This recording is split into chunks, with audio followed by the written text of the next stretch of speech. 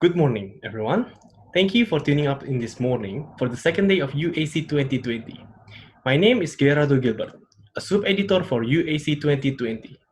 Today, we shall begin by recalling the highlights of the last week proceeding, where the theme was a socio-cultural issue in ASEAN.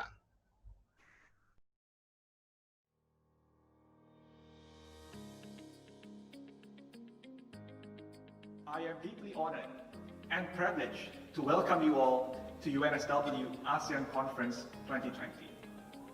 This year is a historic year for the world. We all face a health pandemic, the extent of which is unheard of in the last century. I believe we need to understand its impacts beyond health alone. With the theme, Inspiring the Present and Visioning the Future, we believe the pandemic should not only be a time of mourning, but a time to restart and build anew. Build a brighter future for ASEAN, Australia, and the world. But we're still doing more and more online, and it works. Australia has finally defeated the tyranny of distance. But beyond that, I have learned something else.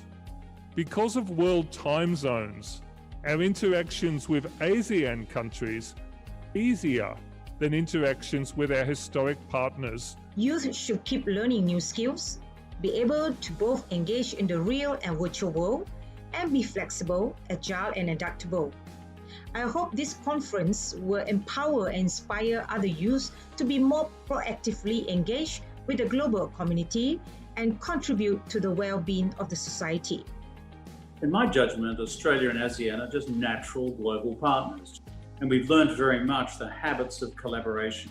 And so therefore, when I see the ASEAN +1 arrangements between the 10 member states and Australia, and as it has evolved over many decades, it's probably, in my judgment, the closest of the ASEAN Plus arrangements which exist. Let me put it to you in very blunt terms. If the Anglo-white guys are too lazy to do this, that is, people like me, then we actually need you guys to build the bridges, and I'm all for that. Despite our common aspiration and interest, you all know how very different the 10 countries of ASEAN were. Our ideology, our political system, and especially our levels of economic progress were not the same. But I am glad and proud to say that regardless of our challenges and difficulties, intra-ASEAN cohesiveness was fundamentally strong. Togetherness is the answer. It is a solution. So what we are seeing here is surely social entrepreneurship is a term, but how it can develop and how it can really grow depends on the kind of embeddedness in that society, where kind of culture really encourages people to use communal ideas for business in a sustainable way, particularly financially, economically, environmentally sustainable. Over the past years as an entrepreneur, I've understood that there are three elements that are very important: a mentor, access to money, which is the second M, and access to market. We've gotten some funding from Japan to help us in this framework. We have now started the work between Thailand, Brunei, Vietnam, and all the other countries. Built around a philosophy called social constructivism, which is really the idea that you learn best when you're actively engaged, intrinsically motivated, when you're doing things, when you're solving problems, working on projects, and when you're constructing and co-constructing knowledge, which I think is quite relevant in this context. So in order for any organization or university to really, get the most out of it, they also have to understand and embrace this particular style of education. So the question I've been posed is whether we are ready to achieve the digital health vision, which is to harness digital health to achieve universal health coverage and to achieve the sustainable development goals. We think about how we want to move healthcare forward. It's really now, if we were to start at where we are today, and we call it, say, healthcare 1.0, where healthcare is delivered in a very hospital-centric manner. Since with the pandemic, it has really helped accelerate this path towards healthcare 3.0, where almost both of it is running in parallel now, where we are trying to tackle this by providing an integrated disease management program. Patients themselves are equipped with the literacy to know how to think about their health in a coordinated manner. Clinicians actually, they don't care much about AI as much as about the outcomes of their patients, given the resources and the constraints that they have. Why don't we think about these keywords on this slide? Care, the quality, the safety, the patient-centeredness that we need, the information that the patients, the values that the patients seek. Need to use AI and should frame it as something to reduce errors, improve quality, access, and patient-centered care, for example. The principles of solidarity, togetherness, and collaboration, and also leadership as the important principles for the world to be able to build back better. You know, diversity inclusion is very broad, right? So the Bumiputra, non-Bumiputra exclusion, that's kind of one aspect, right? And it gets tricky because the racial hierarchy isn't very clear, right? And I think that can apply for many countries in Asia. We're still seeing challenges when it comes to fulfilling the human rights of many people in the world. And in the Asian context, of course, we're seeing this challenge quite big time, you know. Women belong in all places where decisions are being made. We all should encourage everyone, both men and women, to dare to make better recovery for the world. Women are continuously creating, designing, and innovating to make better life for our families and our communities. We are creating the better future. For when women empowered, the future is also empowered. Thank you.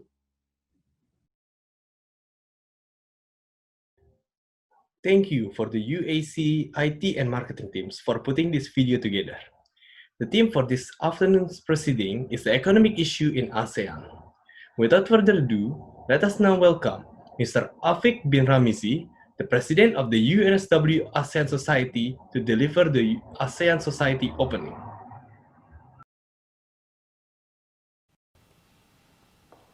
We acknowledge the traditional owners of country throughout Australia and recognize their continuing connection to land, water, and culture.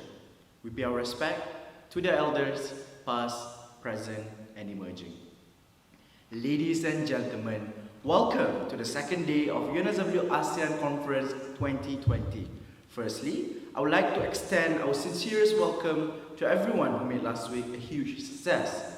With 1,500 viewers across all sessions, we hope to repeat similar success, if not more, for today. Special mention to all our speakers, moderators, sponsors, and partners for making last week an exciting and engaging session. We are very excited to bring you another day of impactful discussion across our economics pillar.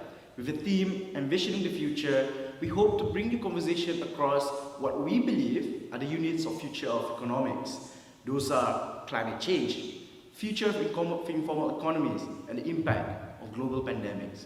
The interaction of all these three forces have shaped our policies and strategies evidently for at least the past 2 to 3 years.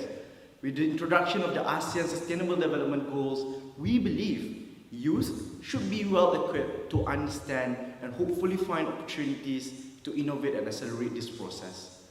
To inspire leaders of today, we will draw wisdom from highly regarded individuals from ASEAN.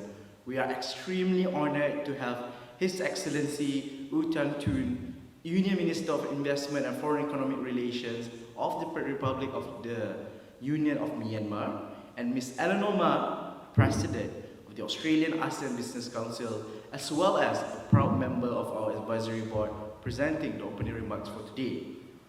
Next, we are also very honored to have His Excellency, Mr. Mahendra Siregar, Vice Minister for Foreign Affairs, Republic of Indonesia, and YB Dr. Ong Kian Min, Member of Parliament of Forbangi and former Deputy Minister for International Trade and Investment in Malaysia, to present the economics keynote for today. With 3 back-to-back sessions on the unit of future economics we talked before, we will conclude the day with an interactive closing keynote address by Mr. Jalil Rashid, the former President and Group CEO of Pemodolan Nasional Berhad. As the youngest individual to helm the position, Mr. Jalil will speak on youth and young professionals empowerment, answering and taking questions from the audience. Ladies and gentlemen, as the President of UNSW ASEAN Society, we are proud to continue our mission to bring this fantastic meeting of ideas to not only our local community, but also to the rest of the world. Celebrating our 2-year inauguration soon, our society has grown immensely. We managed to overhaul a brand new identity, grow our knowledge base through our advisory board and global community partners, as well as introducing new opportunities such as our Talking ASEAN podcast and mentoring session within UAC. Our big ambitions also came with an added responsibility to choose and navigate a challenging reality. However, we actively work on creating and exploring new things that we can develop out of this platform to truly showcase our diverse strength. We hope you have an amazing day, as much as we had an amazing time organizing this conference. Thank you, terima kasih, and Jai Su Tin Par Tal. Thank you, Mr. Afiq. May we now welcome Mrs. Eleanor Mak, the President of Australia ASEAN Business Council, to deliver today's opening remark. Excellency Tang Tun, Excellency Mahendra Siraga, and Dr. Ong Kian Ming, distinguished speakers and participants, good morning from beautiful Queensland, Australia. It is my distinct pleasure to deliver brief opening remarks for the UAC 2020's Economics Day. Without doubt, the devastating swiftness with which COVID-19 has swept around the world has had economic impacts which are unprecedented. The IMF estimates that its impact on the global economy will be similar to the Great Depression of the 1930s and worse than a global financial crisis in 2008. The global economy is expected to contract by 3% in 2020. ASEAN was one of the early regions to be affected by COVID-19, and its economic activity has been limited by lockdowns, movement controls, and other government measures to halt the spread of COVID. The Asian Development Bank's June forecast expects the ASEAN economy to contract by 2.7% in 2020. Many of the huge weaknesses and inequalities in our system, which have been laid bare, already existed prior to the pandemic, but have been amplified by COVID. We are being forced to find new ways to balance lives and livelihoods, saving lives, as well as recovering and growing jobs. This is critical in the new normal where lives and livelihoods have been devastated by COVID-19, with global economies in recession, unprecedented business closures, and decimated employment. Jobs, as we know it, have been hugely impacted. And yet, there are many opportunities arising from the new normal with demands in e-commerce, online collaboration platforms, contactless payment and delivery, just to name a few. These are trends which will not disappear. COVID-19 is forcing an accelerated adoption of Industry 4.0 on us. Yet our youth, workforce, and companies are not necessarily ready. Even before COVID, businesses were giving us feedback that our school leavers and university graduates are not work ready, that they lack the technical, professional, entrepreneurial, and personal skills and mindsets that businesses desperately need. These gaps have been augmented by Industry 4.0 and the impacts of the pandemic. So, in a time where millions of workers are displaced, upskilling and reskilling for the future of work is absolutely critical. Higher education institutions need to radically revamp their curriculum to better meet the needs of a rapidly changing digital employment market and economy, which encompasses emerging tech, entrepreneurship, practicums, and internships. Governments need to come on board with funding assistance to upskill and reskill workers who've been retrenched or displaced, such as initiatives that have been implemented in Singapore, Malaysia, and the Philippines. The governments in ASEAN countries which have national digital transformation strategies and initiatives in place to support this will be better positioned to recover and deliver a digitally literate workforce for the future. For example, Brunei, which is the chair of ASEAN next year, has launched its 5-year Digital Economy 2025 Master Plan with the goal of transforming Brunei into a digital smart nation. Similarly, initiatives which support youth startups and entrepreneurs are vital and should not be diminished. Historically, they've been the innovators and creators of jobs and advancements in technology and services in harsh times. One of the key factors impacting investment decisions into ASEAN will be its ability to adapt its regulatory environment and policy frameworks to be effective, efficient, and conducive to trade and investment. Regulatory reform is one of my passions, having helped governments in different countries design and implement better regulatory frameworks.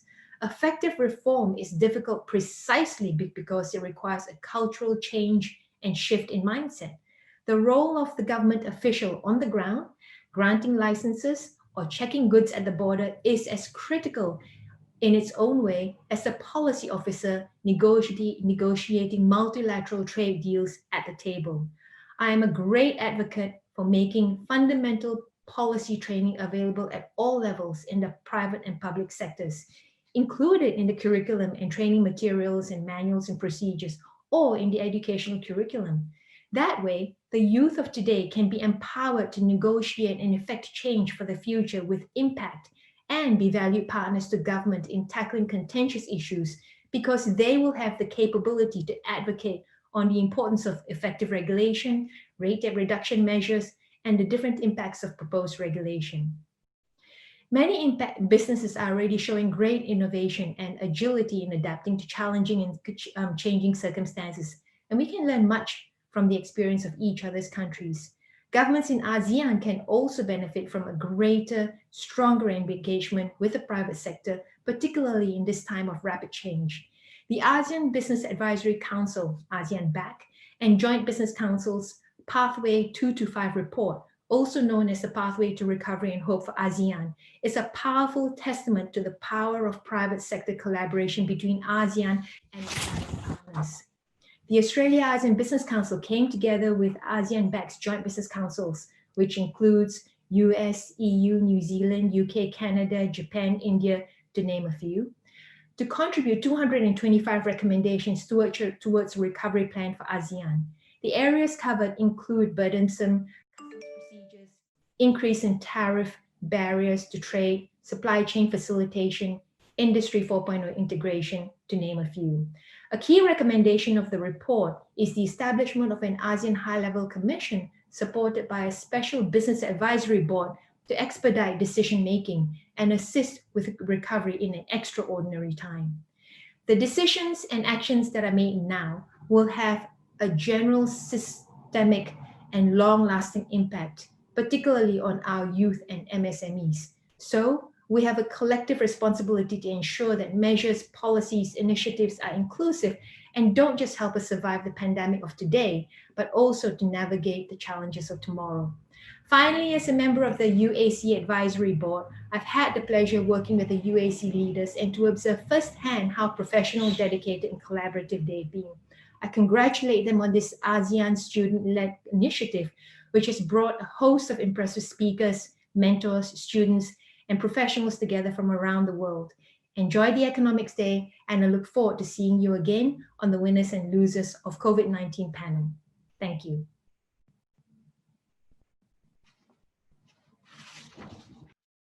Thank you, Mrs. Mak. Let us now invite His Excellency Mr. Taunton, the Union Minister of Investment and Foreign Economics Relations, to deliver today's opening address. Good morning to you all.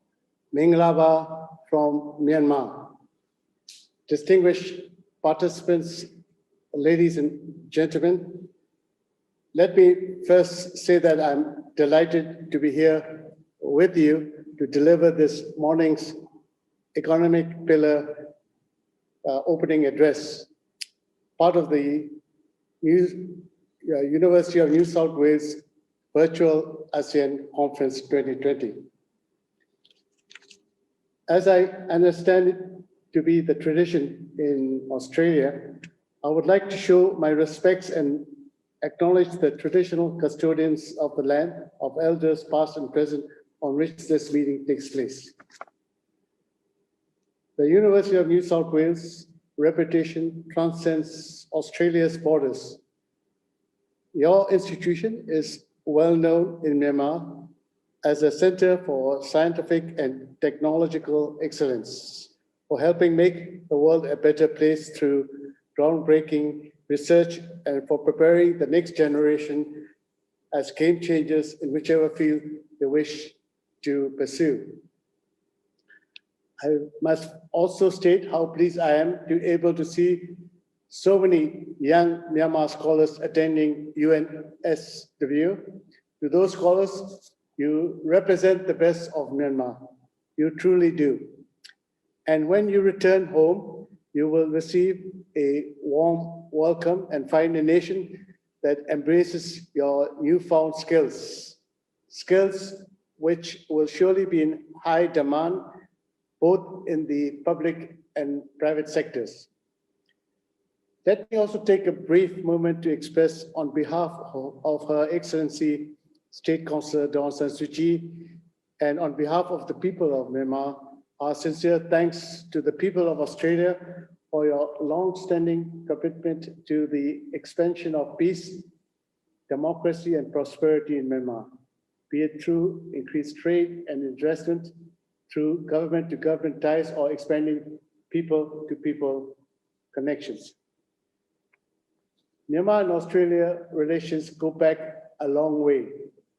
The bonds between our countries have grown stronger since the Second World War. Historians write of a huge point or hinge point in Myanmar-Australian relations when 79 years ago, the Imperial Japanese Army began aerial bombardment of Yangon, crossing from Thailand into Myanmar shortly thereafter. At the same time, further south, the Japanese were launching similar attacks on the port of Darwin in Australia. As the Japanese advanced into the heartland of Myanmar, our capital was exposed. As it so happened, two divisions of Australian Imperial Force, or AIF, diggers as you may call them, desert rats as they have since become known to us, had set sail east following successful operations in the North African and Mid-East theaters. British Prime Minister Churchill demanded the AIF be rerouted to reinforce Yangon's defenses. His Australian counterpart, Prime Minister Curtin, opposed it in the belief that these crack troops were required on home soil to repel an imminent attack. After some delay, Australian forces did arrive in Yangon, but it was by then too late. The Japanese had pushed forward, capturing one town after another, and with that, a nation's fate was sealed. One can only guess at what Myanmar might have become had those Australian forces arrived in Myanmar but a few days earlier. An occupation may have been repelled, resulting in an altogether different future for the people of Myanmar. This is what I mean by the term hinge point, and I return to this concept later in my remarks. Ladies and gentlemen, let me thank both students and faculty for your kind invitation to share a few insights as to where we find ourselves at the present time and as to the challenges both our countries are now facing and can expect to face over the years and decades ahead. Challenges such as addressing the devastating impacts of climate change, repairing a fragile multilateral rules-based order, and addressing widening inequality within countries, all in the context of an ongoing battle against COVID-19. I must admit, I do not have all the answers. Indeed, my generation is now reliant on your generation to solve many, if not most, of these challenges. Nevertheless, I have been invited today to speak on the topic inspiring the present, envisioning the future. As I reflected upon what I might say, I was faced with what you might call a crisis of conscience. For let us be frank, when we cast our eyes across today's headlines, inspiration is in short supply. We read global growth is forecast at negative 4.4%. We witness a declining commitment to pluralism and tolerance and the unrevealing of institutions that have come to define the post-war world order. We are reminded that democracy is under assault. We also read of 1 million lives lost tragically to COVID-19 and millions more being cast back into poverty. This is the worst setback for poverty reduction on record and is not yet over. Closer to home, within the Asia Pacific, the World Bank predicts COVID-19 will cause as many as 38 million people to either remain or be pushed back into poverty. The first increase in regional poverty in 2 decades. One may rightly ask, Minister, from where might we draw inspiration given the sorry state of our world today? Ladies and gentlemen, might there be grounds for optimism? I do believe there is. Be it by coincidence or by design, today we celebrate the International Day for the Eradication of Poverty. And it is on such an occasion that I cast my mind back to how far we in Myanmar have come from the dark days of dictatorship. I believe we now stand on the cusp of important change and transformation, providing room for cautious optimism. GDP per capita has risen more than 11-fold between 1990 and 2018. Poverty has been halved within the span of a single generation for most of our people. Malaria and illiteracy are vestiges of the past. While global growth has indeed slowed, Myanmar remains among a small handful of nations who will post positive growth this year that we are now converting into tangible improvements in the lives of our people. Oxfam this month reported that Myanmar has used the COVID-19 crisis as an impetus to expand social protection coverage of 21 million people, an increase of some 8,000%. We have also used this occasion to reaffirm our commitment to addressing the scourge of child labor when we rectified the ILO Minimum Age Convention 138, prohibiting, amongst other things, hazardous activities for those under 18 years old. Educational indicators have improved across the board.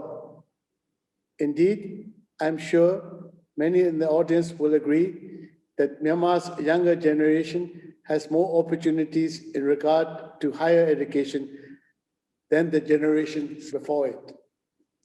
We have also successfully channeled the period of economic growth into a noticeable shift in our country's economic makeup, triggering a transition from agriculture to industry. As a result, female participation in our country's labor force has increased, with more women now working in more diverse sectors than ever before. In 2015, we gathered many for the first time to cast a vote in a free and fair election. Next month, on the 8th of November, we shall do so again. I believe that in Myanmar today, despite challenges, the arc of progress continues to lean towards peace, justice, and prosperity. As they say, the mind is like a parachute. It won't work if it's not open. So I do try to keep an open and indeed a positive mind. Ladies and gentlemen, we are now in the midst of a battle with COVID-19 second wave.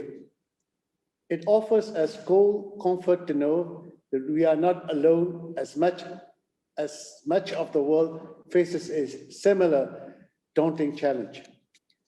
We offer our profound thanks to the men and women at the front line engaged in the daily battle against this deadly disease. They have sacrificed more than what was expected of them. To borrow the words from the wartime speech made by British Prime Minister Churchill, never was so much owed by so many to so few. But notwithstanding COVID's carnage, I still have reason for cautious optimism. In the year just past, we were proud to have topped over $5.68 billion in foreign investment approvals, laying the foundations for as many as 100,000 new jobs that would play a key role in catalyzing our economic recovery over the months and years ahead. Indeed, despite challenging global, regional, and domestic headwinds, Myanmar has successfully attracted more than $25 billion in FDI commitments over the past 4 years. Guided by the principles set forth within the UN Global Compact, we are seeing an increasing number of our investors embracing the concept of voluntary corporate social responsibility and sustainable business practices. In this regard, we welcome Australian businesses, in particular those which see CSR not as a source of charity, but rather as creating shared value, promoting skills development, and supporting the UN Sustainable Development Goals. Ladies and gentlemen, I believe that when we look back upon these times, we will see it as a defining moment or hinge point, the type which comes around just once or twice in a generation. Another hinge point will be seen in the looming ecological and climate crises. Indeed, many have described COVID-19 as a mere test run for the battle against climate change, a battle that they believe will be won or lost in Asia. Sadly, Myanmar ranks among those countries most affected by weather-related loss events. Some have gone so far as to call climate change the biggest challenge facing Myanmar today. Of course, the world has been well aware of the threat posed by climate change for decades now, dating back to the Rio Summit and the UN Framework Convention on Climate Change drafted in 1992, a framework which was conceived before many of the audience were even born. I do believe we must take full advantage of this defining moment in history and advance the notion that systemic problems demand systemic solutions. Recognizing this challenge, Myanmar has recently joined hands with His Royal Highness, the Prince of Wales, in launching the Great Reset Initiative, and with it, a vision of a greener, more equitable, and more inclusive global post-pandemic recovery, a recovery that will accelerate our global transition towards sustainable markets while protecting livelihoods. Another hinge point can be seen in the current state of our multilateral global order. Students of history will know that World War I and II did not occur in a vacuum, taking place within the context of centuries of violent extraction, colonialization, and oppression. Indeed, we in Myanmar have had to deal with civil strife and ethnic rivalry. together with conflicts whose roots clearly stem back to violent, exploitative colonial practices. What emerged from the ashes of conflict was a unipolar world order, and with it, the institutions that have delivered the greatest period of economic expansion and broad-based improvement to the human condition the world has ever known.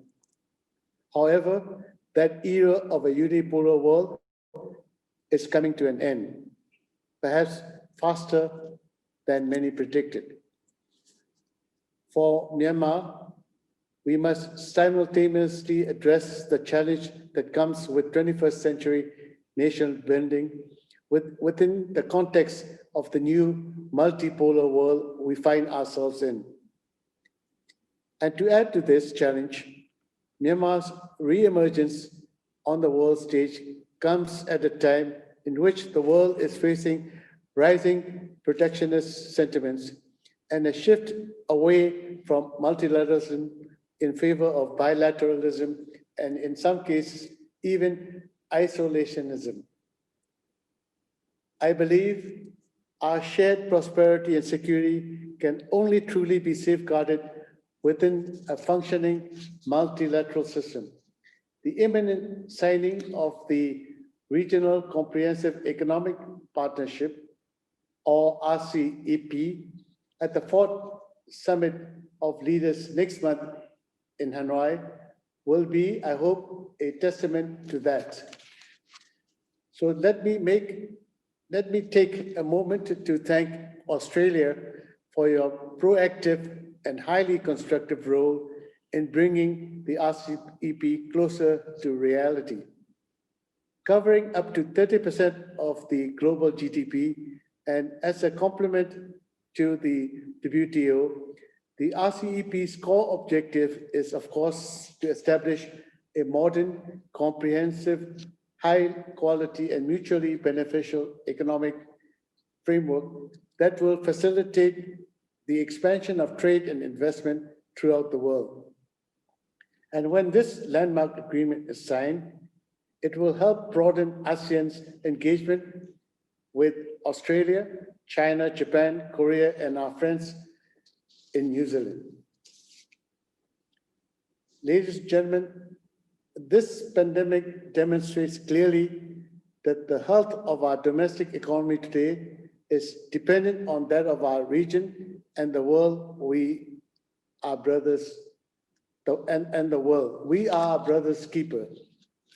The IMF now forecasts Myanmar's growth this year at just 2%.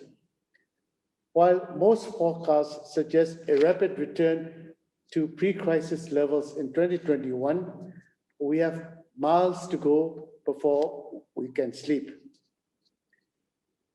Of course, in monetary terms, the largest decline in growth will be witnessed in more developed countries, but it should come as no surprise that the greatest economic and social damage will be felt in developing countries like Myanmar.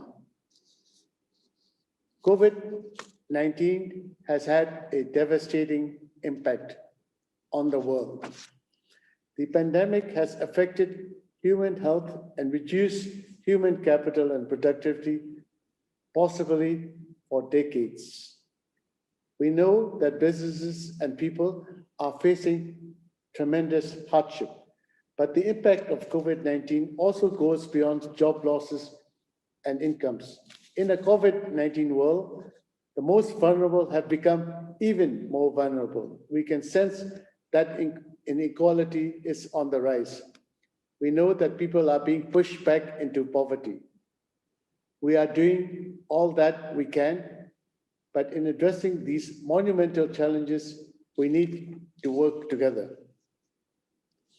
Ladies and gentlemen, in closing, I would like to say that never in our nation's history have we confronted a development challenge as nefarious as COVID-19, whose social and economic impacts are being felt from the far reaches of the snow-capped mountains in our north to our beaches in the south. it is equally so for Australia. We feel that a post-COVID-19 future for Myanmar will involve a range of reforms, big and small, in both practice and mindset, by a range of actors. Only when the waves have receded will we be in a position to accurately assess the true extent of damage done. And I hope that whether it be in Australia or in Myanmar, the next generation of scholars will be ready and willing to step up to the plate. We will need all hands on deck. We can do no less. I wish you all good health, happiness, and prosperity in the days ahead. Please do stay safe. Thank you so much. Thank you, Mr. Tauntun.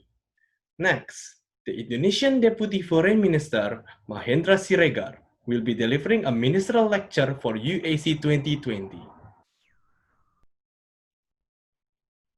Good afternoon and welcome to the UNSW ASEAN Conference 2020. I'm Charm, Chief Marketing Officer of UAC 2020, and I will be your MC for today. We are very privileged to have His Excellency, Mr. Mahendra Siregar, Indonesian Vice Minister for Foreign Affairs and former Indonesian Ambassador to the United States, here with us today to give a ministerial lecture on the current issues of today's political and economic environment. Ambassador Siregar joined the Ministry of Foreign Affairs of the Republic of Indonesia in 1986 and was assigned to various postings, including as the Economic Third Secretary of the Indonesian Embassy in London and as Information Counselor of the Indonesian Embassy in Washington, D.C. He has served as the Chairman of the Indonesian Investment Coordinating Board, CEO of Exim Bank, and variously as the Vice Minister of Finance, Vice Minister of Trade, and the Deputy Coordinating Minister for Economic Affairs. Recently, Ambassador Siregar served as the Executive Director of the Council for Palm Oil Producing Countries. He has also been on the Board of Commissioners for various corporations operating in financial services, mining, manufacturing, technology, consumer goods, and infrastructure.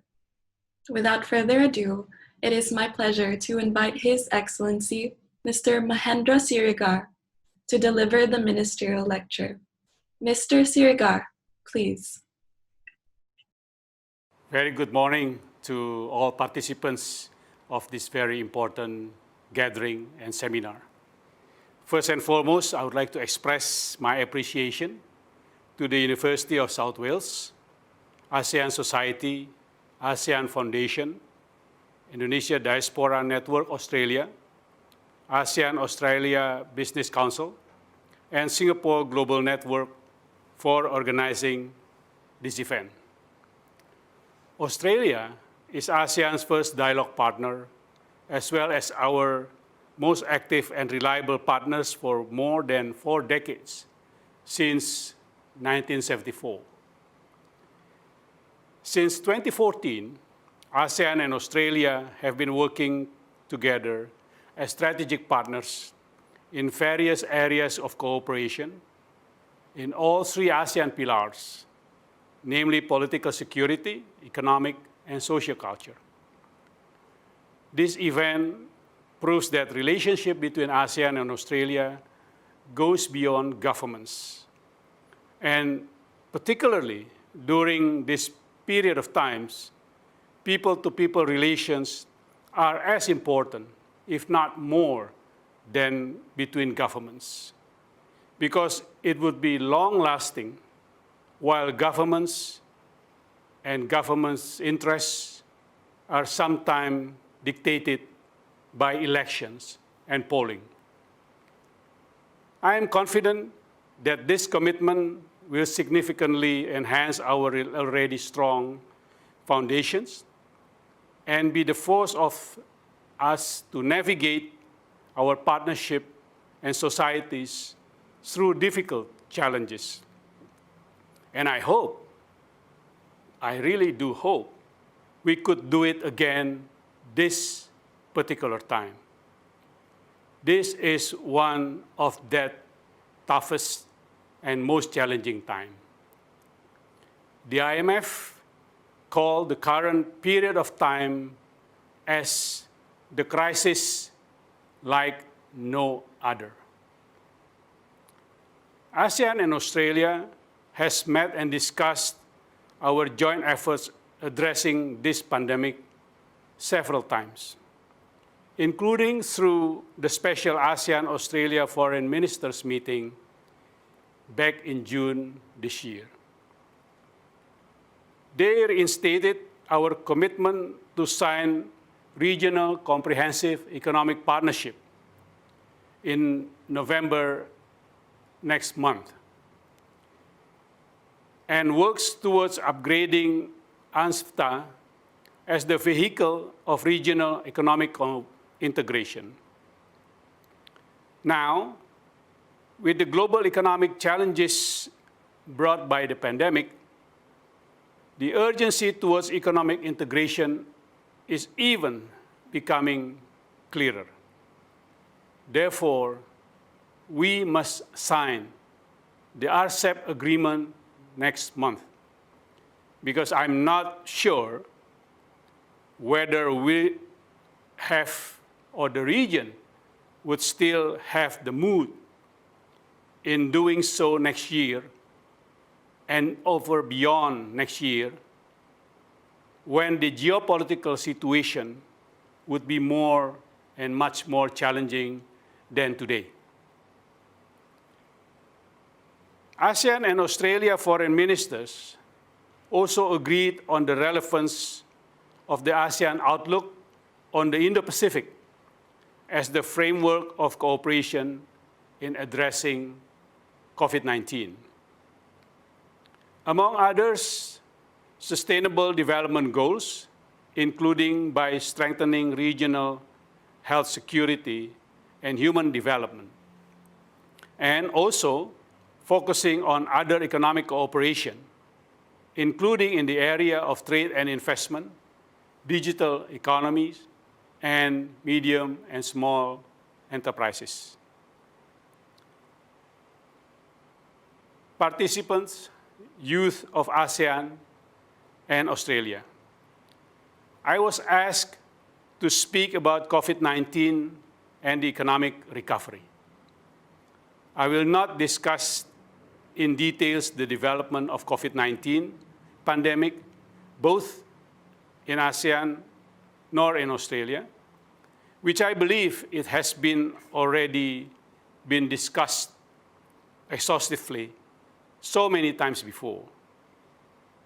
And despite these various discussions, the conclusion is still more or less the same today as we are 6 months ago, which is we are yet to understand better the big picture and the full risk of this pandemic condition.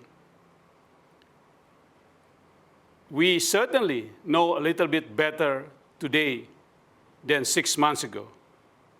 However, what we already know might not be too relevant of what could and would happen between now until the next 6 months in the future. As a result, government's lockdowns policies, global economy, and the world supply chain are heavily disrupted. This significantly reduces the flow of trade, investment, and even worse, travels, tourism, retail, and other services sectors. Given such economic condition and COVID-19, I would like to classify industrial sectors that has been the engagement between ASEAN and Australia into 3 major categories. However, I would not discuss the industrial sectors in details. Category A, industrial sectors that are in huge part of totally hindered in their economic activities caused by the COVID-19. Category B, industrial sectors that can still continue in their economic activities with strict health protocol and standard of procedure of public health emergency. And category C, industrial sectors that can continue with their economic activities despite COVID-19.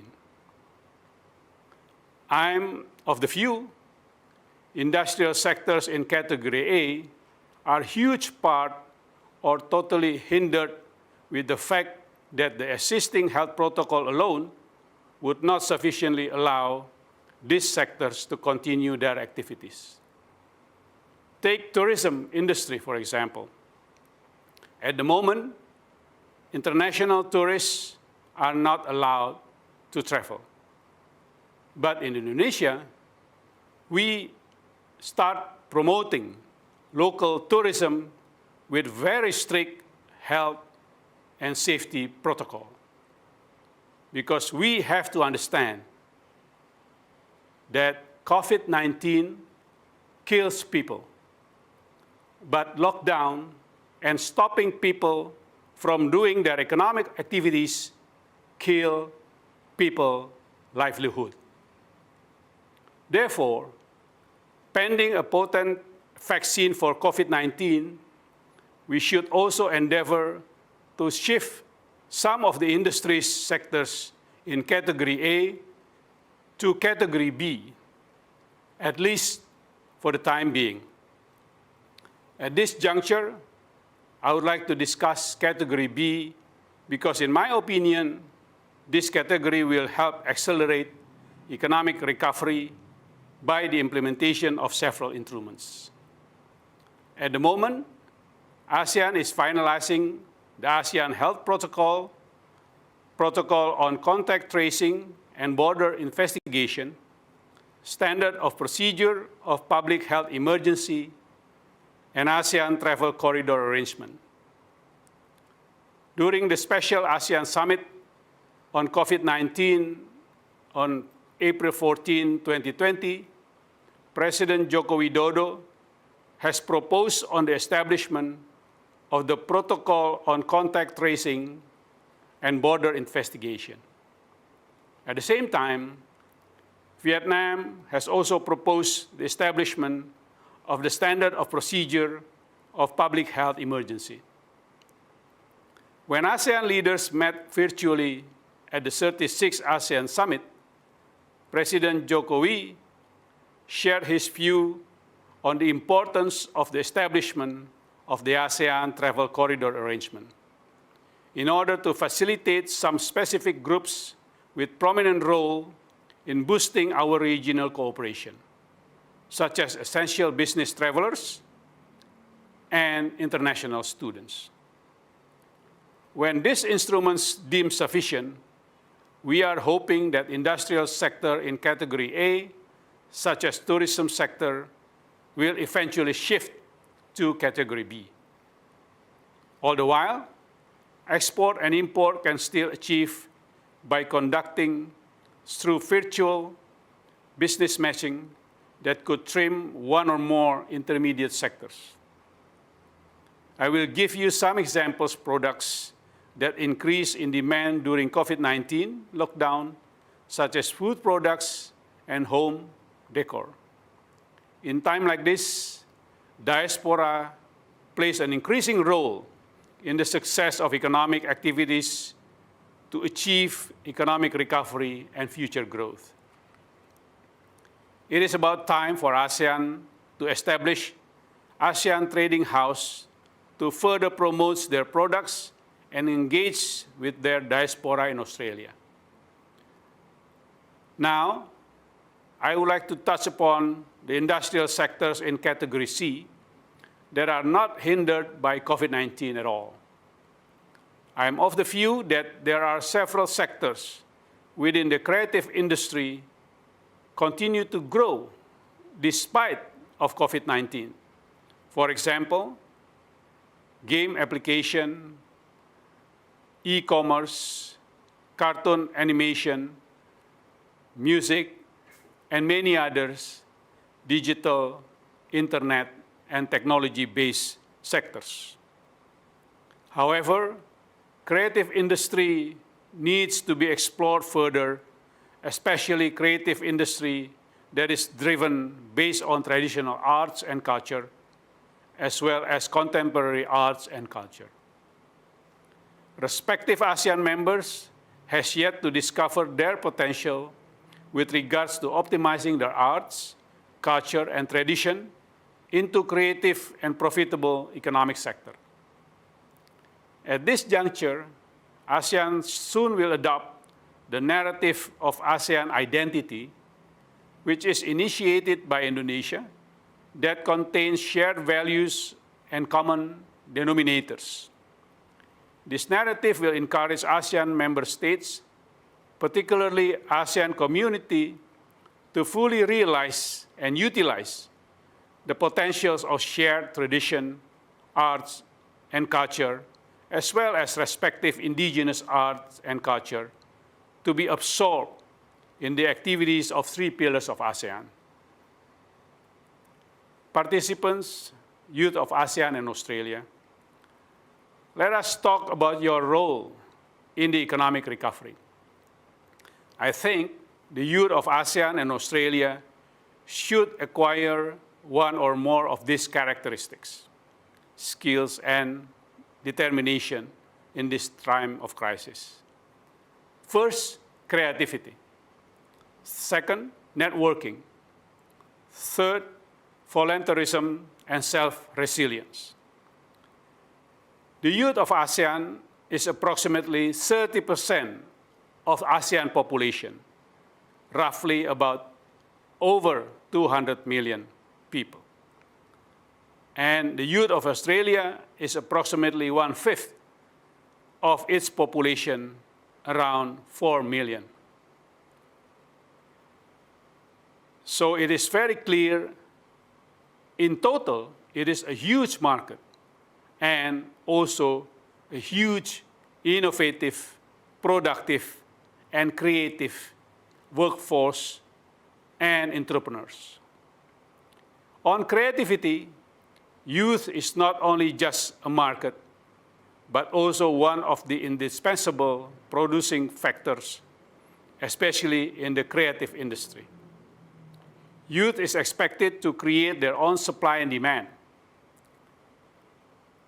The presence of ASEAN youth in Australia, as well as Australian youth in ASEAN members, should create opportunities to generate creative products that has economic values with market niche. On networking, I also think that all of you present here today should be able to create a database between youth of ASEAN and Australia, alongside their respective diaspora, and ultimately develop a networking plan and its strategic implementation. Just envision yourself when you return to your respective countries, or even when you stay longer in Australia or move to another country, you are driven to create or establish your own business where you can utilize the database that you have developed earlier in the stage and put that into action.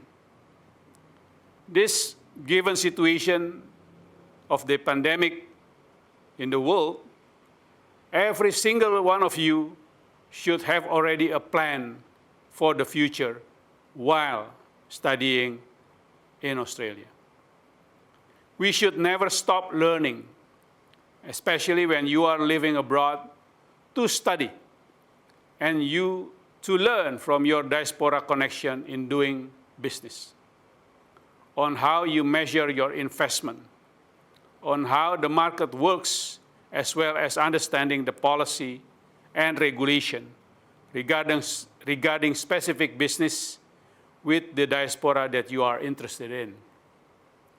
In addition, I have observed, and to my admiration, that today's millennials have the characteristics of doing voluntary activities, may it be social activities or anything related to the betterment of the environment and community in general. Now, I would like to make a conclusion. Looking at you all today, the spirit and enthusiasm that you have shown, I am confident that together we can pull through today's pandemic. With these experiences, I am very certain that all of you would be better prepared and well equipped in addressing any circumstances and situation in the future.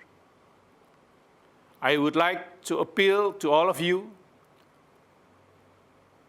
to understand the importance of we feeling, sense of belonging, and sense of togetherness, starting from the smallest society unit to a larger society within a country. Within countries such as ASEAN, as well as ASEAN and Australia, to develop potential cooperation, to maintain and expand the existing sectors in industry of interest, and ultimately create new sector in order to increase welfare in the regions. It is all in your hands. Good luck, and thank you. Thank you, Ambassador Sirigar, for your presence and taking the time to share with us your valuable insights on how COVID-19 might impact the economy of ASEAN. For our audience, thank you for your presence, and we hope you have gained insights into this particular issue as well. After a short break, UAC will return with 3 panel sessions relating to the economic pillar of the ASEAN community throughout the rest of the afternoon. We hope you enjoy the rest of the conference. Thank you. Morning, and welcome to the UNSW ASEAN Conference 2020. My name is Bae Chi Kin, and I'm the editor of the economics pillar for this year's conference. We are very honored to have Yang Berhormat Dr. Ong Kian Ming with us today.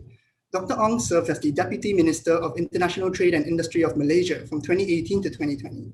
He's here with us today to present a keynote speech on reinvigorating international trade in ASEAN. Apart from his experience as the former Malaysian Deputy Minister of International Trade Industry, he is currently a member of the Malaysian Parliament representing the Bangi district, and he has held that position since May 2018. He is a former Fulbright scholar. He holds a PhD in political science from Duke University. He has a Master's of Philosophy in Economics from Cambridge. And finally, he is also an economics graduate from the London School of Economics. Prior to his political career, Dr. Ong was a former consultant at the Boston Consulting Group Kuala Lumpur office and a lecturer at UCSI University. Dr. Ong has also conducted research at the Social Economic Development and Research Institute and the Institute of Strategic Analysis and Policy Studies. Without further ado, we shall now invite Yang Berhormat Dr. Ong Kian Ming to deliver his keynote on reinvigorating international trade in ASEAN. Welcome, Dr. Ong. The floor is yours.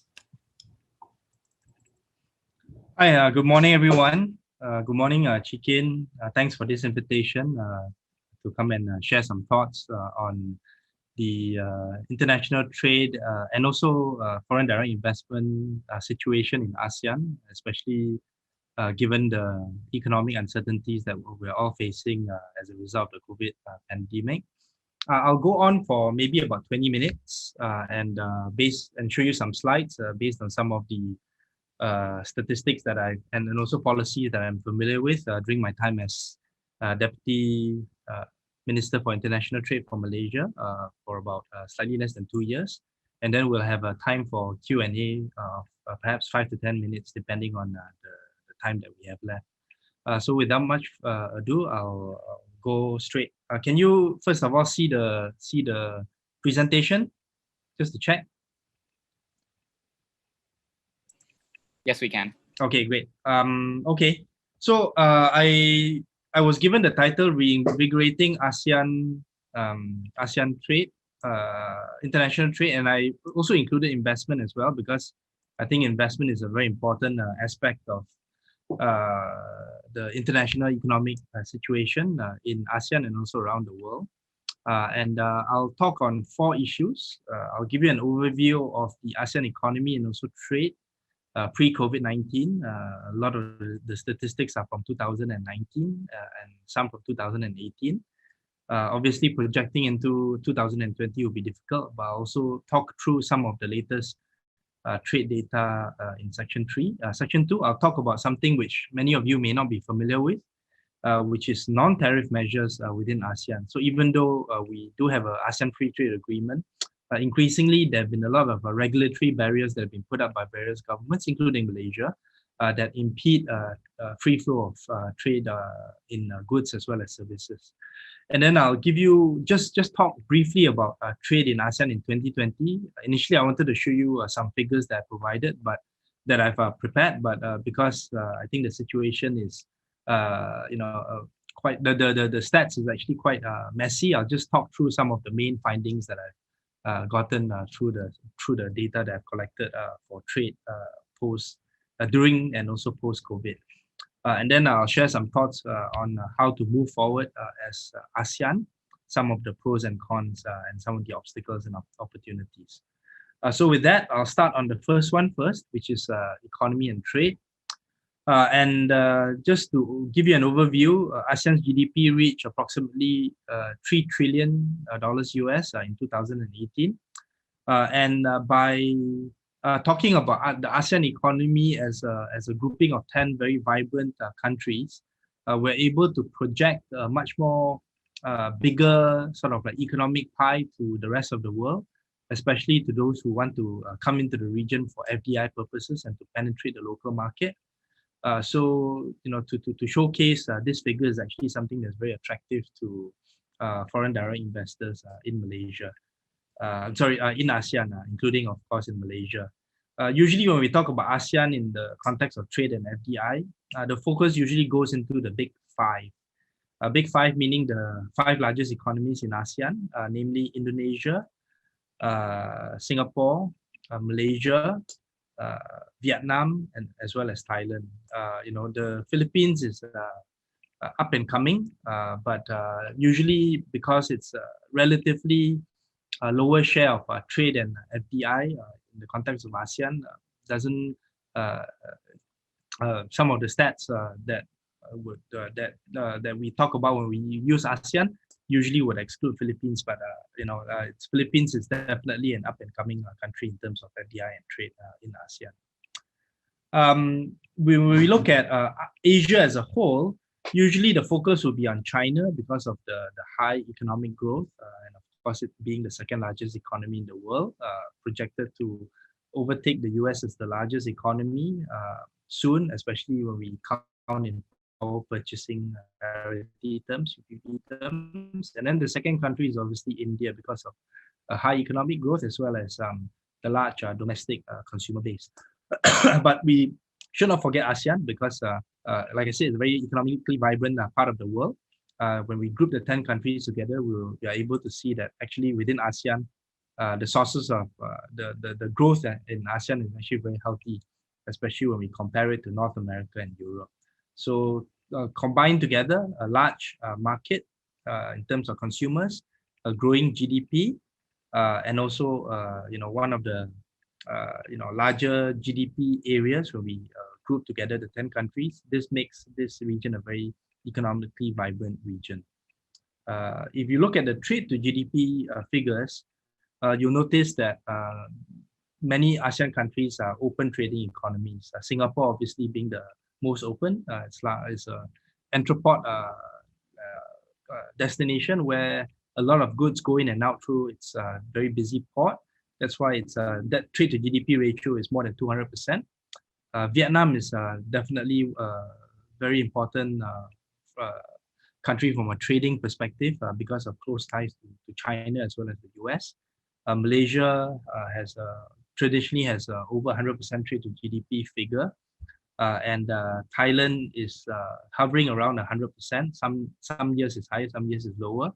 And the largest economy in ASEAN, Indonesia, is actually one of the more closed economies in ASEAN, with only 37% trade to GDP ratio. And Indonesia has generally been seen as the country that is the most slowest to liberalize and to open up its domestic market to even fellow ASEAN countries, especially from a non-tariff measures perspective, which I'll talk about later.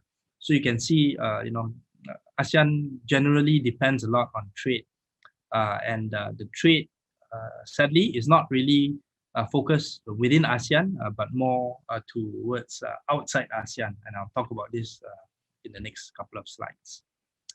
If you look at the intra-ASEAN trade, it's hovered around 20 to 25% over the past 10 years. I don't have the updated figures of 2019, but you can see even as the region's economy has grown, intra-ASEAN trade has actually fallen over the years to the low 20s for the past 5 years, from 2013 to 2018. So even though we've had a vibrant ASEAN free trade agreement that started in the mid 2000s, you can see that intra-ASEAN trade has actually not grown as a percentage of total trade. This does not mean that the absolute figure has not grown. Obviously, as countries have become richer in ASEAN, the absolute trade within ASEAN countries have grown significantly. But it's just that the absolute trade between ASEAN and other countries, namely China and US, have grown faster than the trade within ASEAN. And we can have a more substantive discussion on this if you're interested during the Q&A session. So these are some of the free trade agreements that ASEAN has signed. Obviously, within ASEAN, we have the AFTA. And then with some of the countries in the region, we have the ASEAN-China Free Trade Agreement, and then the ASEAN-Korea Free Trade Agreement, and then the ASEAN-Japan Comprehensive Economic Partnership, and then with FTAs with India, as well as Australia and New Zealand, and then with Hong Kong SAR as well. Of course, now the attention has been paid quite a bit on the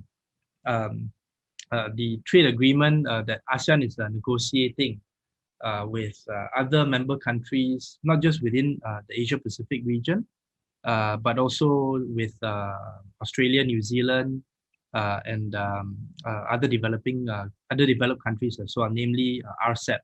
RCEP stands for the Regional Comprehensive Economic Partnership, and it is a grouping of 17 countries, including China and India, that aims to improve on some of the existing free trade agreement terms and conditions. We want greater liberalization on trade in goods as well as services. And when negotiations occurred last year in Thailand,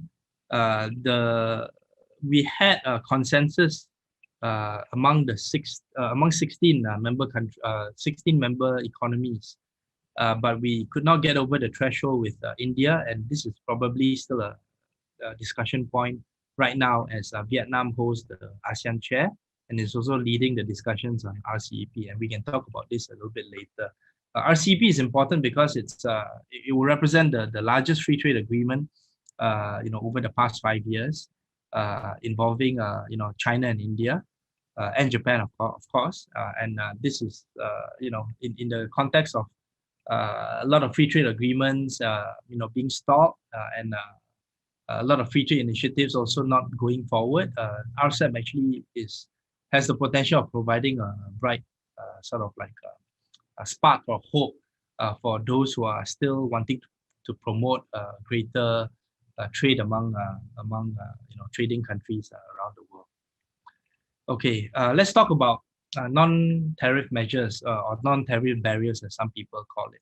So even as tariffs have declined as a result of different free trade agreements, especially AFTA, you can see, according to studies by the Center for ASEAN Research, that's part of the CIMB group, NTMs have actually increased fourfold from 2000 to 2015, despite tariffs reducing by half. And these are different regulatory measures such as sanitary and phytosanitary measures.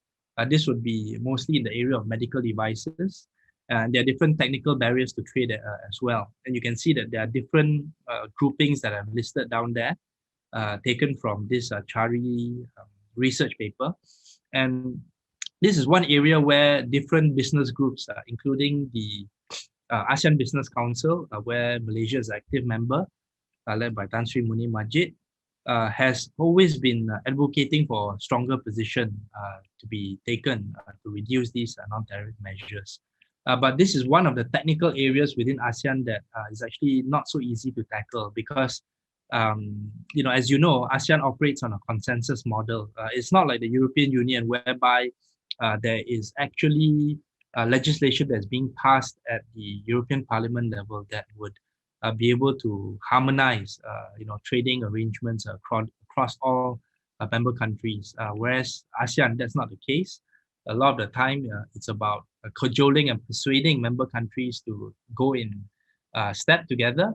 But most of the time, actually, it may not occur in the necessary remedial actions to be taken in order to reduce these NTMs. And that's why this continues to be part and parcel of the larger barriers to free movement of goods and services within ASEAN. And this actually makes ASEAN a little bit less attractive to foreign direct investors who want to come to set up shop in one country and to be able to go into other markets within ASEAN. So the impact of ASEAN NTMs is that the intra-ASEAN trade has moderated since 2008. I showed you the figures already in terms of the intra-ASEAN trade slowing down over the past 5 years. High barriers for entry for micro, small, and SMEs because the cost of complying with these NTMs is actually quite high. So many SMEs would not want to comply with these costs, and as a result, they prefer not to trade internationally with ASEAN, and they prefer to perhaps go after larger markets in China, US, Japan. And then there's a poor perception of the ASEAN Economic Community, the AEC, that is part and parcel of the ASEAN Free Trade Agreement. So many of the business councils find that the idea of creating a single member production base is actually very far from being achieved. And of course, when we talk about the EU ASEAN Business Council, they always compare to the European Union experience, for better, for worse. And I already said earlier how EU is actually very different from ASEAN as two different entities with different legislative powers. Okay, challenges in reducing ASEAN NTMs. I think differentiating between NTMs and NTBs, which are non-tariff barriers. There's no common definition in ASEAN due to various different understanding and justification and enforcement of NTMs among ASEAN member states or AMS. And then removal of NTMs require unanimity of AMS, which is the consensus model that I was talking about. And then differences in infrastructure standards slows progress in harmonization of standards. So different countries have different standards agencies. So like Malaysia, we have something called the Malaysian Standards Agency that is under my former ministry meeting.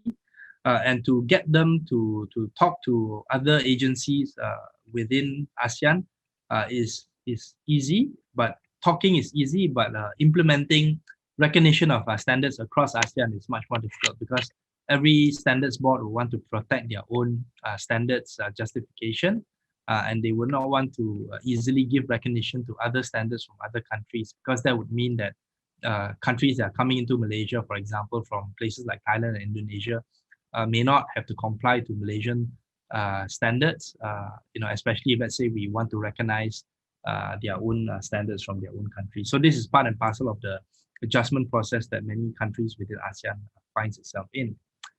ASEAN has mechanisms to address NTMs, and I listed some of those here. But like I said, because of the consensus model, a lot of this is actually very slow moving.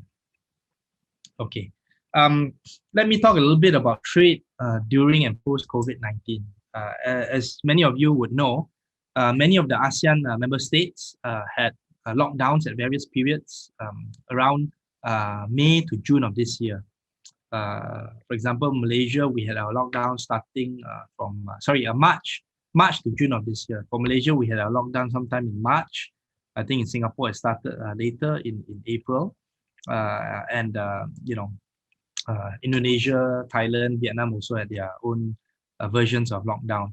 So what happened during this lockdown was trade was obviously affected because production was affected. Like I said, many of the ASEAN members kinds of lockdowns, trade was affected. And what we saw was basically a double-digit decrease in trade in many of the ASEAN member states. So for example, Malaysia's trade with China, with the US, and also with Singapore dropped by double digits. But the good news is that after the lockdown was lifted in ASEAN member states, the trade rebounded very strongly, but selectively. So trade with US and China actually rebounded very strongly because of the large economies of both of these countries. And also the fact that China is actually still growing. It's one of the few countries that are growing despite the COVID crisis.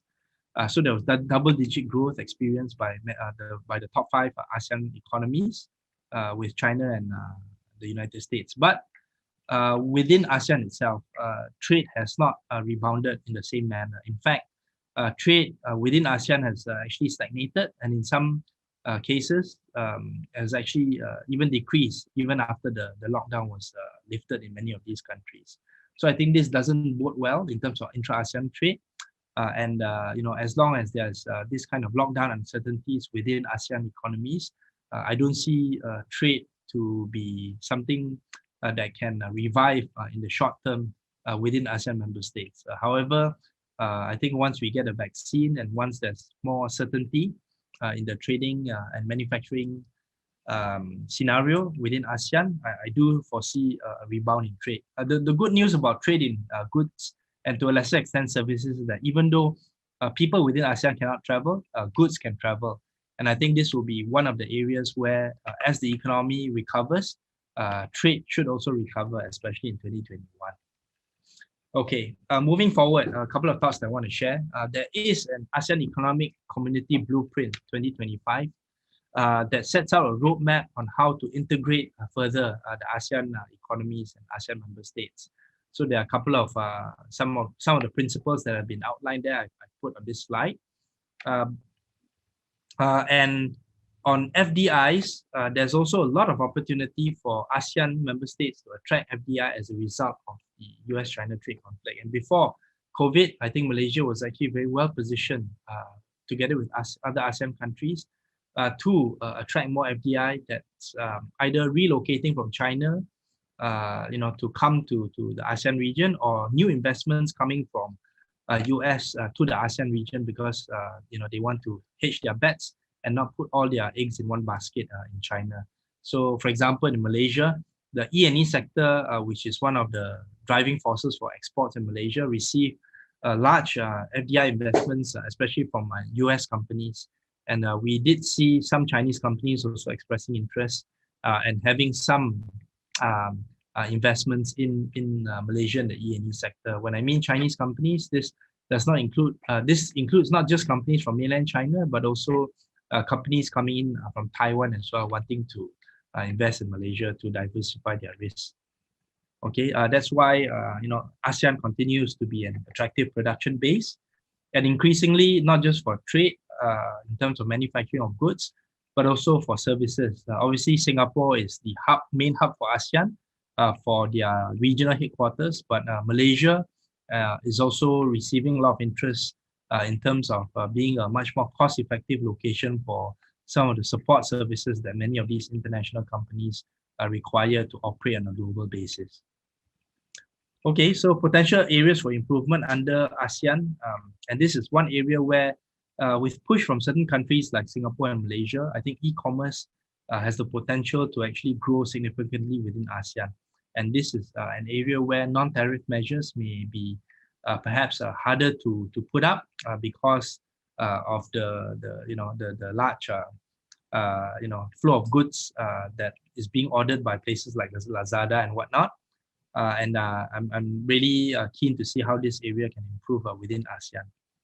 Last, I know Chikin is gonna stop me soon. Last slide I want to show.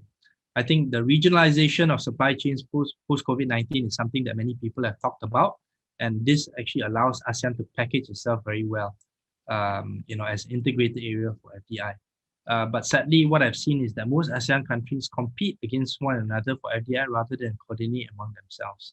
Within ASEAN, the FDI linkages are most obvious between Singapore and Malaysia because of the closeness of both countries and also the linkages between both economies, but largely absent in other ASEAN countries. It'll be interesting to see if and how Chinese FDI in the region can perhaps alter this. Most other ASEAN countries look outside ASEAN for FDI and trade linkages. The largest trading countries for ASEAN member states is actually US and China, and not within ASEAN. The exception being perhaps Malaysia, our second largest trading partner is Singapore. But most of our goods that go to Singapore actually goes to China and the US. Removing NTMs within ASEAN remains a slow process, and it's not a priority in most ASEAN discussions. And then lastly, ASEAN consensus model is both a plus as well as a negative. And I'll stop there and bring Chikin in for the Q&A session. Thanks. Hi, so thank you for the very insightful and interesting keynote. So one of the questions, this is not actually from the audience, but this is rather from me. Basically, you mentioned that ASEAN is a very consensus-based kind of organization. Do you think we should, in the long run, do you think we should adopt a more EU approach where we kind of have an ASEAN parliament and that we can actually have different laws and perhaps policies that everyone in ASEAN should follow to try and bring everybody together? I don't think we're at that stage yet, because if you look at the EU model, this requires a much more robust democratic process within each EU country. Currently, that's lacking in ASEAN now, because if let's say there is no proper democratic accountability within each ASEAN member state, it'll be hard to have legislation at the ASEAN level, let's say an ASEAN parliament, that will be binding on the respective country's legislation. So right now, I think it is probably better and more realistic to try to improve the models and the processes within ASEAN rather than to aim for something more ambitious. So moving on from that question, I actually have one question from the audience. And the question is, how does the ministry address the different competing interests while focusing on Malaysia? Ministry meaning MITI? Okay. Okay. I mean, MITI as any agency within a country that is trying to promote trade and also attract FDI, there are competing interests in the sense that we want to obviously make Malaysia an attractive FDI destination. And that would mean that we have to compete with other member states, ASEAN member states. But we are not just competing with other ASEAN member states, we're also competing with other countries around the world for FDI. But at the same time, I've said this, with many of the companies and also the agencies that I've briefed, just because let's say Malaysia loses out to Singapore on some FDI, it's not a zero-sum game, and we should not see FDI as a zero-sum game, because if let's say a company decides to relocate or to invest in Singapore, there will be some knock-on effects and spillover effects to Malaysia from a support services standpoint, from even a manufacturing standpoint. So if let's say other ASEAN member states can see and possibly pitch for investment projects on a joint basis, let's say between Malaysia and the Philippines, Malaysia and Thailand, we have different economic growth triangles within ASEAN as well.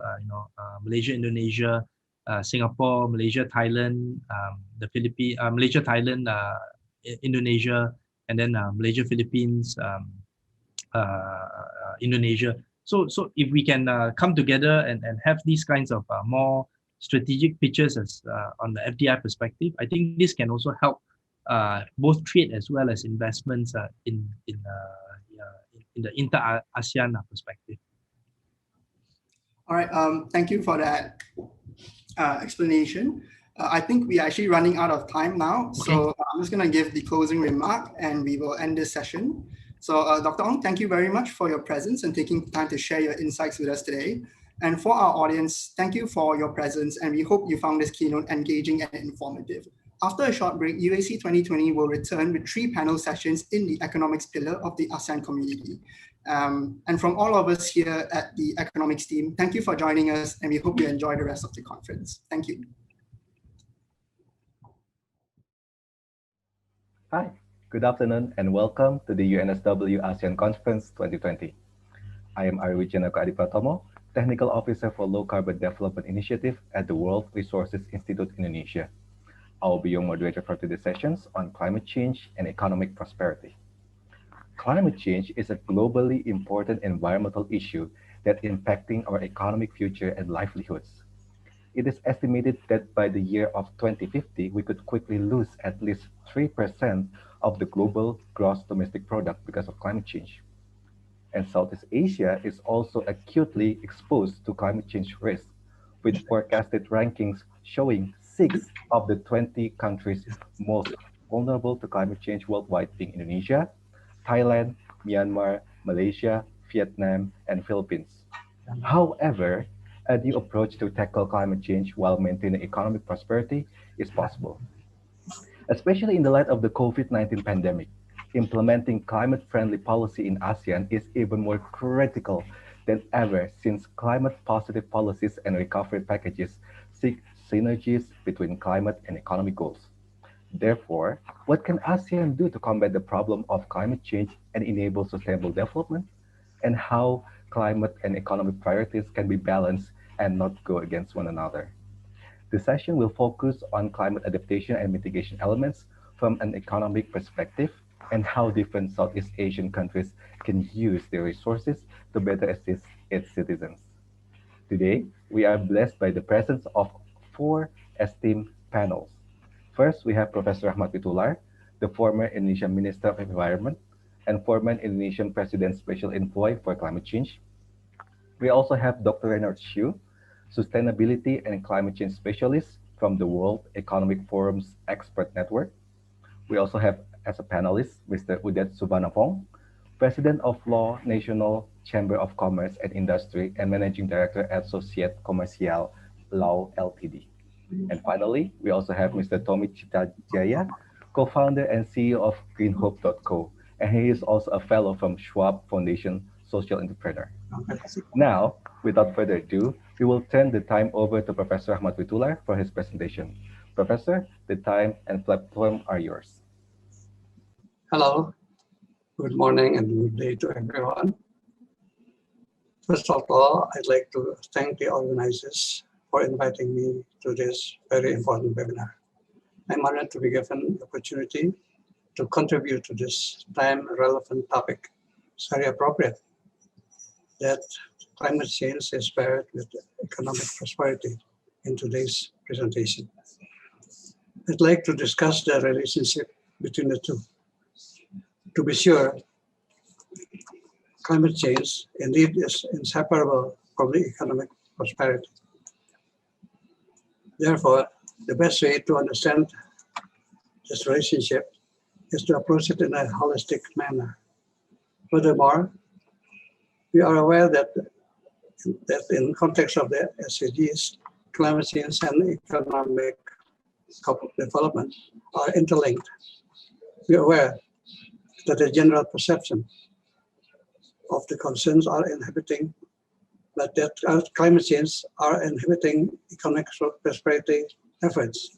In short, it is said that climate change is antagonistic business growth. But I believe that the reason is that climate change science is not widely understood in most cases. I'll try to help clarify these conflicting viewpoints. The utopian perception is that planet, as you know it, is prosperous and will remain to be prosperous for the next millennia. But in the stark reality, it is the real world perception like that is called Fata Morgana. The fact is that we are hopelessly struggling to preserve the pristine conditions we have enjoyed in the past, in the pre-industrial era. I am forced to use the word struggling because through the almost 3 decades, through the world has hopelessly tried to fight the threat of climate change with minimal results. Looking back to 1997, the Kyoto Protocol, we are now looking at the future COP meeting 36 in UK without any real results. In fact, figures published by the IPCC, the Intergovernmental Panel for Climate Change, signal scary doomsday scenarios such as the extinction of species, the submerging of islands of the Eocene, and other horrific examples, too many to elaborate. Briefly speaking, if we don't change our environmental damaging and unsustainable lifestyles, like throwing carbon dioxide into the thin air and cutting down our forest, our planet will predictably be unlivable. Since we don't have planet B, that's really bad news. It is alarming to observe that as we speak, there's a surprising number of people in responsible positions that are climate deniers. At this moment, may I share my share screen to explain what I'm saying?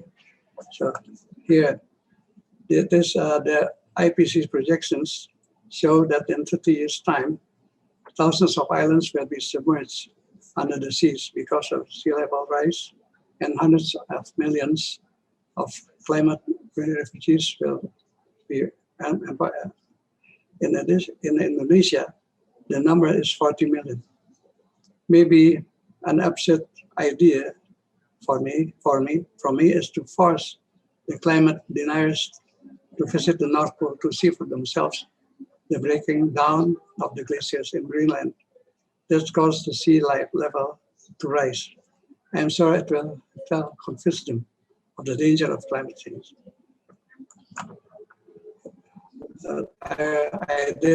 We can use the flight through Ilulissat in Greenland. The present state of affairs in climate change is so bad that now the climate change abbreviation stands not for climate change, it stands for a climate crisis. The situation today exceeds all dire predictions of the IPCC first assessment report. Sadly, that's not the only bad news.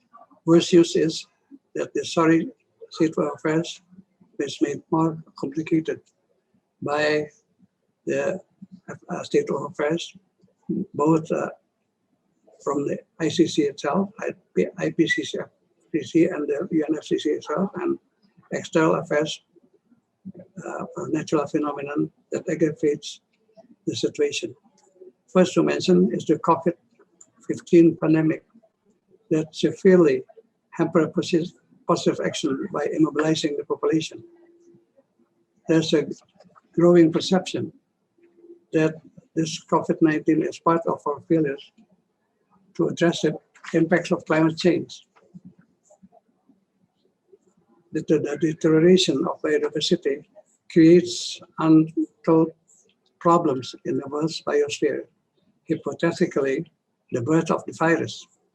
Subsequently, this creates illnesses and loss of productivity. Certainly, this answers the title of this webinar, that is the primary example of the relationship between climate change and economic prosperity.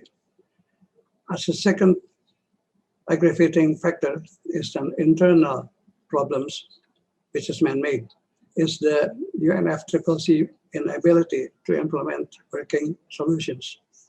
Traditionally, through the life of the UN organization, decisions are made through business as usual consensus. To make matters worse, at present, there's a growing chauvinistic tendency that even more prevents this decision. Unilateralism, such as portrayed by the United States, impedes proper actions to work together. Now let us look at long-term and short-term strategies in facing the climate change and economic prosperity. First, the lack of proper understanding of the state of science of climate change throughout the world governments, although with IPCC, still the science is not widely understood. The second, elected officials, the elected governments have different timelines compared with climate change efforts. This brings us to the point of clarifying the seemingly controversial viewpoint of the climate change vis-a-vis economic prosperity, as the title of our webinar suggests. Governments have 4 or 5 years cycles, whereas climate change timelines is generational and project far to the future. The third, governments obviously have national boundaries, while climate change concerns are transboundary. Fourth, governments have to attend to the livelihoods of the citizens, while climate change concerns use the planet's health as the first priority. And fifth, governments deal primarily with their own particular country, while climate change targets all countries and population as a whole. Those factors are the roots of the difference of viewpoints between climate change advocates and those that consider it detrimental to the growth of prosperity. I want to talk about factors of influence. First, we have to do away with misleading understanding that we have to choose between the two paradigms. The fact is that environment and prosperity are not antagonistic, but rather synergistic if you look at it with solution-oriented eyes. Second, campaign for a rise of a new lifestyle that is more friendly to the environment, such as nature-conserving lifestyles, preserve water, ecotourism, recycle waste, preventing plastic waste, etc. The third, try to develop and encourage the adoption of the quest of synergy by the IPCC to the realization of proper policies. The fourth, develop further the solutions and technological breakthroughs that embrace climate change and economic prosperity in one concept. We see it starting to emerge through the millennial startups in communications such as the IT technologies such as Zoom, the new sources of energy such as power from solar, wind, kinetic energy, and wave energy power. And the fifth, we have to look for present-day technology solutions and governance reform that promote the understanding of climate change, yes, and economic prosperity, yes. Okay. I would like to go to a summary and a general appeal at this meeting.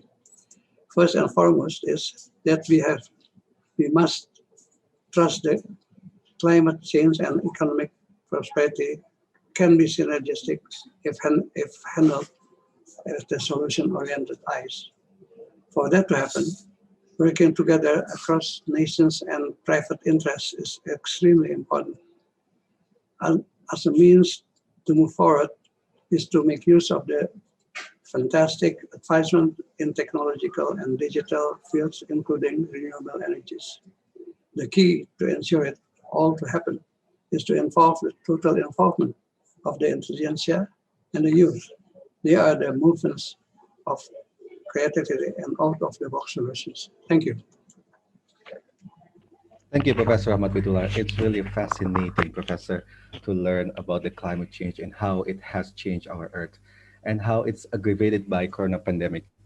I already actually have some question on my mind, but I think I better turn to Dr. Reinhard Xu first. Dr. Xu, are you ready? The time and platform are yours, Dr. Xu. Thank you. Yeah, I'm trying to share my screen. All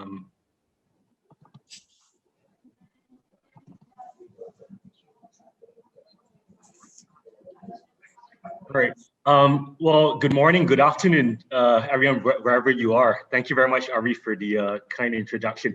I thought what I would do within the next 10 minutes is just to help set the scene a little bit on the impacts of climate change, specifically how it will impact our economies globally, Asia, ASEAN countries included. And then we'll explore a little bit more on this day and age and the COVID-19 pandemic and what are some of the things that we can do.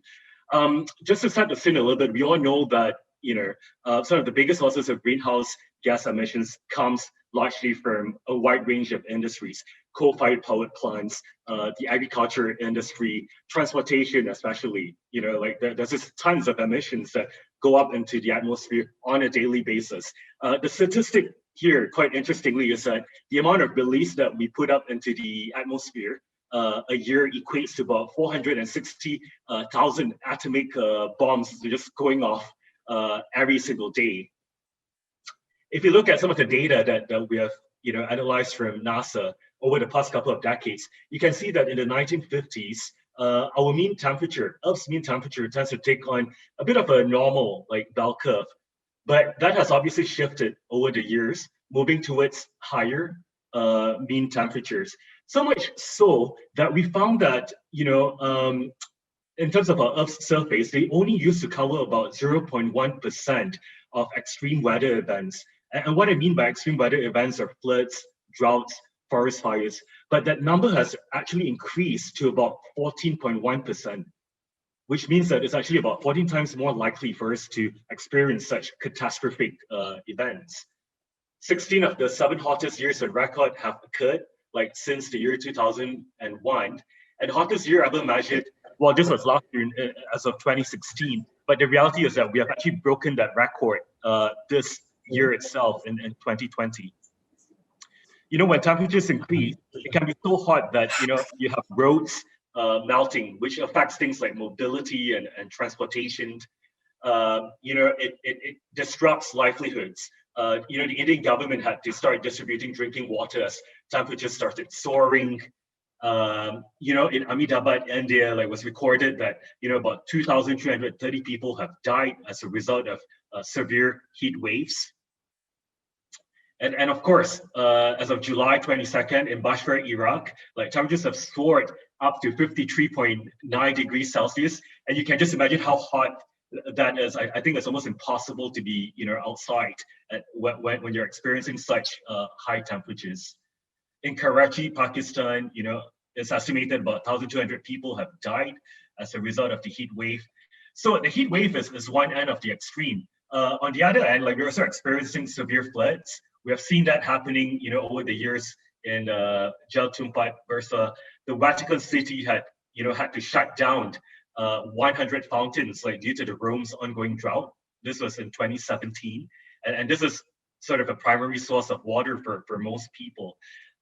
In Venezuela, in Spain, a lot of the key reservoirs have dried up. So a lot of people say that the wars of the future will really happen because of the fight over water resource. And a lot of this has got to do with, the climatic changes that we are observing year on year. So the reality is that our global systems are very vulnerable to climate change. It disrupts food supply. How is this so? That increase in temperature affects nutritional values. Floods and droughts lead to a decline in terms of crop use. Hotter temperatures lead to more diseases and also forest fires. So the agriculture industry is susceptible. It's very exposed. It's very vulnerable to the impacts of climate change. And you see that in parts of Asia as well, where water stress, during longer hot, dry spells actually lead to severe crop yields. If you're in the livestock industry, animals suffer as well. And we do see, scientifically that there are damages to flowering fruits. well, in parts of Southeast Asia, the palm oil industry especially is quite severely affected. Under warmer conditions, like what you tend to find is that female flowers don't actually bloom, so you don't get your oil at the end of the day. There are a lot of projected yield declines with just 1 degree Celsius of warming. 2/3 of our human calorific intake, corn, wheat, rice, soy, are going down a severe decline in terms of our production process. And this is a problem because we are experiencing exponential growth rates in terms of our population. So the question that should be on everyone's mind is, how are we going to be able to feed them if at the same time we are experiencing a huge drop, right, in terms of crop yields? Water is a main issue as well. We get this phenomenon of intervariability of rainfall. So areas that used to get high volumes of water no longer get as much water as they used to. And also lastly, climate change is a global health threat. And once again, a lot of different health commissions, different health entities have actually declared that climate change is a real medical emergency. So the healthcare sector is also very much exposed to this impact. I'll just very quickly point out one example, the Aedes mosquito that we are very, very used to. It goes through a metamorphosis process, from an egg to larvae to a full-blown mosquito. It has always ingested Zika, right, as part of its food diet. So, but what happens is that the mosquito would have died out before the incubation process of the virus, can be completed. However, under warmer conditions, like this scenario has changed completely. The Zika virus is able to incubate a lot faster, like in the body of these mosquitoes, which actually makes them a vector. They're actually dangerous. When they bite you, you'll be infected by it. And this is really just one of the many thousands of possibly millions of examples of how, an increase in temperature can actually alter like our ecosystems and make it a more dangerous place to live in. COVID-19, for example, what a lot of people don't know is that I genuinely believe that it should be framed as a planetary health emergency. When we embark on things like deforestation, what is happening is that we are bringing wildlife much closer to human beings, which speeds up this zoonotic process where viruses are jumping from wildlife into human beings. So this is definitely an area that we must pay a lot of attention to. Our cities are under risk. Basically, in short, our cities are sinking. Even the capital city of Jakarta, right? So much so that the president did mention that they are looking at a new place, right, to rebuild their cities. So sea levels are on the rise, and it's going to continue to affect us all the way up to 2070. A lot of property assets will be inundated with water, which is really bad news. Forest fires are intensifying. We have seen that happening in parts of Australia in December and January. A lot of wildlife has been destroyed as a result of this, and things are only going to get worse. So we can no longer ignore these issues. There are a lot of areas that we need to look into. We need to start factoring both physical and transition risks into our models, right? But I guess I sort of just wanted to end a little bit on a more positive note that we do have solutions at hand. And a lot of it is related to the way that we drive our new economies. Green energy progress, for example, in the year 2000, we projected that worldwide wind capacity will reach about 30 gigawatts by the year 2010. But the reality was that in 2016 alone, we have exceeded that factor by about 16 times. In the UK, Britain went on a full day with no energy reliance on coal power, the first time ever in over 130 years. So a green, renewable future is, in fact, possible.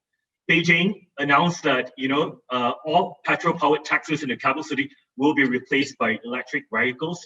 So is India. So you can see a lot of countries are phasing out few vehicles as we speak, right? A lot of auto manufacturers, some really, really big brands that you're accustomed to, Mercedes, Toyota, Tesla, Honda, they've all made commitments towards moving towards EV. And this is really where there is huge potential, like in this space. Solar energy progress as well. Like in 2002, we projected that the energy market will grow by 1 gigawatt.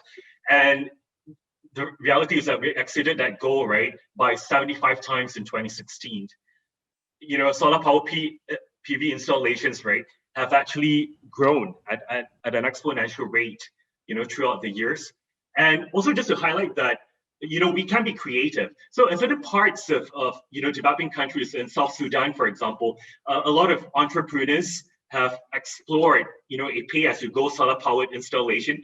So the idea behind here is that you can see that low initial cost, right, can actually be affordable, right, to people, like to marginalized communities. And I guess on that note, I will sort of stop there and just say that, that there's a lot of potential for us to expand and to explore. And I hope to carry on this conversations like during our panel discussion later on. Back to you, Ari. Thank you so much, Dr. Siu. It's absolutely amazing. And I believe we can talk for hours and hours regarding not only the impact of climate change, but also its solution and how we can pitch in to help. But unfortunately, we have to go and get on to the next speaker. And thank you so much for your amazing presentation. And now I would like to introduce Mr. Udet Subanovo. Mr. Subanovo, the time and platforms are yours. Good afternoon. I'm from Laos, from a very small country, and I think that climate change is really an issue for a small country like us. That is a landlocked in the Mekong River Basin and a very small population, and the per capita very low per capita. So, like all country, the Laos is subject to climate change. Like the presentation, temperature are rising. We have longer dry season. We have extreme flood and drought. Also, we have insect. In the agriculture, we have all of the calamities that you have raised, Mr. Rina Hughes. Since 2014, the annual rainfall has been less than 1,500 minimum rainfall per year. So it's very bad for us in Laos, where all of our area are based on forestry and agriculture. About 80% of the area is agriculture and forestry, and also in the mountainous area in the north also. That is also make it more vulnerable for the people living there. We can make also a distinction due to the climate change. Agriculture employ 2.3 two-thirds of the population, and but all of it is from subsistence agriculture. And you can see that when you look at the GDP contribution, agriculture contributes only 16% of the GDP, and it has been decreasing, and it's growing at 0.9%.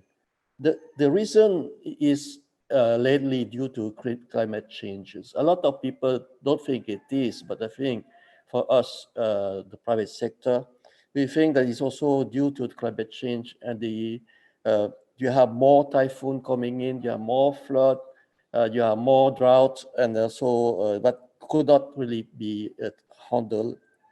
So the GDP of Laos has been steadily growing from 6 to 7% in the past year, but COVID-19 and the climate change, I think climate change already started 5 years ago to decrease about 2% of the GDP.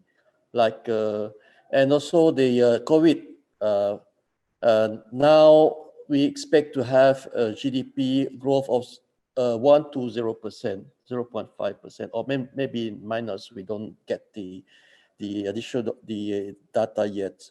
So in fact, it is correct that the impact of climate change is very hard on the livelihood, especially the ones in the rural area. The impact on the industry and on the hydropower generation, because we have also renewable energy like hydropower, and the description of the supply chain, especially the production for the small and medium enterprise. Then that is this very important. So the Lao government take a very serious policy on climate change, and it has signed the Climate Treaty or the Paris Agreement, and there are actually several programs and measures to be that we have identified and improve the resilience of climate change, and also to reduce future greenhouse effect. Our Chamber of Commerce, and I'm also a council advisory council member of the ASEAN Business Council, and also the president of the JMS Business Council.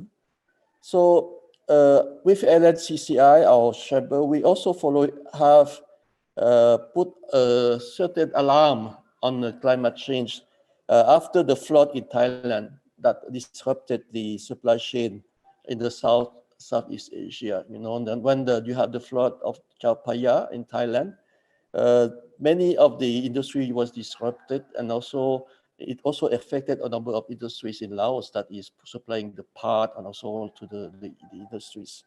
So we started with the ASEAN Disaster Preparedness Center, ADPC, in Bangkok, to a number of small programs for training or for initiating the enterprises to prepare for disaster that are created by flood, a drought, or the climate change. We also participated in a number of dialogue and forum on how public and private partnerships and also the civil society can join in addressing the calamities and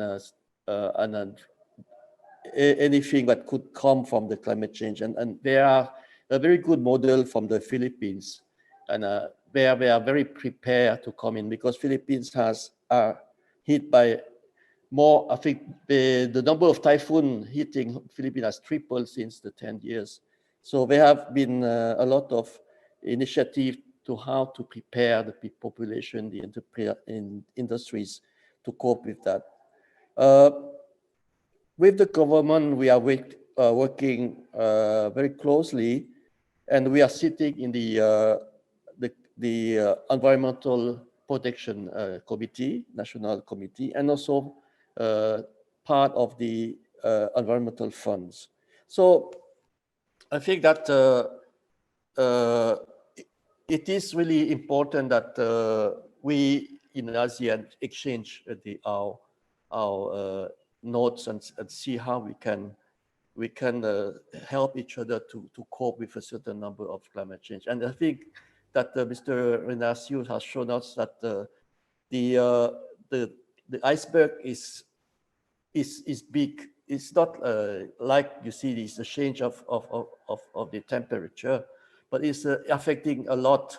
And like we said, that maybe the COVID-19 is also part of this climate change, the link with the forestry and the people. I think that I will stop my notes now, and I think we can continue later on the discussions. Thank you. Thank you so much, Mr. Udet. It's really amazing to learn how the climate are impacting the industry sector, and how our industry are heavily impacted by climate change, and how the private sector are pitched in an effort to address climate change. It's really excellent. Thank you, Mr. Udet. Now, last but not least, I would like to introduce Mr. Tommy Ciptajaya. Pak Tommy, the time and platforms are yours.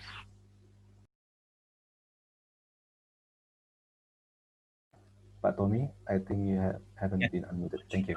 Mr. Ari, and I'd like to thank the organizer to invite us as well to these esteemed panels, Dr. Anthony, and also want to say hi to my dear senior and role model, Professor Rahmat from Indonesia, and all the esteemed panelists here, Dr. Renard, Mr. Udet. We learned a lot today, and I would like to share a little bit from the Green Hope perspective dealing with plastic waste pollution.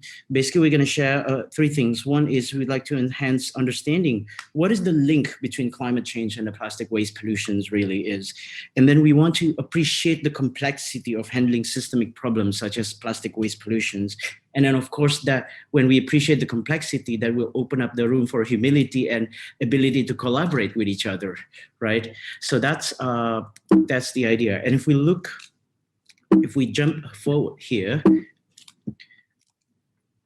plastic waste pollution, we see it's effectively two sides of the same coin with climate change. Why is that? Because it's resides from the same source industry. As you know, petrochemical industry, 99% of where the plastic's made out of is effectively a derivative or a same industry of the oil and gas.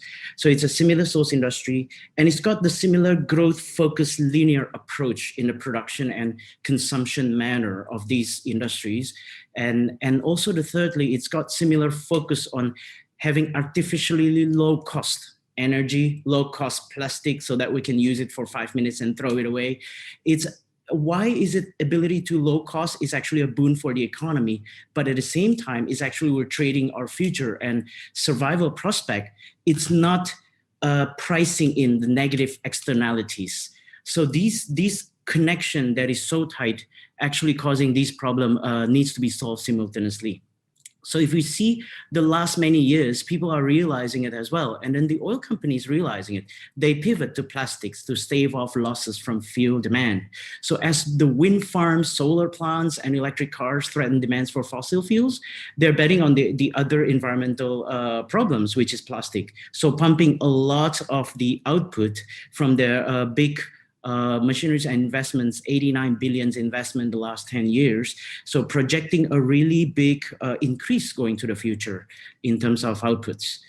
So we see here the fossil fuel industries see the future in hard to recycle plastics. So these become tightly tying up the two industries together.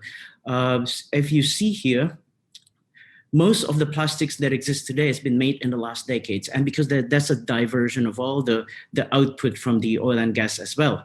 So all the mineral water bottles and everything, that's actually linked to oil and gas, and that links to the climate change as well. I didn't used to realize this linkage until we started to see how everything is interlinked together. So the industry is predicting the petrochemicals will continue to grow for 16% of oil demand in 2022 to 20%. So it's finding a safe home in our existing consumption and production patterns. So if we don't solve the plastic pollution problem, if we don't change our behavior, consumption and production, we or they will keep on burning. So I would like to highlight as well that we need these companies, oil and gas companies, to together subscribe to us to change and move into the new world. Otherwise, if we exclude, if the discussions become really win-lose, it makes it very, very hard as well. So how easy it is to change plastic consumption pattern then? It's actually not easy. If we see with COVID, there's actually significant increase of our consumption of these materials. It is indeed a wonderful material from functionality and price perspective. It's just very bad for when it becomes a waste. Already we're pumping 400 million tons of plastic waste, consuming 400 million tons of plastic waste every year, and reportedly 8 to 10 million tons of leakage to nature every year. So that caused the UN to declare ocean plastic is actually a planetary crisis. All these plastics, they will hang around for 100 years. And in the meantime, they will fragment first before they biodegrade by the sun, by the microbes and everything. They go through the fragmentation that caused the microplastics. And all of us, regardless where you are, what you drink, what you eat, already consuming a credit card's worth of cumulatively microplastics a week. So it's not a matter of if this will kill us as a society. It's a matter of when. Is it 3 credit cards? Is it 5 credit cards? So agree with the previous panelists. It's COVID-21, COVID-23, COVID-25 is just right in front of us if we keep consuming this until our antibody starts to disrupt our body and go against it and protest. So this is where we are in the plastic industries. We hope that this red line, orange line will go down because if it goes through the projections that the conventional mindset, lifestyle and plastics keep continuing going up, and we don't make the transition to the green one, it's going to be pretty bad on the climate change side, on the plastic waste pollution that is directly go into our food chain, our drinking water, our animals in the sea that is dying. It's pretty dire, the impact. But the problem is there's not necessarily a clear silver bullet. All solutions have strengths and limitations. We all know recycling as one of the forefronts that we've been trying for 3 decades to get the system up. And the best we could do is globally, we're recycling at around 10 to 12% on the plastics. Why? Because people don't appreciate the fact that plastic in the virgin state is already a waste or a byproduct or a derivative of oil and gas. What that means is that in the virgin state, the price of that plastic is already very, very low. So while we can technically viable to recycle plastic, most plastic are not economically viable to recycle. That's what caused the plastics economy of recycling economy collapsing. And we have all sorts of exporting of plastic waste from developed countries to developing countries that some of us are protesting about, that creates entirely another problems. Biodegradable solutions is also not a straight cut that you can actually use biodegradable and throw it everywhere. It's not like that. We still need a supporting environment to make sure that it biodegrades in the right environment, and also it doesn't propagate people's habit to throw it out as easy as possible. Or we can ban single-use plastic items. But the key with this is that mostly high-density economies with high-income economies can do this approach because they can buy in bulk. Their people are mostly richer countries. But when we go to ASEAN with a very sprawling infrastructure and very less than 10% of GDP per capita, this gets very, very tough, this solution. And then if people also revert to paper to replace it, then it's not necessarily greener. Or we can burn it. But burning is probably causing a more direct climate change impact. So suffice to say that it's not easy. We're squeezed here. So to solve this problem, 10 million tons leakage, 400 million tons or addiction to plastics, we really need to look into the full life cycle analysis, not only the source and not only the waste, but we need to think about the energy efficiency. If we change everything to paper, for instance, what is the impact to forestation, to climate change? So it's not easy also in solving this plastic waste pollution. It's very interlinked in terms of substitute. One of the ways that we can think about is that we can acknowledge that 3R, reduce, reuse, recycle, is definitely not enough. It needs 4R, 7R, or whatnot. First of all, yes, we all need to reduce where we can, use less of everything whenever possible. We need to reuse our personal bags, water tumblers, and everything is very important to reuse. But when we talk about global economy, packaging, food, distribution to 17,000 islands in Indonesia, then we talk about plastic packaging as the best material with the highest functionality. With plastic packaging, if it's economically viable, we need to recycle. But a lot of those plastic packaging are not economically viable to recycle. In other words, to try to save it, to sort, to collect and everything, you need to spend $1, but it's only worth 5 cents on the other end of the recycling machine. Who's gonna subsidize 95 cents? And is it circular economy to burn 95 cents worth of cash to save 5 cents worth of material? So this is the kind of problem we're grappling with in solving the plastic waste pollutions. So the idea is that we all need these 4R or 5R or 7R, and we need to have an underlying deeper contextual understanding that Netherlands is different than United States that are bigger, different than Indonesia that is sprawling, 2 million kilometers square, but very low GDP per capita, less than typical 10% of a typical European country. This will lead to a different plastic policies, different preferred solutions to solve the plastic waste pollution. But at the end of the day, the key part is that we really need to have what we call less ego, more eco. To really understanding that everybody only carry a piece of the puzzle to be stitched together in a roadmap fashion, that every single solution towards plastic waste pollution only optimal in handling certain type of plastic waste in a certain geography with a certain end of life solution, whether it's burn or landfill, in a certain economic ability to pay. So if we understand that, then together we can create a more viable and sustainable and adaptable solutions. And this is where regional approach makes sense, where ASEAN, Australia, and everything have more, wherever the regions that have more similarities with each other to collaborate, to create, to explore a solution that makes sense. That's where things can go together.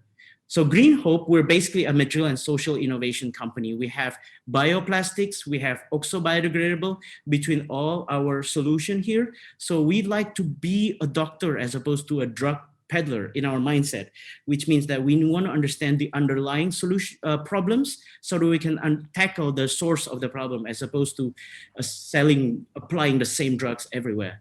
This is just me and my co-founder, who's the scientist. We have 10 years of research, actually. Pak Tommy? Thank you, Pak Tommy. It's amazing. Unfortunately, Pak Tommy, we have to go to the next session because unfortunately, because I do absolutely agree with you that we need more and more breakthrough invention to help us mitigate the climate change, and we need more additional action to our current businesses as usual to effort to curb the human footprint of our environment. But unfortunately, we have to move to the next panel session because I noticed that we have already some questions. I would like to move to the panel discussion. Pak Tommy. Pak Tommy, thank you so much for your presentation. It's an amazing one. Now, moving on to the next question, we have first question that I would like all the panel to respond to this question.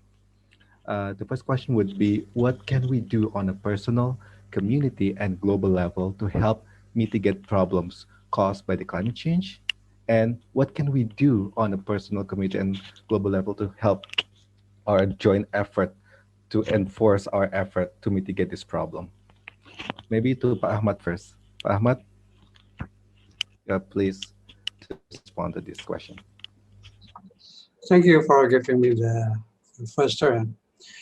On the person, I've mentioned in my paper several ideas, but I have to repeat it here. On a personal level, is we have to embrace a new lifestyle, especially for millennials or the mid-millennials and beyond millennials, because in Indonesia, you have probably 40 to more than 50 million youth. If we can give them an example for a more environment-friendly lifestyle, it will be good. On a more public sphere, maybe you can lobby the legislators to make laws and regulations. Apart from that question, I'd like to congratulate my younger friend, Mr. Tommy Ciptajaya. I mean, I would like to hear more of you. Maybe sometime we have because your solution is attractive but a bit complicated for a Zoom meeting for this. I am dealing in what they are trying. Well, thank you for the opportunity. Thank you. Certainly, Professor Ahmad, we should talk more about this. And Dr. Renarchi, you would like to add more? Yeah, I guess just expanding on Prof. Rahmat's point about change in lifestyle, I think voting is important, like vote political leaders that actually have a vision for, a cleaner, renewable future for, the country. And I think that's really the way to go. It's the only way to go, if I may add. Apart from voting, I think you also vote with dollars and money. Money talks, right? So purchase products that are environmentally, socially friendly, understand where your source of products basically come from. And continue lobbying. I think youth especially have a huge voice. They are going to be the future leaders that are going to be sitting in different parliaments, making decisions. So continue to lobby governments, different stakeholders on what is important. And I think that's really the way that we should move to it. Certainly, Dr. Renarchi, I do believe that we also have to choose the right person to represent us, to be able to enforce our effort to mitigate the climate change. Now, I think I would like to move to the next questions to Mr. Udet Subhanavong and also Pak Tommy. What initial steps are being taken, or should ASEAN's regional trade system take to ensure sustainability and provide leverage for models like this emerging circular economy? Mr. Udet, time is yours. Yes. And I think that for ASEAN, it is important that the ASEAN government has a program, a joint program for environmental. I think we have already, but like you know, for us, the private sector, all the discussion in ASEAN is getting very slow, and also we need to have the commitment for all the government to start the program. But the thing we can do is also the joint program, bilateral program, exchange between countries, and also to address the different mitigation to the climate change issue, especially when you are talking about the ASEAN economic integration with the ASEAN free trade area, and also the ASEAN investment scheme. The country will be very interdependent in the supply chain and the production, and climate change is a risk to change the distribution system. It's a risk to also create unemployment. It's a risk also to decrease the economy, because we need to change to go to new technology. There are also a need for us. I feel we have the ASEAN Access. We're also joining the plastic-free program and of the ASEAN Access. So we need also to increase the public awareness in ASEAN, also especially in the country itself, that climate change is a threat, and people have to know that climate change, what it is, climate change really, because many people don't know actually, and don't take it very seriously. I do agree with you. The program to move with renewable energy, for example, in ASEAN, the non-polluting industry also, we are starting already some program in transport in the GMS, in the Greater Mekong Sub-region, supported by the EU to upgrade the transport pollution, to decrease the transport pollution and upgrade the transport vehicles to a proper gas emission level. And also, there are also the problem of deforestation. All this fire created by the agriculture is still there. When you go to Singapore, sometimes you have a lot of haze created by, and you go to northern Laos, it's the same. Even the plane cannot fly because it's too many haze there. So it's a lot of things that we need to join, and so not only the government, also the ASEAN private sector and the ASEAN civil society. That is what I think that we need to join in hand, the three P's: the public sector, the private sector, and the civil society sector. So that is my view. Okay. Thank you, Doctor.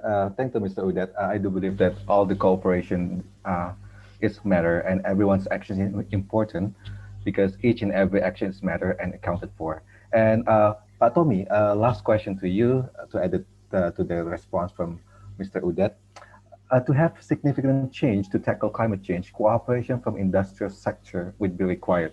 How would we convince industry to use more environmentally friendly product or fuel? What do you think, Pak?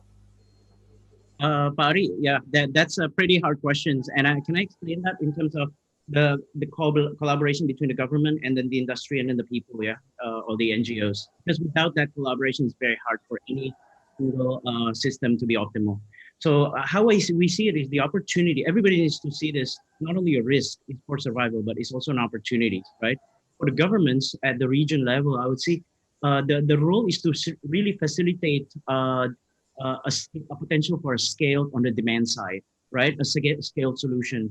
And how they do it is, can we explore how to change the economics of things? Because it's so often the economics of things becomes the invisible wall that people run across, the impression that, oh, green product is always more expensive. Non-green product is always cheap. How does the government change that? Because we know that's not true. In reality, if you price in all the negative externalities and everything, the non-green products is more expensive. There's no such thing. Think about how much subsidies being allocated to the regular oil and gas, right? So let's create the actual economics that reflect the realities of the planet. So that is very important for governments and political leaders to be able to push that. And on the business side, we really have to acknowledge Green Hope set up as a social enterprise. From the get-go, this model of exploitation of resources and everything, and then we make profit, we set aside an X percentage, 2% for CSR or whatever, and then we are absolved of our sins, for instance. That model is an old model. That doesn't resonate with the millennials, that doesn't resonate with the future.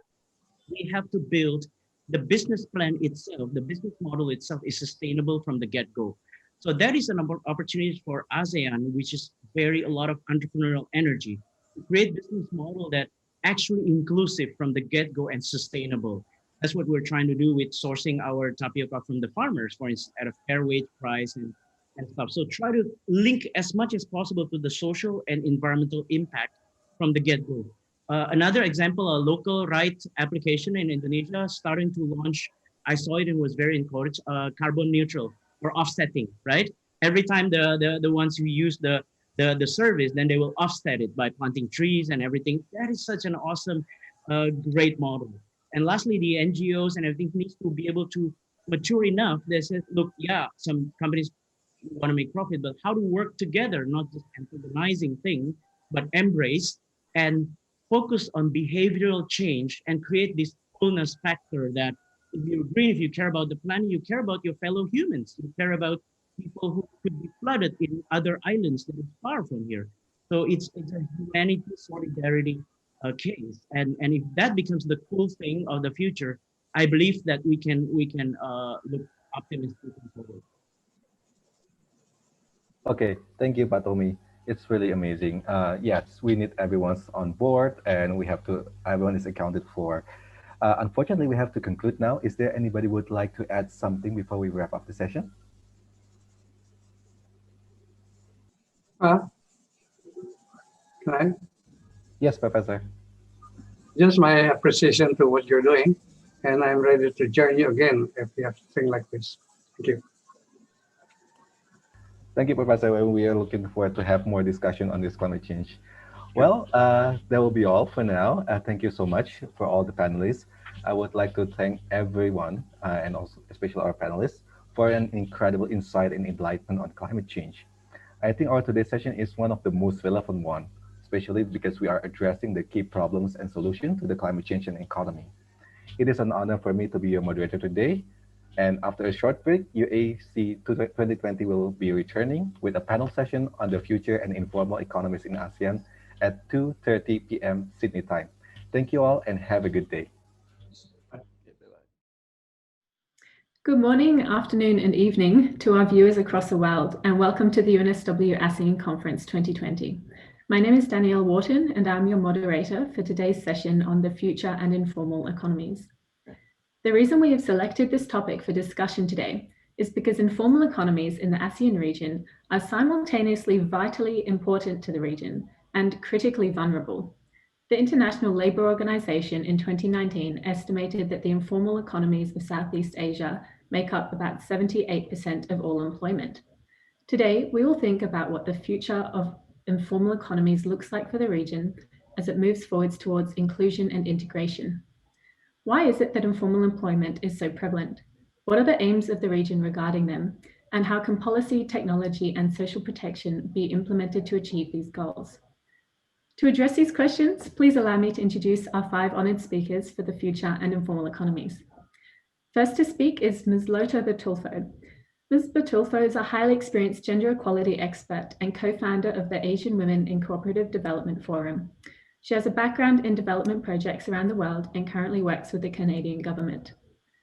Secondly, we have Dr. Felix Tan, who is Senior Lecturer of Information Systems at our UNSW Business School and founder of UNSW UNOVA.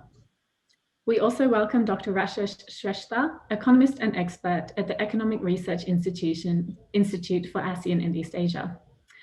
Additionally, we are honoured to welcome YB Yanti, co-chair of the Manpower Industry Steering Committee and member of the Brunei Legislative Council, and Mr. William, founder and president of Advanced Glory Logistics Cambodia and president of the Young Entrepreneurs Association Cambodia. Our session will begin with a series of presentations from each of our speakers to provide a broad understanding of the topic of informal employment, including insights from Mrs. Yanti and Mr. William on their respective countries, followed by a panel discussion and QA. I'm very happy to welcome now Ms. Lota to help us understand the basics of informal economies.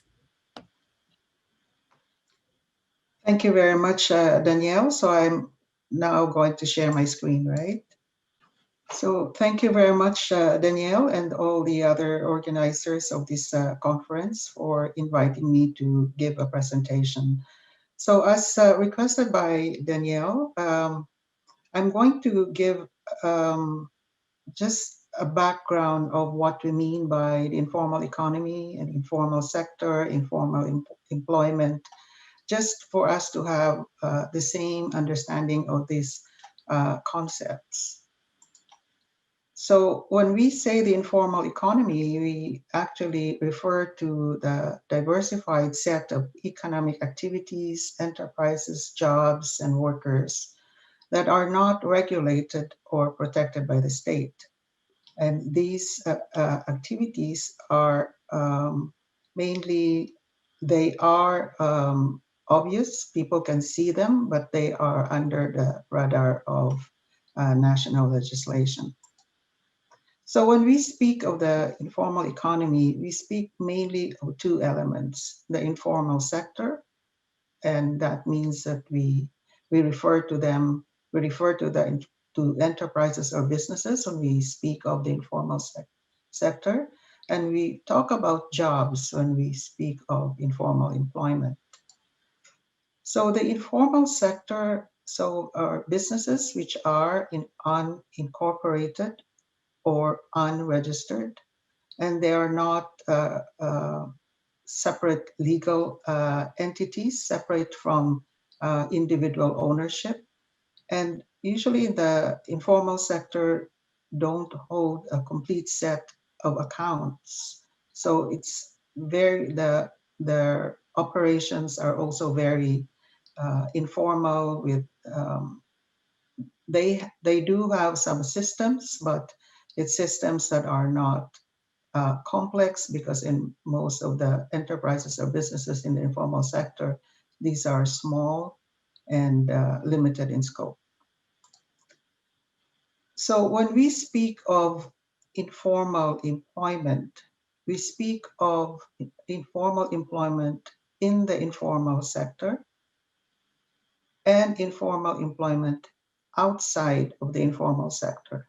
When we speak of outside informal sector, we mean the formal sector, private sector, registered companies, and cooperatives, which are also in many cases and many situations are registered.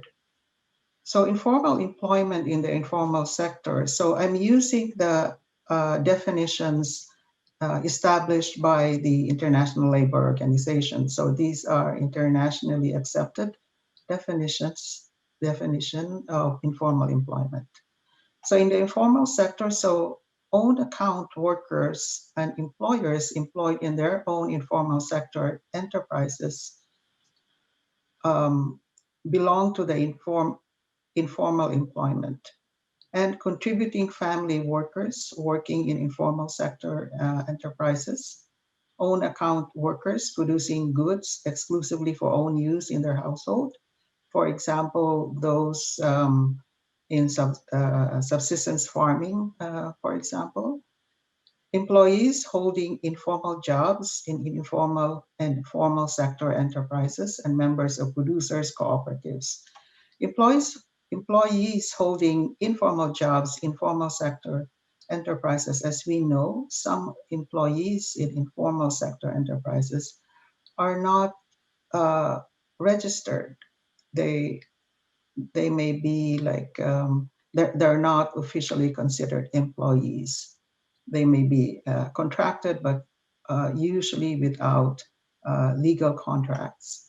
And members of producers cooperatives, because in producers cooperatives, the members themselves are the producers, and as producers, they are workers. So informal employment outside informal sector include employees, informal enterprises not covered by national labor legislation, social protection, or any form of entitlement to employment benefits. And also under this category are paid domestic workers and casual day workers, again, not covered by national labor legislation and social protection, and contributing family workers working in formal enterprises. Because in many cases, these contributing family workers are not counted as workers at all, but rather helping run the family-owned businesses. So I got some statistics from the ASEAN Secretariat study, the regional study in informal employment, published in 2019, and statistics from the ILO based on their publication also in 2019. So the 2019 statistics come from the ASEAN Secretariat study. So informal employment, as you see in many ASEAN countries, comprise a huge proportion of total employment in the country. As Danielle earlier mentioned, as a whole in ASEAN member countries, 78% of the employment in these countries are informal. So you have here the statistics. So according to the study conducted by the ASEAN Secretariat, an informal worker is any worker who does not have access to at least one social security scheme or employment benefit. So on the left-hand column, so you have there a list of employment benefits that are normally provided to formal sector employees. So you have their pension fund, basic health insurance, injury insurance, unemployment insurance, paid maternity leave, etc. And in that study, the ASEAN Secretariat study, they said that if the worker has access to at least one social security scheme or employment benefit, they fall under these categories, which are listed here on the right-hand side, which I had mentioned earlier based on the ILO definition of informal employees. So the rate of informal employment by gender is actually higher among men in general in the world and also in Southeast Asia, mainly because more men are employed than women. But women are in more precarious jobs such as domestic work, homework, or subcontracted home-based work, and contributing family workers, where women's contribution to work is considered invisible.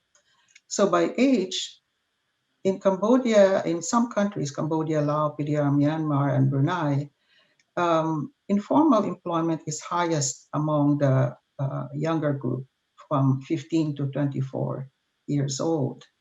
In Indonesia and Thailand, it's highest among 65 and older age group. This actually in general, also all over the world, based on global statistics, informal employment is highest in the young age groups and the older age groups.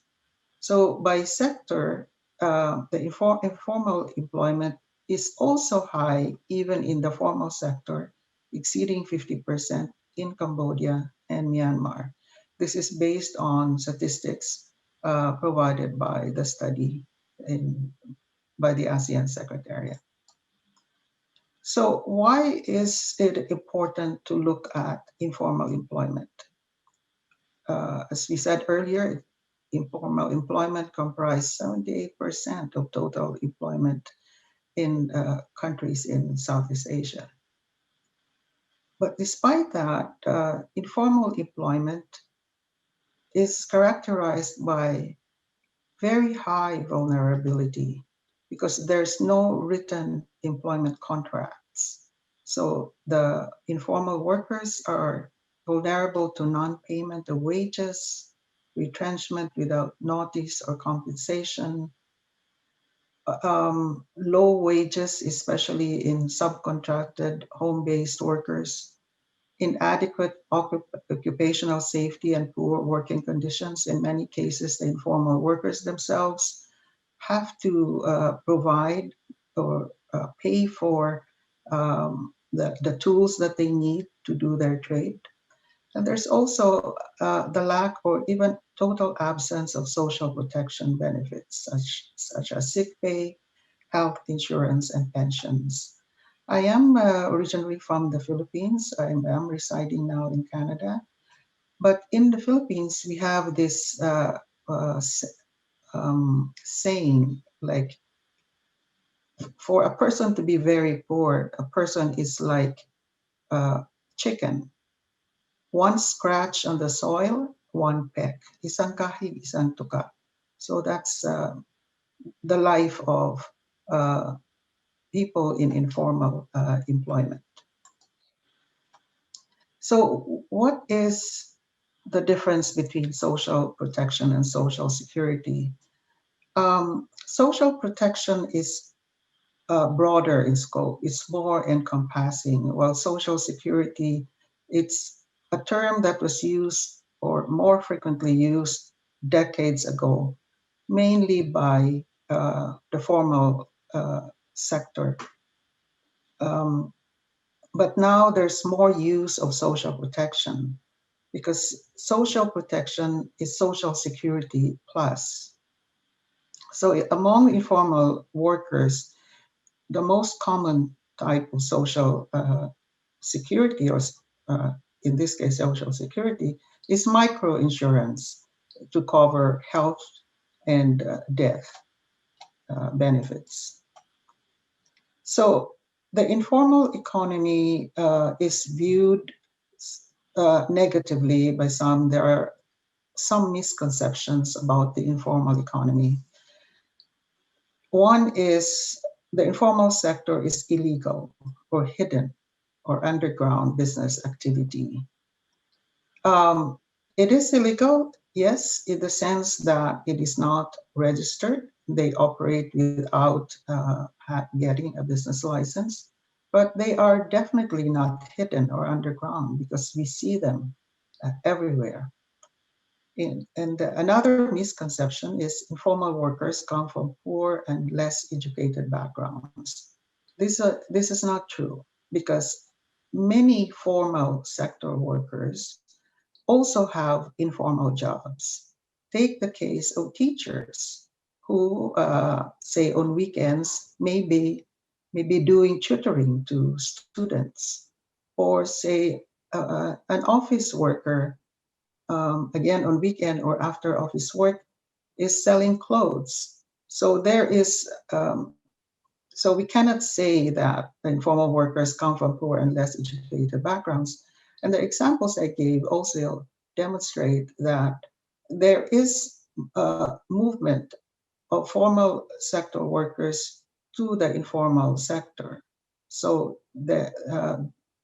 we cannot say, unlike before where we can say that a worker is in the formal sector only, now there are many cases or many workers where they're doing work both in the informal and formal sectors.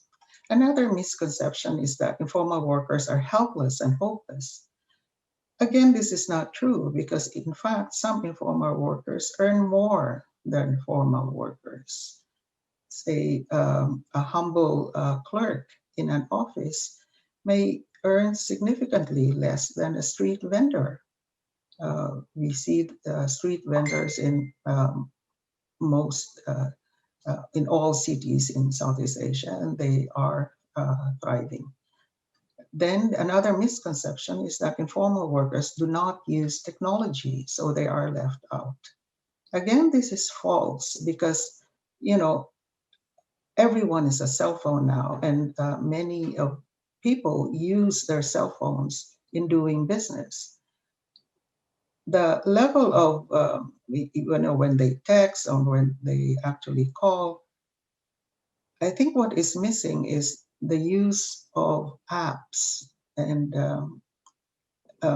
there's less use of apps among informal workers. My co-panelist, Dr. Felixtan, I understand, will talk about technology later on. Another misconception is that informal work should be formalized at all costs. And the reasoning behind this is that if informal work becomes formal, then the state can tax, you know, that work. But what is here more important really is to provide opportunities for people doing informal work or engaging in the informal sector, with opportunities for training, with opportunities for access to capital, to increase capital for their business. Thank you so much, Berta. I think we'll have to move on to talk about the technology that you just raised, but thank you so much for that presentation. Okay. Especially for showing that the topic of informal economies is not simple and it's not one-sided, but there's actually a lot to it and a lot to dig into. So maybe we can bring up some of those other ideas in the panel. Dr. Felix will now be presenting on the use of technology in informal economies in ASEAN. So I'll be sharing screen now to get his slides up.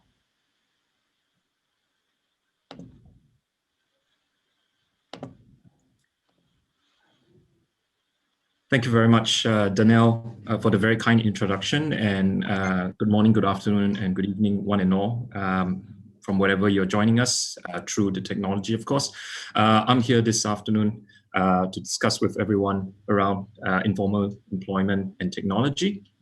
Just in the interest of time, obviously there's a lot that I could talk about, but in the interest of time, we're just going to cover a few things. So really what I'm going to talk about is how is technology currently being employed to better those in informal economy, as Ms. Lota has mentioned, across ASEAN, of which obviously there are a lot of misconceptions, and how technology has been helped to alleviate some of these constraints and stresses that people in the informal economy has faced, and also what are some of the resultant changes that have been occurring as a result of the introduction of new technology in society that enables the formal employment of informal workers. Has it served to narrow or widen gaps, or has it brought gaps, or has it brought a little bit more challenges? So that's in a nutshell what I've been going to be discussing over the next 5 minutes or so. So I'm a senior lecturer of information systems and a founder of a newly formed research and development lab that really looks at how can we put theory into practice in terms of improving positive social impact. So next slide, please, Danielle. So information systems as a field, in case everybody don't know, and just to give a little bit of background, is an applied science field. So we've been around for the last 60 years, but over the last 10 years, it's grown to have a little bit more traction just because of the adoption of technology and the diffusion of technology in society. So what we do as information systems researchers is to communicate our research of digital transformation, digital entrepreneurship with the general public, and focus on a few key topics. So the topic of all the technologies that there are that we interact with these today, I'm just going to be focusing on one aspect that's relevant to the informal sector and employment in ASEAN, which is digital platforms. So we want to look at our research, their impact, our partners, and also some of the lessons learned over the next few minutes. Next slide, please. So these are some of our kind partners and sponsors that are across ASEAN that have supported our research. So some of them include universities across ASEAN, some of them include technology vendors, some of them include government agencies and intermediaries, and some of them include obviously local government here in Australia that has really supported us in the work that we do. Next slide, please. And this is the R&D lab that we're talking about in terms of translating our research into practice. As an academic, sometimes we are not accused, but sometimes we say that we tend to be too academical or too theoretical in terms of our work. So therefore, there's a need to translate some of that research into practice and share the knowledge that we have received from the different studies that we do with our partners across ASEAN. And also by dissemination of this knowledge, we can then encourage more people in the informal economy to take up formal employment, and also to share how can they do that. So we do it in a spirit of collaborative development and partnership together with the likes of United Nations ASCAP group, and we are developing platforms at which experienced industry members and researchers actively connect and interact through these projects. Next slide, please. And this is a follow-on from Ms. Lotus, I guess, talk about what is informal economy and what are some of the challenges facing this group of people. And I'll just add on to that. And what are some of these social challenges that enables the opportunities and changes in technology-driven employment? A lot of the people that we've seen across ASEAN are still unbanked. So a good percentage of them still reside within poorer demographics in Indonesia, for example, and a lot of them fit within the older demographic, female, poor, and rural. So the lack of participation in employment and the large percentage of informal economy is driven by these demographics, and they can be attributed to traditions, habits, institutional practices, work-based social hierarchy, and entrepreneurial norms in ASEAN countries. Next slide, please. And because of that, the opportunities for digital transformation is aplenty. So the pandemic has really shown us how important, and the fact that we are discussing this not in person and in a Zoom environment, is that digital transformation is important. It has to be central of any change that's out there, especially when we talk about positive social change. And we see that through technology, the means for digital transformation and entrepreneurship across ASEAN in closing the digital divide that the formal and informal economy has is great. Next slide, please. So as I said, I'll focus on just one small aspect in the final few minutes, which is digital platforms.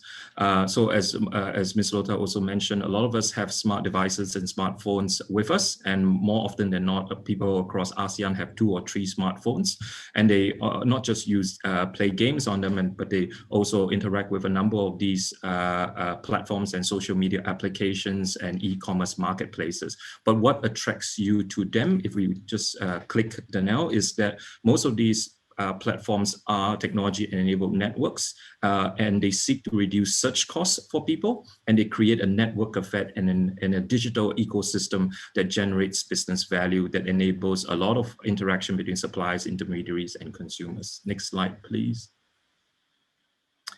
So besides obviously looking at ASEAN, the work that we do there are many other platforms that are created around the world and also in Asia that have a big impact on ASEAN at the moment.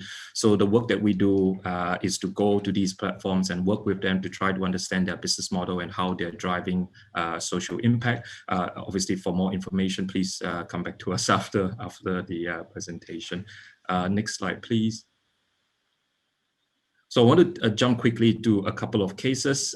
One, as you see from the illustration in my beginning screen, is the phenomenon of ride-sharing in ASEAN. As all 10 ASEAN countries probably at the moment already have a ride-sharing service. And I'm just going to focus on one of them making waves in ASEAN at the moment, and that is Gojek. So Gojek is obviously now a unicorn, but it used to offer just a ride-sharing service. And what the ride-sharing service offers for people in the informal sector is a clear social identity and a clear division of labor, which otherwise would have been very difficult to achieve in an institutionalized environment. But for a non-institutionalized environment like Indonesia, the likes of Gojek, Grab, Uber has really changed the dynamic for informal sector. Next slide, please. And so much so that now So much so that now Gojek offers an extended myriad of a portfolio of digital services besides just ride sharing, just to grow the digital ecosystem and to enable more informal workers to jump on board the platform and also to find decent work. Next slide, please. The second case that I'll very quickly talk about is about the use of e-commerce marketplaces as a form of emancipation and empowerment across Indonesia. So thankfully, from kind funding by the Australian government, we were able to help a number of women, Muslim women farmers in rural villages in West Java, South Sulawesi, and so on, to come up with different ways, different new business models of engaging with traditional lenders and also working in part with microfinancing institutions. So we're very thankful to have the opportunity to work with them and share our knowledge of what we did in China with the Taobao villages, and they were able to obviously do good for themselves. Next slide, please. And from these two cases and the research that we've done, we see that there are a lot of challenges and opportunities still facing the informal sector. As also Ms. Lota has alluded to, that there is still a large inequality status especially in rural parts of ASEAN. There's increasing use of technology does increase threats to privacy, and obviously widespread diffusion in technology challenges a number of traditional institutions, and that leads to a lot of volatility as well. But again, we need to all work together in order to create better access, better capabilities, and better impact. And last slide for my short presentation is here. Here are some of the, I guess, warning where technology adoption can fail too. Is a failure of technology sometimes to build on local practices and to involve intermediaries that have been on the ground for a long period of time that know communities much better than the developers of the technology. And this obviously can lead to unintended consequences if not managed properly, but we can talk more about that when we get into the panel session. So thank you very much for everybody's time, and I'll pass it back to Danielle. Very good. Thank you so much, Felix. You know, as we think about economics, like I love the idea of all of these platforms that can reduce networking and search costs and connect people together, help them expand.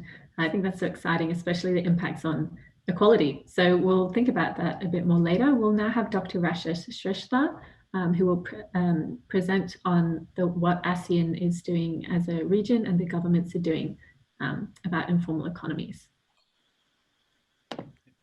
Please share my slide. Oh, wait, sorry, 1 second. Oh, I'm so sorry. Just having a second of.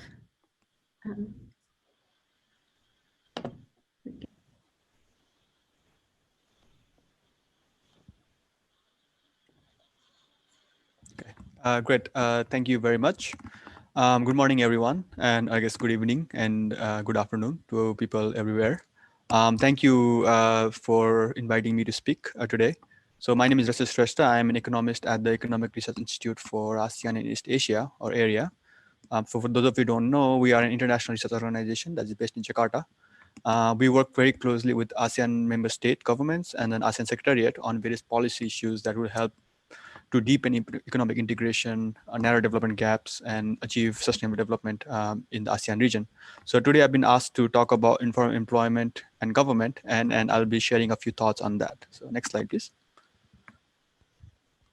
So Lota already mentioned the statistics on informality in ASEAN, so I will not go into that. The one thing I would like to just highlight is that informality does vary a lot by sector and really depends on the type of economic activity that a country is doing.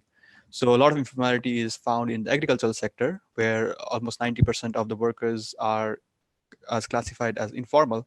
And then after that, I think among services sector, retail trade appears to be the largest contributor to informal employment, followed by construction and accommodation, food services. So as the nature of economic activity is, of course, an important contributor for the overall informality rate.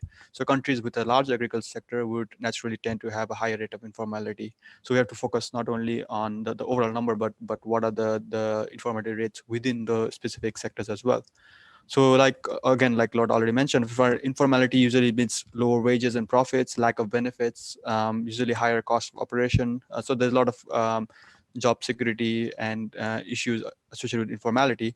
And this present pandemic actually has shown that informality even makes it harder to deal with this kind of shocks. Informal workers who are often most vulnerable to the economic disruptions are not able to gain government services through, let's say, wage subsidy program. That was one of the big policy response to the pandemic. So there's an additional barrier to reaching informal sectors workers during the pandemic era as well. Next slide, please. And in terms of ASEAN level efforts, I think this has been high in the agenda for ASEAN governments, and ASEAN as a whole is also doing taking some steps in this regard. So if you are not aware of how ASEAN works, so one of the ASEAN's main role is to serve as a platform for intergovernmental knowledge sharing, objective setting, and elevating an issue for national governments to pursue on a concerted basis. Of course, ASEAN decisions are non-binding and they rely on individual government actions, but it usually the government agencies, relevant government agencies come together to discuss the key issues, the steps they can take together, and also to share their knowledge and information so they can make a concerted effort to address any issues that may arise.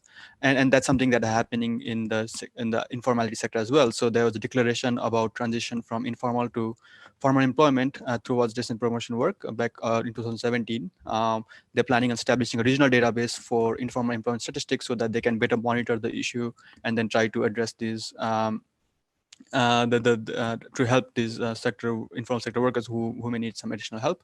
And also they're focusing on expanding social insurance for informal workers as well. So there's some of these activities that are happening. So these activities highlight the issue, they align strategies, and try to create spillovers across countries. Next slide, please. Like Lota mentioned earlier, informality itself is not an issue if you think about it, if we can address its negative byproducts, right? So more often we are worried about informality because of it tends to foster other outcomes. So in many cases, informality is characterized by lack of job security, social protection, limited growth opportunities, etc. But a lot of these issues can be addressed through other policies. For example, if you come think about social protection, if you have a universal social protection scheme that covers all citizens, that will automatically help informal workers in times of need without having to rely on work-based protection that are a feature of formal employment. Similarly, in terms of growth of enterprises, so if you expand financial inclusion, it would naturally help informal businesses to gain access to credit, to increase their savings, and to invest and grow their business. So these kind of negative characteristics of informality could be addressed through other policies. But why do we need to think about this? Well, I mean, Felix mentioned earlier about the technological changes that are happening, and it is also affecting the nature of work, right? So if you think about the rise of gig economy, for example, it's changing the relationships between employers and employees. In turn, this is forcing governments to rethink all the issues about employment protection, job security, etc. So these are very actually overlap with the issues of informality as well. So when you are thinking about, because of technological change, we are compelled to think about, rethink the employment means. We may have to come up with creative ways to solve them, which may also address informality. Next slide, please. At the same time, so why should we encourage formalization? So from a government's perspective, I think as Lota already mentioned, expanding the revenue base is one of the big reasons they would want to expand the revenue, expand the informality, expand formality, so that they can gain the revenue and then use that for other for their government services.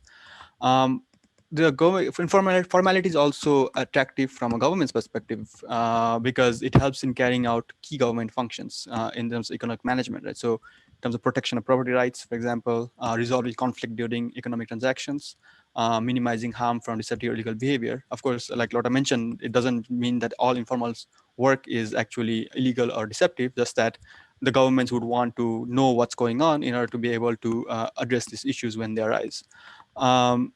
And these are important functions that enable us to confidently enter into economic transactions. But however, having said that, so if economic actors cannot trust the government to carry out these functions adequately, then the benefits of formalization diminishes. So just let me quickly elaborate on that. We can think of informality as a choice that is made by economic actors to organize the economic activity. So producers may choose to remain informal because they have determined that it is in the best interest to do so in terms of additional, the higher profits or other benefits that they think they might get. For that reason, there may be many reasons for making the choice, and one of them could be the trust in government institutions. So think about this. So if I'm a consumer but I do not trust the health certificate that a government provides to a formal restaurant, or if I don't trust the claims that are made in my cereal box in terms of the vitamins and minerals, I'll be wary of those claims anyways. So I will only focus on trustworthy sources. So one of the ways that formality helps businesses is because it helps them, the consumers can trust the product of their businesses. But if there are lots of consumers that do not trust these government institutions, then businesses don't have a reason to be formal. So there are no benefits, the obvious benefits of remaining formal. So to the extent that governments do want to expand formality, they do have to focus on expanding the trust in government institutions. So they have to improve the economic environment so that it is conducive to formalization. Next slide, please. Yes, that's for my overview. Thank you again for your attention, and please feel free to email me if you have any further questions, and happy to discuss again later with the panel. Thank you. Thank you very much, Rashesh, and that's a very generous offer to say that we can email you questions. I think it's great how you added in that there is so much governments can do, but a big part of that is making sure those institutions are trustworthy. We'll now hear from Yanti, who does work in government, and about the work that her government is doing at the moment to really empower people who are in informal economies. Just one moment, thanks. Thank you, Daniel. So while you are going to actually share the slides, let me just say thank you to everyone for having me to be part of your speakers today's session. So it's good morning, good afternoon, good evening to everybody. I'm actually an architect in practice, and I'll be sharing today with regards to Brunei insights on informal economies, especially during the COVID time, how the government actually comes in. And also I'll be sharing some ASEAN Business Advisory Councils when it comes to Brunei chairmanship next year. I'm Brunei chair for next year, and initiatives with regards to Brunei legacy, and also an insight into the importance of regional collaboration. Next, please. So this is what I'm going to talk about. Next, please. So as you all know, Brunei population is not that big. So we are just slightly over 400,000. So currently in Brunei, when it comes to digital connectivity, we are basically the 4th globally ranked in the world for internet penetration. So during the COVID time, when we talk about MSMEs connecting digitally, we are able to adapt to the new normal, especially when it comes to the help from the government themselves. And even to the fact that contact tracing, we have our own apps to make sure that you don't actually enter any premises without even scanning yourself. So in a way that we are actually quite blessed with the support from the government itself, and we have been actually being free from COVID for the past 161 days. So under Brunei Initiatives Economy, the statutory body that actually implementing MSME policy falls under Darussalam Enterprise. And they actually look into 6 activities that define and making sure that MSMEs are developed. So this is to ensure that informal economy are also not left behind, making sure that there's an access to finance, access to industrial places or facilities. They provide training, access to markets, and also access to support services, and at the same time promoting the MSMEs. So there's a lot of initiatives coming from the government itself, and this is where the whole of nation approach that has always been emphasized by our Majesty as well and our government to make sure that no one is actually left behind. So when we come to actually rural areas, so each particular village head will actually look into what is their best sales in terms of products. So what happened is they go to a platform, And this platform will actually sell products from these rural areas where recently Brunei actually issued out their first online e-commerce, and this also includes logistics. So in order so that in the rural area where we actually have informal activities going on, there are somebody there who's actually helping them in terms of business matching to make sure that their products are also being sold. So with regards to making it as part of a policy as well, we have an online registration and also business, and it's only 24 hours. You will actually get your business registered within, everything is online within 24 hours, and information are basically centralized. So this is the beauty about having things, the database and ensuring that we are actually well connected with this. And I think we have actually Brunei improved in terms of the, what do you call it, ease of doing business in 2018 as well. Now, on top of our centralized online database, those that falls under the vulnerable group is also actually under a database. So there is welfare assistance coming from the government itself to ensure that they receive some assistance and program during this time as well. Next, please. So I'm sure every single country actually have their own initiative and stimulus to actually help those affected. And again, for those, there is a payroll subsidy coming from the government, even to a fact that omitting the rental costs for community markets and stalls, that's actually being done by the government as well. And employment, the employer actually requests to redo retention, and also assistance to business are fully sponsored in terms of online training. Core matching grant is actually there as well in terms of e-commerce, and this is where a lot of our informal economy, when we talk about MSMEs, actually are encouraged to actually join in because they can actually apply for a core matching grant. Next, please.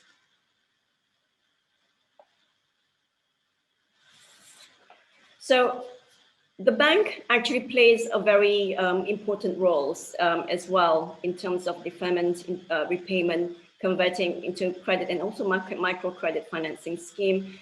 I guess the advantage in Brunei is to actually see that our population is very small, and to make sure that we are actually helping everybody out. And currently, if we actually look at how we manage to control in terms of the COVID itself, every single one plays a very important role in terms of social distancing. And it's not like it's not like it's really hard. I think everybody plays their roles, and this makes makes Brunei quite successful in this. Next, please. For this particular one, I just wanted to actually touch with regards to Brunei legacy project next year.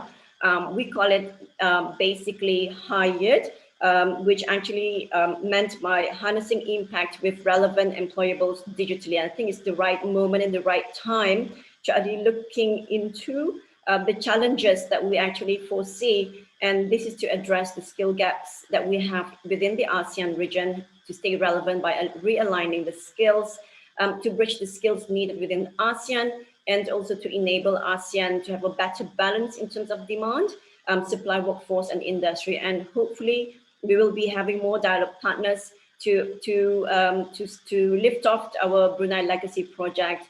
And on top of that, when Philippines actually did their AMEN, which is ASEAN Mentorship Entrepreneur Network, as part of their legacy, it actually gives a domino effect to each particular ASEAN country. So Brunei actually set up their Brunei Mentors Entrepreneurship Network as well at the same time. Next, please.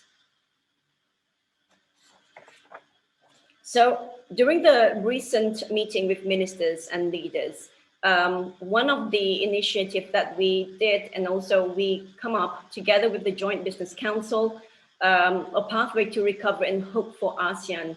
As you all know, the recommendation cover immediate and long-term proposed measures, especially for the business sectors. And this is something that we actually have to work with, and it comes from the business sectors itself. Next, please. And this is where we wanted to actually collaborate the importance, identifying why we actually need to collaborate. So basically, collaboration with regional is to narrow the gaps, to address the emerging issue with regards to promote jobs, to strengthen the support services, knowledge transfers, and I think the aids between the ASEAN workforce is actually important. So we do hope that we come in as one voice, one community, to make sure that we can actually work together and no one is left behind. That's it. Thank you so much. Thank you very much, YB Yati. That was an incredible presentation. I love hearing about what Brunei is doing for its people. And I love at the end what you said, how to make sure nobody is left behind. Our final presentation will be from William, who will share his screen for us now.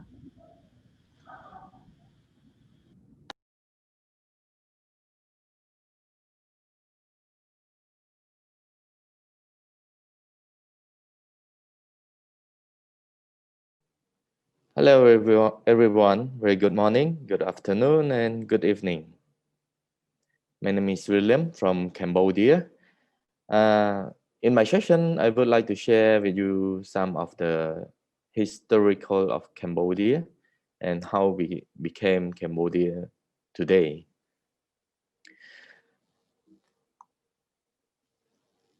During the 1960s, Cambodia is one of the civilized country and our economic is prosperous in the region as well. However, when the bad time is coming during the 1970s, where we have the civil war had been started, which the Lon Nol government take over the country.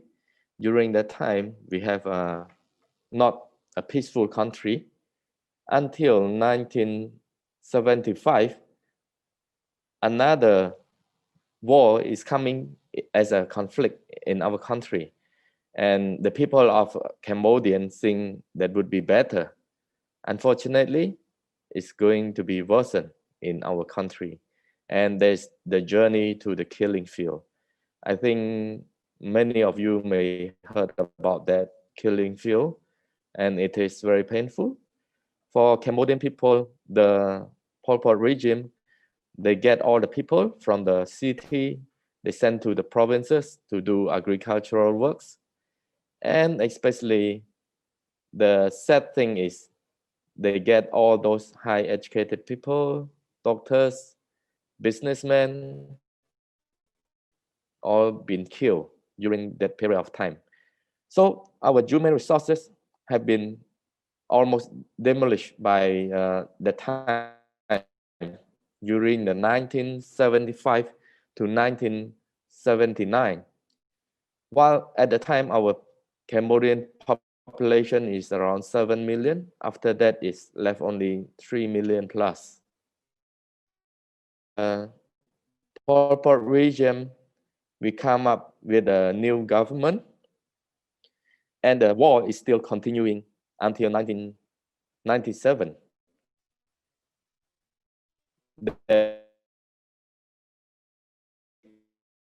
Consider Cambodia economic is only 22 years until now. So this is some of the background that I want you to know, that how Cambodia have been progressively in our country. Why I show you all this? Because something that you know and something that you don't know, or you didn't realize how Cambodia economic going on. So this one is the skyline comparing the 2010 and 2019, how Cambodia have progressed so far.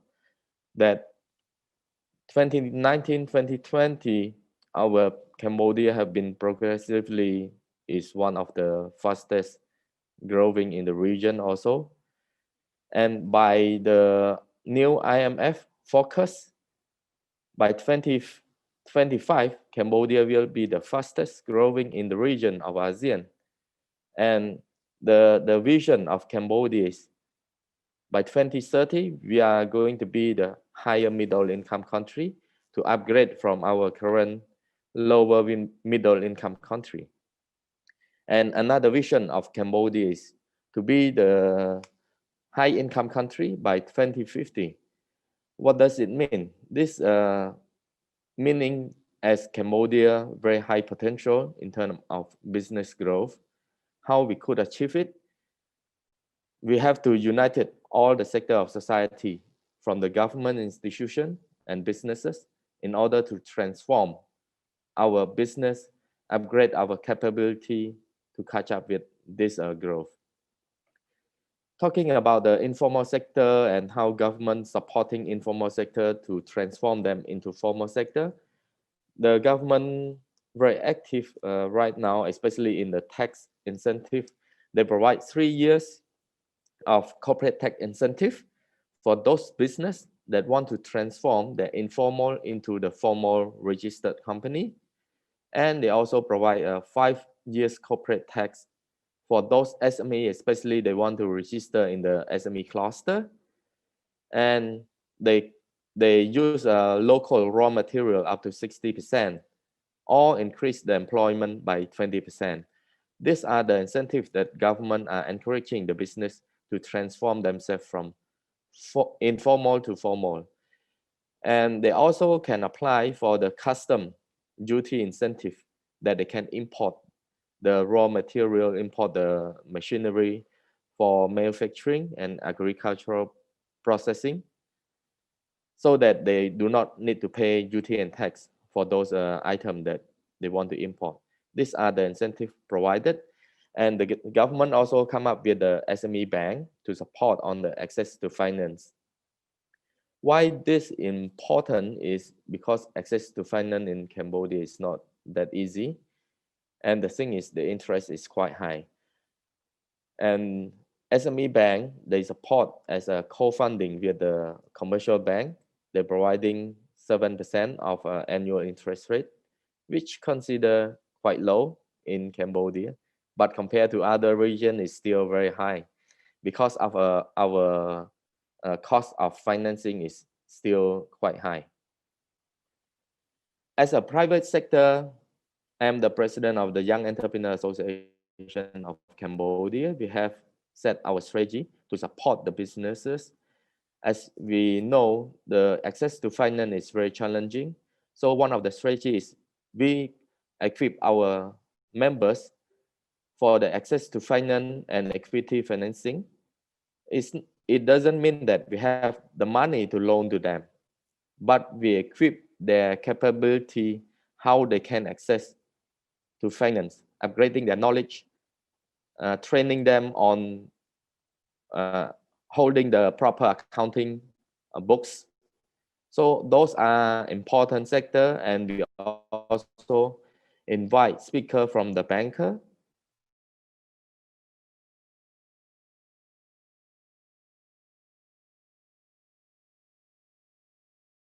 If they want to access to finance, what are the requirements, how they can transform the business in order to access to finance easily. And digitalization is also very important. So one of our members, for example, they have created a platform called Banchi. Banchi is one of the simple accounting system that SME could import all their accounting data into that system. Normally in Cambodia, if we want to access to finance, we need collateral in order to put with the bank. But if the company that using this Banchi as accounting system, they can access to finance with one of the partner bank that they do not need collateral, purely based on data that they are uploading into the system. So this is one of the non-secure access to finance. And we also have the training our members. Thank you very much, William. It's really great hearing how the private sector and your Young Entrepreneurs Association is working as well for informal economies alongside the government. I think we're going to have to wrap up the presentations here because we are at 3:30. Thank you so much. It's also really cool hearing how even with quite a recent disrupted history in Cambodia, there's so much optimism for the future. So thank you for sharing that. To all of our audience, we will actually extend our time for this session just to 3:50 and no later, because we'd love to get to some of the questions that have been sent in. So our first question was from Dr. Yin Yin Win. He asked, how should the traditional knowledge of informal economies be protected and enhanced by the effective implementation of intellectual property laws in the region? But I'm wondering if we could also expand this to think more generally about what parts of the informal economy and those cultures are actually worth preserving and what could be good. Because we've spoken a lot about moving towards formalization for their protection, but are there actually things worth preserving in the region? Perhaps to talk about intellectual property, we could begin with Dr. Rasha Shrestha. Thank you, Danielle, and thank you for the question from the audience. I think, yes, it's a very important issue. I mean, just because an economic activity is in the informal sector does not mean that it doesn't have value, and formalization does not necessarily mean that that we should lose some of those valuable services and products that the informal sector produces. What formalization needs is effective property right protection, including the protection of property rights. And I was actually very interested in one of the policies that Ms. Yanti mentioned in Brunei about the one village, one product, because they want to use these village-based activities and make it broadly, like to move it more broadly and make it more broadly applicable. And one of the things that needs to be probably done is to protect those intellectual property that was probably embedded in some of these village economies production, right?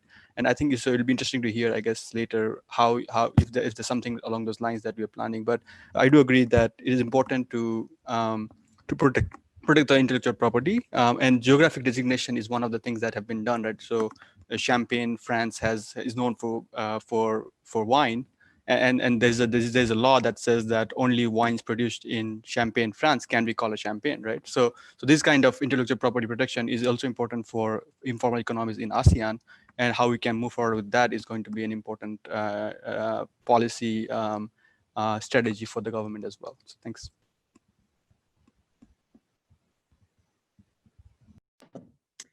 I think on the issue, to just expand that a bit to the things that are valuable in the informal economy, perhaps Lotte, you could add a little bit more. And of course, anyone else feel free to jump in if you have something you'd like to share.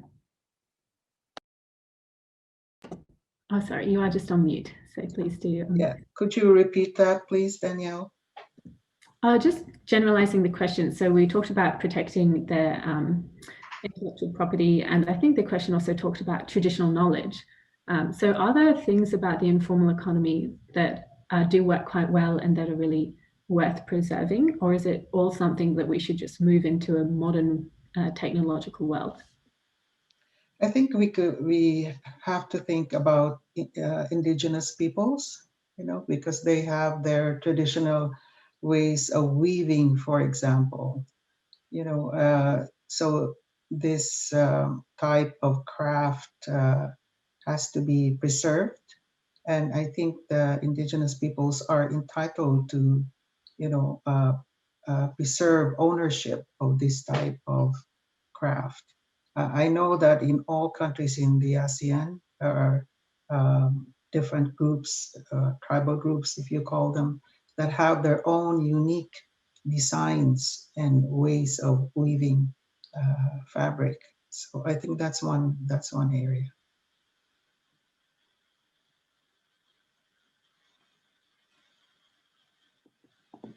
Very good. We might move on to the next question then from C2. So he asks about how people in informal economies might have proficient skills, whether this is in traditional craftsmanship as well or something else, but you can't afford to get the official licenses or access the funding. I think we talked about this a lot, is that one of the most important things that can be done for informal economies is to give them access to the funding they need to expand. But perhaps, Yanti, would you be able to talk a bit more about just how important access to microfinancing and things like that is to? Yes. Thanks, Daniel. Well, to get an access is one thing, because it's about managing the finance is another thing. So in Brunei, we do under Darussalam Enterprise, that's really looking and focusing more on the MSMEs. They provide training as well in terms of like, how do they make sure that the revenue comes in, plus how much are they spending? They are submitting some. They are actually being guided. Because even so that you're actually giving them this access to financing, if they can't actually manage in terms of finance is another thing. So training program and also access to all this is very important. Mentoring is one thing too. So I always believe that whenever there's entrepreneurs, they should have a mentor that can actually guide them, so that whatever that we actually learn, for instance, the failure that we've gone through, that you don't want them to actually go through. So you actually share a lot of these things with them. So it's important to actually have this. Thanks.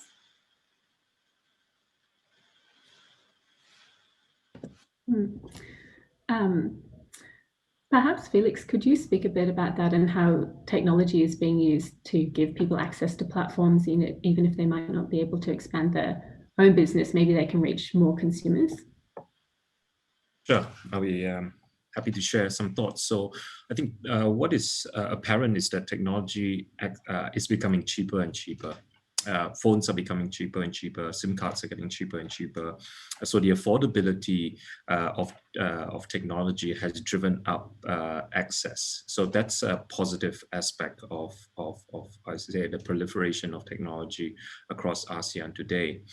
Now, given that access, would-be entrepreneurs obviously will have the opportunity then to access different kinds of platforms by which they can then build those capabilities onto, and then use that as a way to develop a community and ecosystem in a virtual sense, in order to find, say, suppliers, partners, and other business users that then could share that knowledge that Ms. Yanti was talking about in enabling their own businesses to grow and prosper. So by obviously when you do that, and then there is actually a community, then the community obviously can get itself recognized and legitimized by governments to then obviously enable more support to be given back to the community. So I think obviously technology has that role to play in enabling a community of practice in a more affordable way, and to access the capabilities necessary in order to grow their business. Thank you. Another question from Charm is, she's asked, how do we empower and protect women working in the informal sector? Lota, as gender equality expert, would you like to weigh in first on this? Well, there are many ways. The first one I think is really organizing them. And I have many examples in different countries in Southeast Asia of women organizing, and therefore they're able to be in a position to leverage their number, and and be able to borrow from credit cooperatives, for example, even present themselves to banks, rural banks, and present to themselves as a group, because it is when they're organized and that they have more strength, their strength in numbers. The other one really is a form of social protection, and that is childcare. And I think it's important for government to look at subsidizing childcare, setting up childcare centers, to help not just the informal sector workers, but any type of any woman who has children, to be able to avail of childcare services. But it's not just really the woman; it's also the man, the father of the children. So I would say that organizing is a very important approach. and also enabling them to have access to finance. Yanti, would you like to speak on that one at all? Like just Yeah. Yeah. So in September, we just had our ASEAN Interparliamentary Assembly. So the voice from the women, especially from the parliamentarian side, is really important because we really need to support the women. And during this COVID time, the most vulnerable group losing jobs are basically women too. So again, technology is one thing, but we also have to actually make sure we go down. I mean, behind every success of every woman, there will always be women behind them too. So it's really important that we support each other. Training them, of course, is not easy, especially when we talk about informal economy, but it can be done. Guidance is one thing. And so how much guidance is required? There's a lot of guidance actually required to be done. So this is where we really need to actually push to look into their social issues, what the government can assist them, and in terms of this. And again, upskilling and reskilling is not just for anybody, for women as well. So again, everybody plays their important role, not just the parliamentarian side, but every single one of us plays our role. I would just like to add to what Yanti just said, because in her presentation, she mentioned about mentorship. So just last year, when I was the gender advisor of a project funded by the Canadian government with the Indonesian government's Ministry of Trade, we organized a workshop whereby we brought together non-traditional financial service providers, particularly those who cater to micro enterprises and the entrepreneurs themselves. We brought them together in a workshop. And it was very interesting when, most of these micro enterprise owners were women. So they were from the apparel and footwear sectors. And so when we asked them what type of financial product do you expect or would address your need for finance, it was very interesting because they mentioned not just finance, but finance plus, meaning mentorship, financial management training, financial recording. So they were not content with just the finance itself, but other types of services. Just like to share that. Thank you so much for sharing those insights, both of you. We now do only have about 5 minutes left before we really have to wrap this up. But I have one last question, which I'd like to give Rashesh and William a chance to answer first. And it's interesting because it's as much a moral question as it is like an economics question. And Enidia asks this. So they say, if some company wants to grow their business and their income by hiring illegal or informal workers, they might reduce their employee benefits so that they can kind of make up that more money, maybe hire more people. What's your opinion on this?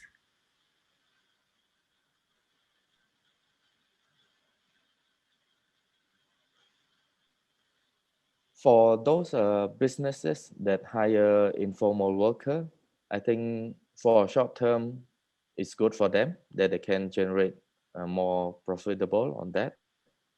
But in long term run, they will face very challenging because of if they want to grow the business, the employee that work for them as an informal employment, they will look for better opportunity.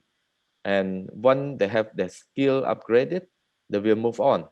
So if the company do not move on from their position that they are hiring the informal worker, they will face a challenge when they have the business growing up. So this one is between the short-term and the long-term strategy of the company. Yeah, I think William covered it pretty well. So it really depends on what the business plan is, right, or the business model is.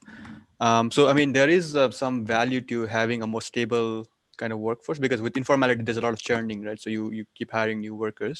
But when you stay with a single worker, it does create what we call in economics, the firm-specific human capital.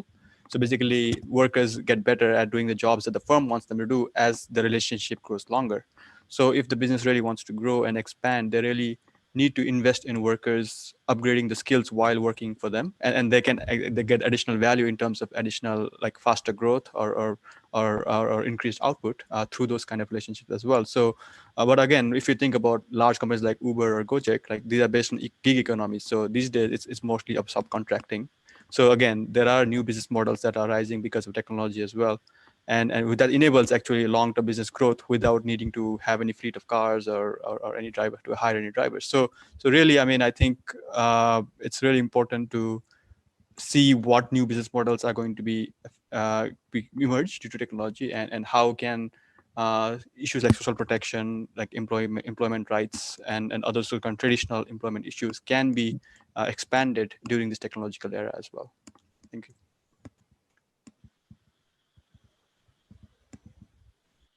Would anybody else like to weigh in on this question?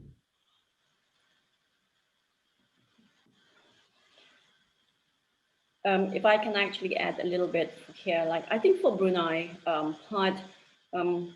think it's also important that we make sure that whoever that we hire, regardless it's in the informal economy, or there should be a reasonable wage as well, because everybody, have to make sure that, they can afford certain things.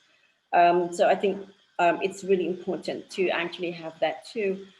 In Brunei, our unemployment rate actually has gone up, and we are one actually of the highest among the ASEAN country to have about 6.8% of our unemployment. But our unemployment is not because, like, we have, in terms of education, low education, we are actually, a high percentage of them is really graduates as well. So we now really need to look into policy, because we do have as well companies that are actually hiring a lot of foreign workers as well. But we believe that there's certain areas that we need to start looking into helping our local. So, I mean, it should be a balance of both, so that we can actually reduce in terms of our unemployment rate. Because if you have unemployment rate that is very high, then you will actually have social issues starts to come up, and your country will not be stable as well. So I think there's a lot of things that we really need to actually look into, and yeah, reasonable wage would be one of it that we actually have to foresee.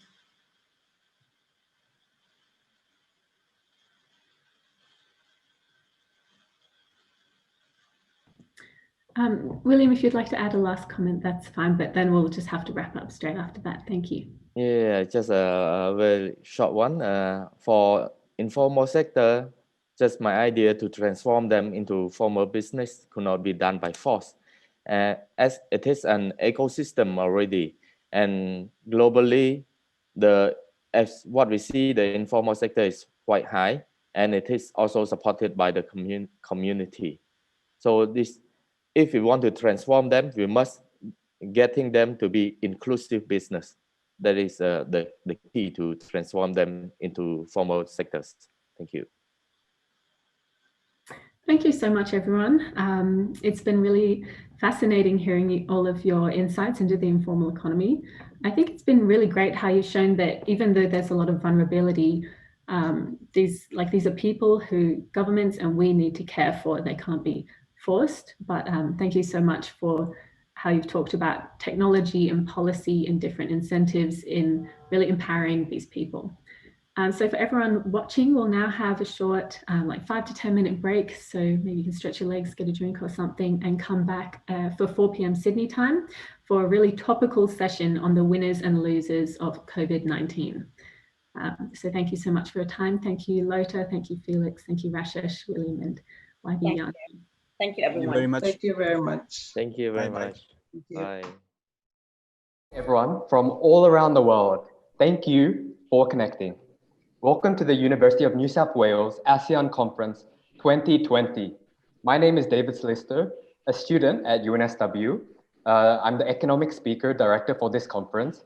and your moderator for today's session, the winners and losers of COVID-19. I think this topic is clearly relevant to us all around the world. Today, hopefully we can explore issues in this theme and discuss practical solutions that can potentially have large flow-on effects to ASEAN. Without further ado, please allow me to introduce all our four respected speakers. First to speak will be Professor Guy Marks. He is the National Health and Medical Research Council, Senior Principal Research Fellow, and he's also a Scientia Professor at UNSW Sydney. He also co-leads the Woolcock Institute in Vietnam. We also have Miss Eleanor Mak. She is the President of the Australian ASEAN Business Council and the co-founder and managing director of VentureNorth. She has also advised governments in Australia and ASEAN countries on design and implementation of good regulatory practice frameworks amongst a lot of things. Following her, we will hear from Mr. Nguyen An Duong. He is the director of the Department for General Economic Issues and Integration Studies at the Central Institute for Economic Management. He's also Vietnam's official representative at the Economic Committee of the APEC Forum. And last but not least, we have Dr. Halim Alamsyah. He is the former chairman of the Indonesian Deposit Insurance Corporation, and he's the former deputy governor of the Bank of Indonesia, as well as several other Bank of Indonesia directorates. He's also currently lecturing economics in universities in Indonesia. On behalf of all of us and everyone watching, we thank you sincerely for your time to discuss with us. Our session will commence with a series of presentations from each of our speakers, followed by a panel discussion and Q&A.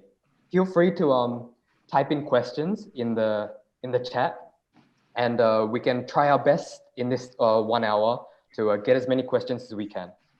I now welcome Professor Guy Marks. Thank you very much, David, and thank you to you and your organizing team for inviting me to speak today.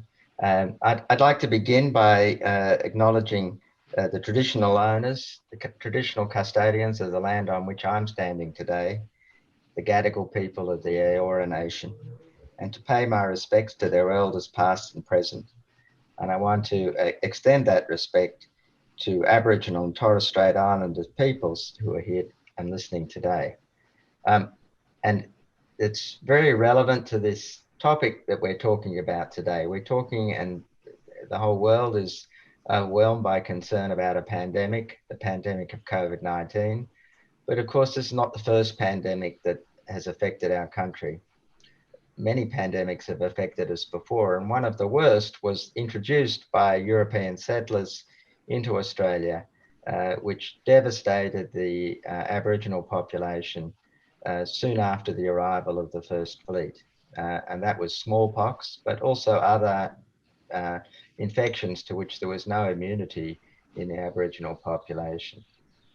I think my role today as a physician and an epidemiologist is to talk to you a little bit about what we know so far about COVID-19 and therefore about what its potential economic consequences might be. This is a photomicrograph of the offending organism.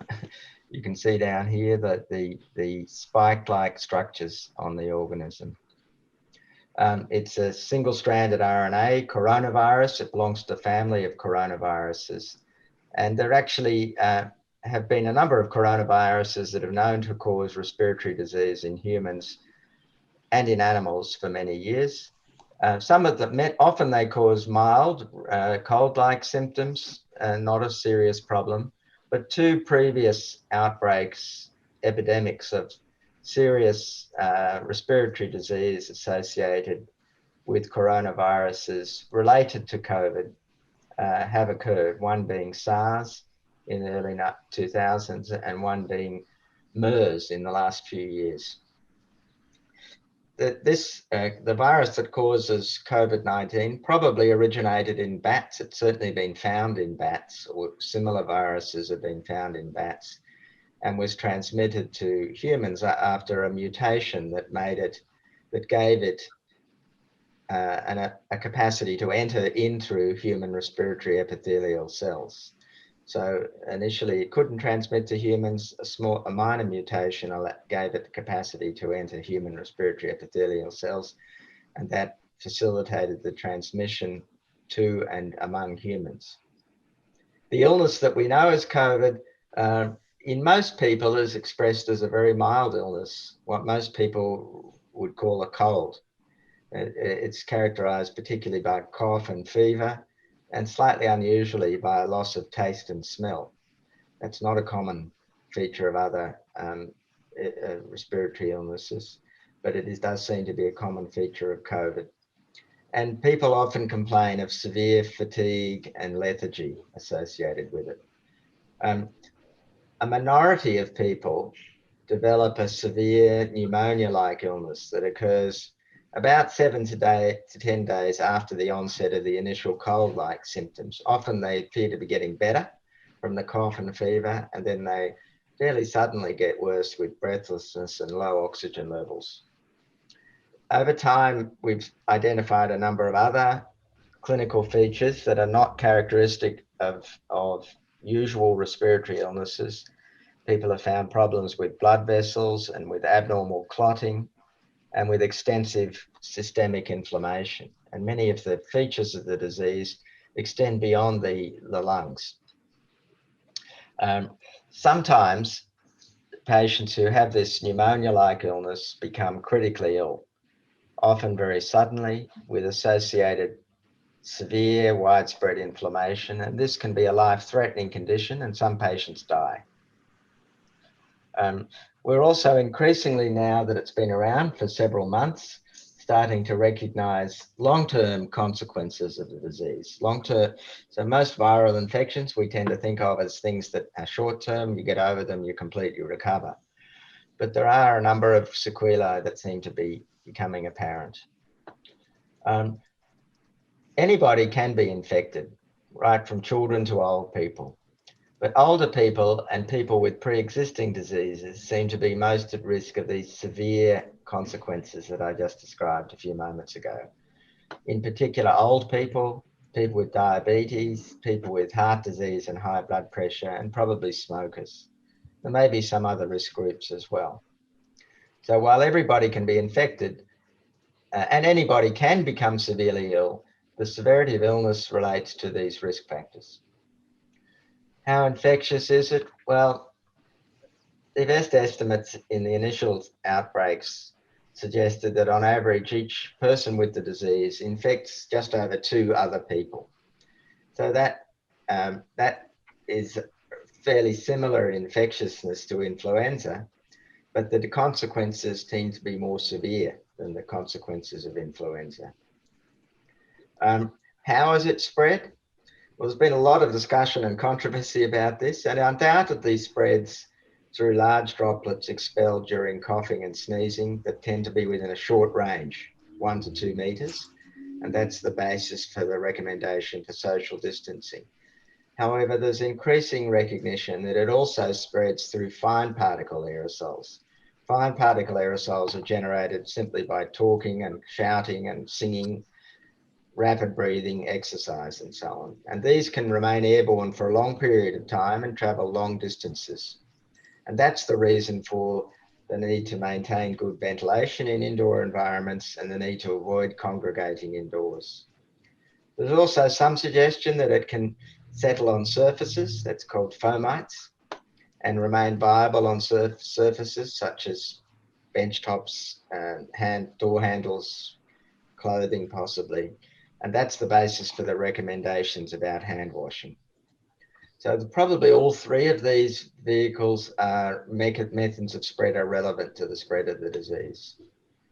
I've just want to briefly show you this dashboard, if I can. So this is can you see that? Make it a bit bigger. So this is the WHO website. If you're interested, covid19.who.int, which shows the up-to-date map of the spread of the disease. The darker places are the places where it's worst.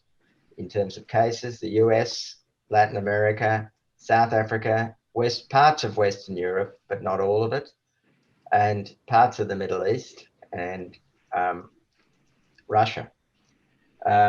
Deaths, you can see here, similar, and fairly similar sort of pattern. What is interesting is that actually in the poorest parts of the world, the rates are not as high as you might expect, particularly in some parts of Africa and some parts of Southeast Asia, and not as high as you might expect. But altogether so far, 38 million confirmed cases, over 1 million confirmed deaths. I'll just go back to my... so it comes in waves. We've had several waves. Most affected are some, but not all, high-income countries and the BRICS countries. Poorest countries in Africa seem to be relatively spared so far. It's not clear why. Last slide here. I think there are some key political lessons that we have to learn, and these would be summarized here. First, public health matters. It's important. If people didn't believe public health matters, they do now. Public health infrastructure and investment matters. The places which have failed are the places that don't have public health infrastructure and investment. Good governance and political leadership matters. The places where there's been failure of control are places where there is not good governance and not good political leadership. Social cohesion matters. The places where there have been failures are places where there is not social cohesion. And finally, we can't, there's a mistake, I've got to change this. We can't solve what I meant to say. I always say the opposite sometimes of what I meant to say. We can't solve the economic crisis without solving the health crisis. I'm sorry about that. We can't solve the economic crisis without solving the health crisis. I feel very strongly that the people's attempt to solve the economic consequences of COVID without first solving COVID is going to fail. And there's lots of evidence that that is exactly what is happening. So these are sort of my take-home messages from what I see about where we are. I'll finish at that point. Thanks very much, David. Hand back to you. Thank you, Professor Guy. So we can see like the medical perspective that we hope to share insight to, and we can see how, as Professor Guy suggests, that there is clearly a health issue that perhaps results in a lot of economic impacts, and that is what ASEAN has to tackle and respond to. We'll now hear from Ms. Eleanor Mark from her industry perspective. Thank you very much, David. It's an honor to be on this panel. ASEAN is Australia's closest neighbor, and we've had a very long relationship with it, being its first formal dialogue partner. It's the 5th largest economy in the world with a GDP of approximately $3 trillion US. And factors such as a young, fast-growing consumer class, increasing urbanization, exponential growth in the digital economy means that ASEAN will continue to be of key importance as a destination for trade and investment. Next, please. And next.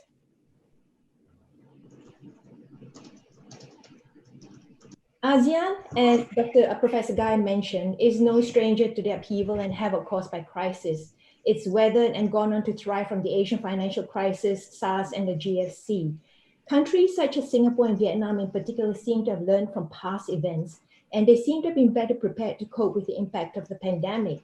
Some of this resilience and lessons learned perhaps can be said to be reflected in the relatively low ASEAN fatality rate of around 1.7% of world infections, compared to for 8.6% of world population.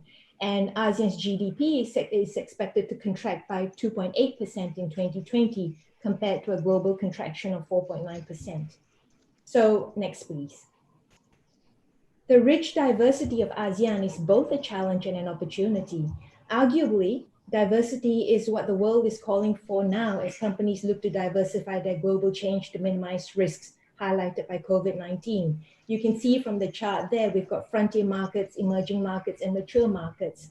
And most ASEAN countries are expected to contract significantly in 2020, you can see by the rate figures. But all ASEAN countries are projected by the ADB to recover in 2021. subject, of course, to certain variables.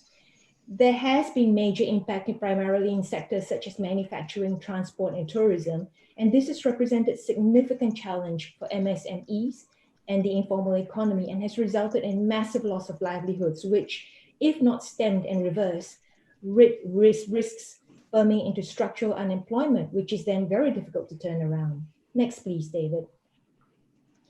There have been successive business sentiment surveys done on foreign companies doing business in ASEAN. The most recent business sentiment done during COVID found that there is still continued optimism about ASEAN, though it's somewhat tempered. It's still regarded as a region of best economic opportunity. Expansion plans are still positive, and it's still a good region for supply chain relocation. But ASEAN can't rest on its laurels, as we've heard from successive speakers, because businesses feel that ASEAN economic integration objectives are stalling. It needs to be accelerated, for example, by removing unnecessarily burdensome customs procedures, by reducing NTMs, which Dr. Ong Kiang Ming said this morning, have accelerated fourfold, and to guard against protectionism in the region. So a concrete plan of attack is required to aid recovery, and this must be done in conjunction with private sector who have, after all, good practical understanding of what's required on the ground. Next, please. And this leads me to the ASEAN Business Advisory Council report called Pathway 225. ASEAN BAC, with its joint business councils, recently released the Pathway 225 report, which contains 225 recommendations to facilitate recovery in ASEAN, because fast and decisive decision-making is critical in these unprecedented times to save lives and to rebuild livelihoods. I encourage you, if you can, to look at the report and please, work with us on implementing or progressing some of these recommendations. One of the key recommendations calls for ASEAN leaders to establish an ASEAN high-level commission supported by a special business advisory board. Next, please. Hearteningly, what we are starting to see at the economic level is recognition that we are all vulnerable and can only overcome the ravages of this pandemic through regional and global cooperation, that the lives and livelihoods needs to be balanced, and this can be done by undertaking the right policy impact assessments. Government officials need to see themselves as the next front line of essential workers, because policy is going to drive and support the parameters for doing business. There is also a need for inclusive progress in digitalization so that rural areas and poorer countries aren't disadvantaged by the lack of access to digital infrastructure or skills. Next, please, David. Lockdowns and social distancing measures have created winners and losers in different sectors, the title of this panel. So obviously there are sectors which have thrived, which are food delivery, for example, online shopping, video conferencing, distance education, online streaming and gaming. Sectors which have unfortunately been practically ground to a halt or to a standstill are restaurants, clubs, physical retailers, conference and event organizers, cinemas, film festivals, and face-to-face tutoring. But that doesn't necessarily mean that they're going to remain so post-COVID, because many in these sectors are already starting to pivot and to innovate in the way that they interact with and serve their customers. Next, please. Examples of entrepreneurial innovation are plenty. For example, to minimize the impact of displaced employees, some companies in ASEAN have started employee sharing schemes. There are platforms or groups which share excess resources between companies. For example, booming online retailers are employing temporary workers from businesses who are unable to operate because of lockdowns. Restaurants unable to open have started selling DIY food kits that can be prepared at home, complete with online instructions. Businesses unable to afford outsourced services are finding that by looking internally, they've uncovered significant untapped resources and qualifications. One NFP in Australia was in the media recently because they found over 30 migrant staff had multiple postgraduate and graduate degrees between them, which has led to job restructures and greater job satisfaction. Border closures have led to a devastating impact on the aviation and tourism industries. We as a council are working with key partners on a travel bubble proof of concept that minimizes the need for quarantine while safely managing the movement of people. Next, please. I'd like to now speak specifically to the students in the audience. I understand there's quite a few of you. These are challenging times, particularly for those of you who are international students unable to go home or have had your studies disrupted. You might be worried about how you fit in the future of work. All over the world, businesses are saying to universities that there needs to be a greater mesh between graduates and job requirements. This is being exacerbated by the fast transition of business at all levels to Industry 3.0 and 4.0. University curriculums are struggling to keep pace. What business is seeking more of is investment in entrepreneurial, professional, and personal skills, as well as technical skills. They want problem solvers and doers, and graduates need to be given opportunity to demonstrate their skills and work readiness. Next, please. So a greater partnership between universities, graduates, and industry can reap significant benefits. Together, they could restructure learning experiences to include more practical offerings such as micro-credentialing, global virtual internships, and practicums. For example, a GVI, Global Virtual Internship, that offers graduates opportunities to work in international teams of interns on real problems for real companies online under the coaching of experts would fill significant gaps in experience and deliver impactful outcomes for companies without the necessary expertise. Next, please. Finally, I've just got there some food for thought on how to position for change. These are difficult times, so please check in on each other because ultimately, those who do are the true winners of COVID-19. Thank you. Thank you, Ms. Eleanor. One thing that I took out of it was I saw that possibly the government, through their policies, can, as linking onto Guy's part, can bridge that response between the medical and also the industry, and how there definitely needs to be more cooperation and a decrease in protectionism within these countries. Maybe I'll pass it on to Mr. Tuong Anuen. The floor is yours. Thank you, Chair. Good afternoon from Hanoi. And I'm very honored to be in this panel. And after the speech by Professor Marx and Eleanor, I'm going to briefly discuss some of the perspective from ASEAN and Vietnam as I observe as an advisor to the economic agencies in Vietnam during the COVID-19. We have the statistics updated by Professor Marx and some other discussion in the previous presentation already. What I would like to highlight from ASEAN perspective in terms of combating COVID-19 is that even at this stage, ASEAN is facing an uneven progress in the process. Some countries are moving forward. Some countries are still having some high incidence of COVID-19. But even the countries that move forward, like Vietnam and some other countries, are still very wary about the possible returning of the COVID-19.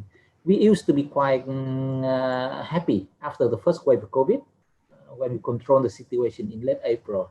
But after that, we start to get back to normal business. But then the second wave in late July already hit us, and it took us a while to regain control over the situation. And it took us more effort to rethink about how serious we need to be in terms of how to address how to prevent and combat the COVID-19 and how to continue to explore the possibilities for further economic growth.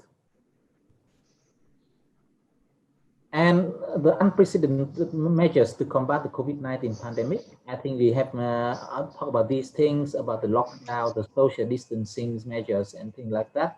But from the economic perspective, all these things have led to significant economic consequences. And we have from our research and from the various sources of analysis, we have gathered that there has been three main channels for economic consequence on ASEAN countries. The first one is the weakening demand for export of goods and services. The major partner of ASEAN, being the EU, US, and even Australia, have smaller demand for for the imports, and so that also hurt the ASEAN economies. The second channel is the disruption of supply chain, already mentioned in the previous presentations. But the most important part is also about the vulnerability of the laborers. Many of them are still facing challenges, and many of them have to reduce their work hours. Even in Vietnam, we had we had very low reported statistics about unemployment, but the underemployment incidence is quite significant in Vietnam, and that one is also important. And it's very and another thing to note is that, of course, various countries have talked about supporting the vulnerable laborers, but one of the things that we need to care about is about who will be eligible for supporting. I mean, and traditionally we talk about informal laborers as an example, and they are traditionally defined as though having no paper contract or no social insurance. But in the gig economy, everyone acknowledges that the paper contract is not possible, and social insurance likewise. And so many of them are possibly working in the gig economy, not being classified as the formal workers. But we need to support them in a way that does not damage their economic incentives. And some of the from the observations so far, we have highlighted that some of the sectors have been hardly hit. And the first one is certainly tourism. Various countries in the regions like Thailand, Indonesia, Philippines already got hit by tourism. Even for Vietnam, we have this is a huge consequence as well, because the number of international tourists came to Vietnam decreased by 70% in the last 9 months. So that's a huge decrease. And I guess for the consequence is still underestimated, because many of tourism providers got hit twice because of the two waves of COVID-19. So they got hit in the first wave, they start to recover, but not for long before they got hit again. There could be other sectors like garment and the small and medium-sized enterprise, the women labor group are also hit. I note that in various talks of myself to different agencies, including the UN Women and the Women's Association in Vietnam, that women had triple burden during this time. We talk about working from home, but for women, I think they have triple burden. Traditionally, they have to take care of they have to be take care of the household work, but now they have to work from home, and they also have to assume additional educational responsibility over their child. And so that the burden to women is tripled, and we need to take care of that. There have been some winners, but certainly there has been some debate about them. First, the ICT platform. We talk about the online meetings. We talk about the platform that enable people to work from homes and data transaction service. That's one source of the gain. Like the other sectors that can win is the deliveries, the trade in medical supplies and things like that. And even at this stage, when people start to talk about facilitating trade in medical supplies, these are supposed to be one of the sectors that can gain during and after the crisis. So about the way forward, I think we, from our research and from the network, from the discussion with the international network of the think tank, I myself also lead a team in APEC to prepare the structural reform strategy for APEC in the next 5 years. And we have recognized that from the different consultations, overall, some of the key policies that we need to be elaborated further. The first one is definitely we need to carefully rethink and to embark actively on the SDG. Everyone's talked about that for a long time, but now we need to act, and we need to act right from the economic recovery plan, rather than waiting until the crisis to be over before we can take actions. The second strand of the effort is to promote the digital transformation. Certainly, the enterprise are working on it, but from the government perspective, the think tank perspective, we also need parallel movements so that we can have some sort of consistent change within the society. And in that basis, I'm also leading a pilot project to facilitate the online dispute resolution in Vietnam. And we hope this can be complementary to the firm's efforts, because we understand that everyone's working online now. They are having an online contract, online transactions, but we don't want them to meet in person just for settling the dispute. So the online dispute resolution can help to that extent. The third effort is certainly to build the capacity for early warning systems. The COVID is there. The future disease should not be excluded, and so we need new mechanisms to quickly detect and provide some early warning signals about the crisis, about the risk, even at the community level. So we need some models, we need some mechanisms for community-based monitoring system. And finally, we need to renew international cooperations. In this context, and after the COVID-19, there has been some various arguments that the mutual confidence among countries has been weakened.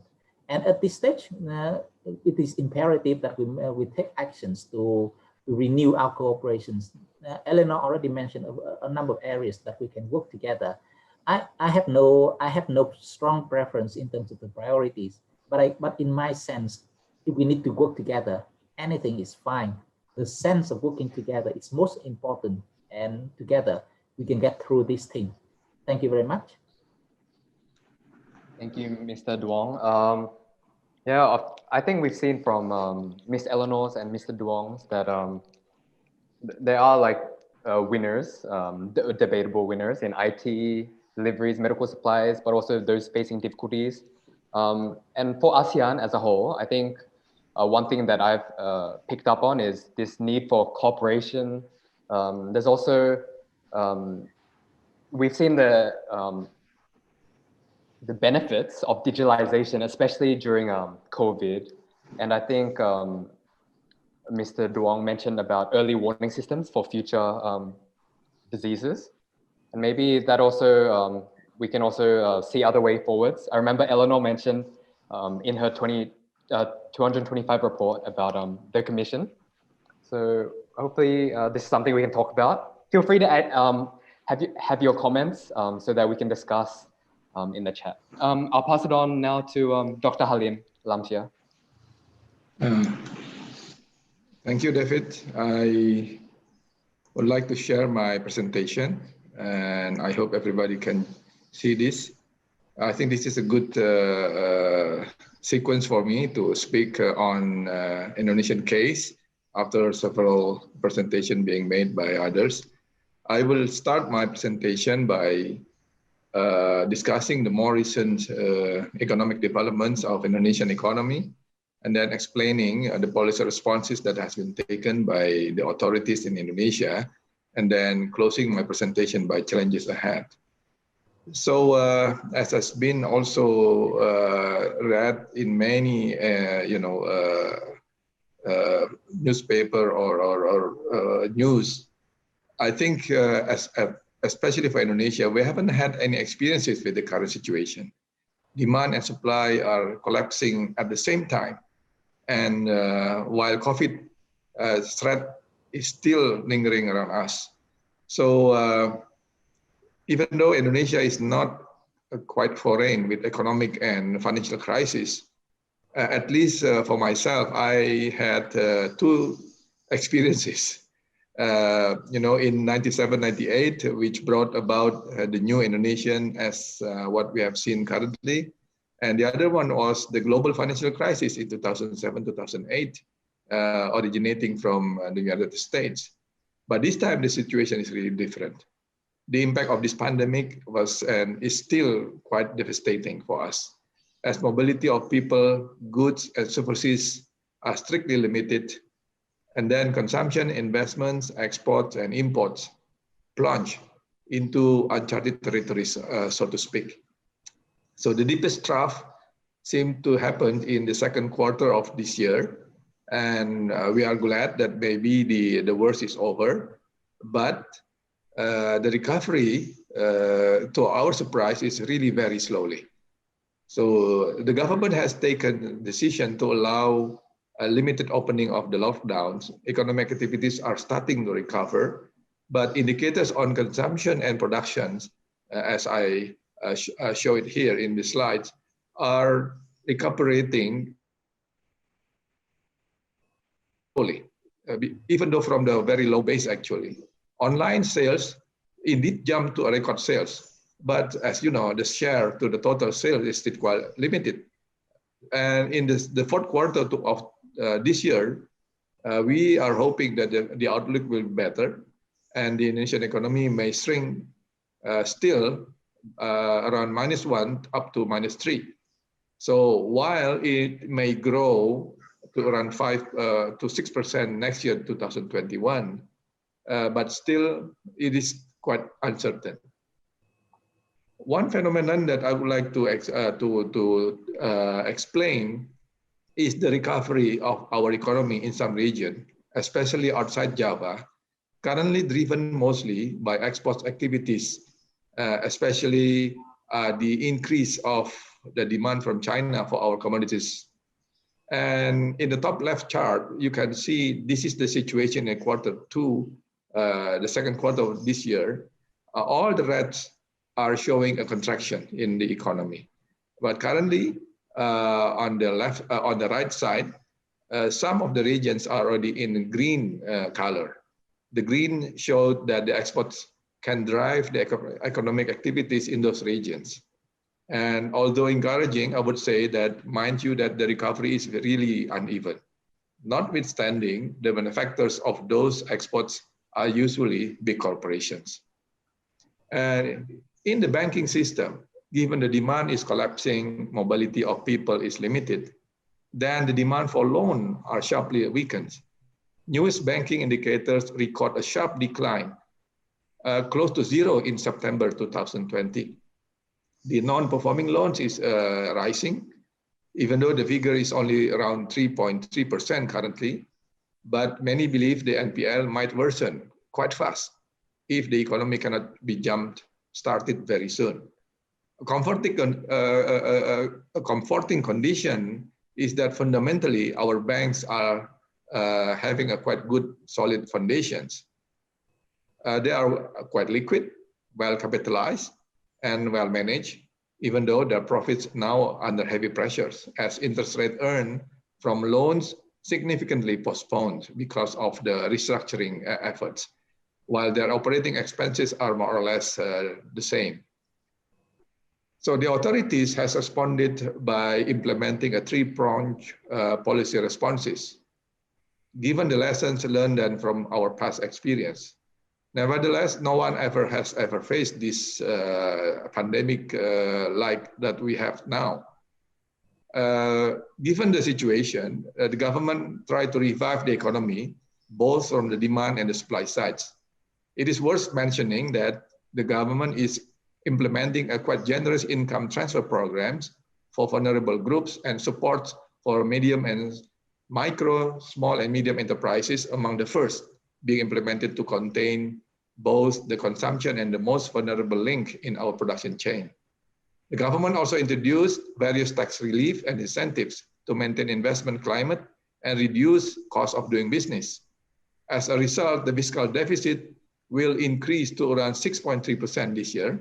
And the government also envisage that the deficit will be around 5 to 5.5% deficit next year, just to make sure that all those social supports and investment supports are still in place.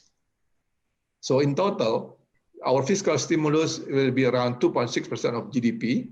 Of course, it is quite small if you compare with Australia or any other countries in the world, especially in the developed countries. Secondly, the authorities also try to maintain the confidence of the general public to the soundness and the security of their wealth being deposited in the banking system, especially. And especially the central bank has taken an aggressive quantitative easings and a quite realistic interest rate. The central bank is really trying to, and together with the OJK, our financial supervisory authorities, try very hard to contain the liquidity and credit risk. And this is really something that has been done. And the central bank is providing liquidity through the so-called quantitative easings at around 2.4% of GDP currently. So the total may be around 4 to 5% of GDP stimulus that has been in place. The third effort is, of course, how to contain the COVID-19. as we all are aware, without the success in containing COVID, all other efforts will be less effective or even meaningless. Despite the efforts, ladies and gentlemen, the economy is still recovering very slow. The pandemic is still a real challenge to be contained. One thing that we learned, it seems that the process of recovery will be painstakingly slow. Some process may have changed permanently, then the policy also need to be changed differently. So the current situation is quite fragile and uncertain. It seems that some sectors, such as digital-related activities and health, are flourishing, while food and beverages or staple foods are still recovering. But other sectors, especially sectors that need the physical presence, such as restaurant, tourism, including banks, for example, are still suffering. The impact of the most vulnerable group is really concerning us. The lower income may still do spending, but the middle income and higher incomes group are saving more, thus bringing down the whole consumption and the economic activities in many sectors of our economy. The pattern is slowly emerging that income generating power of the vulnerable groups is becoming limited. Access to finance for them is also likely to be constrained, and inequality may rise. Ladies and gentlemen, I think the pressing issues that now Indonesia is that how to promote consumption more, either through traditional ways, such as increasing the employment, the investment, etc., or by a more direct and non-traditional way, such as income transfer, incentives, and any other ways that make sure that consumption can really be increased. This is very important because consumption is really close to 55 to 60% of our total GDP. So innovative and non-traditional policies and breakthrough need to be found to revive our economy. For example, how to ride the current revival in commodities exports areas, no matter how small and location-specific those activities will be, but I think we need to have some policy shifts because old customs may already less effective. Thank you. Thank you, Dr. Hal. Many questions. Thank you for your insightful about the banking industry in Indonesia. And maybe we can go into the Q&A. We have a question here. How has the pandemic affected the poor and vulnerable across the region? How has the pandemic government's restructuring of national budgets and programs helped those people? Did anyone want to give? Maybe we can go from the back forward. So maybe Dr. Halim about. Yes, thank you, David. I think, as you know, usually during the financial crisis, based on our experience so far, we know that the most vulnerable groups will be the lowest group. They will be the first feel the suffering.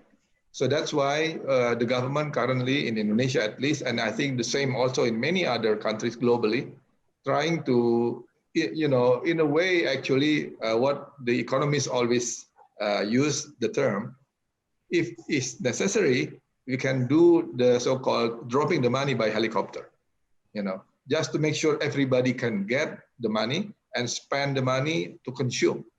This is the way to do it under the current situation. And according to Carmen Reinhardt, the chief economist of the World Bank, we are now in the mode of war, actually. So everything needs to be done because we are at a very, very delicate and also difficult situation. So this program, income transfers, has been translated into many programs that has been done in Indonesia, following also the other lessons and also practices being done in many countries. And mind you, this is only the initial responses. What we should do, of course, to try to find a way to provide programs or policies that can be really more sustainable to make sure that everybody can really be, pulled out of this pandemic and also hardships. Thank you. Did anyone else want to add? I think the important thing I got was the sustainability. I think that was important, like way forward. Yeah, if I could add to that, Halim makes some really good points. And all around the world, stimulus packages, financial support is being provided to communities in need. The challenge, though, is what's going to happen when that money is turned off. I think in Australia, there's talk about the fiscal cliff when government support is reduced or finishes in 2021. I imagine that measure is already upon some ASEAN countries or coming soon. So financial lever is basically one of the last levers that the government has. And the next remaining lever that it has to stimulate the economy would be to look at structural reform. And for them to do it, they've got to remember that at the moment, regulatory burden can be up to 4% of an economy's GDP, and that is huge. So, and a lot of that is unnecessary and excessive. So if government ensures that government officials are properly skilled up to undertake major reforms and to advise on major reforms with the support of business, there could be significant gains from there. That frees business up to do what it needs to do. And if government officials are given, impact assessment training, rate reduction training, they can engage in working relationships with business, do a root and branch review of all regulations affecting business. Nowadays, there's an opportunity to do that with AI and data analytics to make this a valuable and feasible reform. So I think long term, those are the structural reforms that need to happen. So we have structural reforms, and this, I think this theme about digital, like using digital to help. Anyone? Can I just perhaps add? I think I just want to come back to the epidemic itself and the fact that we're not going to get out of this problem until we stop transmission of the virus, essentially, and once we do stop transmission of the virus, there will, of course, still be other economic stimulus that will need to be taken to recover from the pandemic. But we will not recover from the economic catastrophe until we stop transmission of the virus. So I would be wanting governments, while at the same time to focus on keeping people out of poverty, and also doing the things that need to be done to prevent transmission of the virus. And one of those is, in fact, what they did do eventually here in Victoria is making a payment to people who are isolated because of COVID, to encourage them to come forward to be tested and encourage them to remain in isolation when they are tested.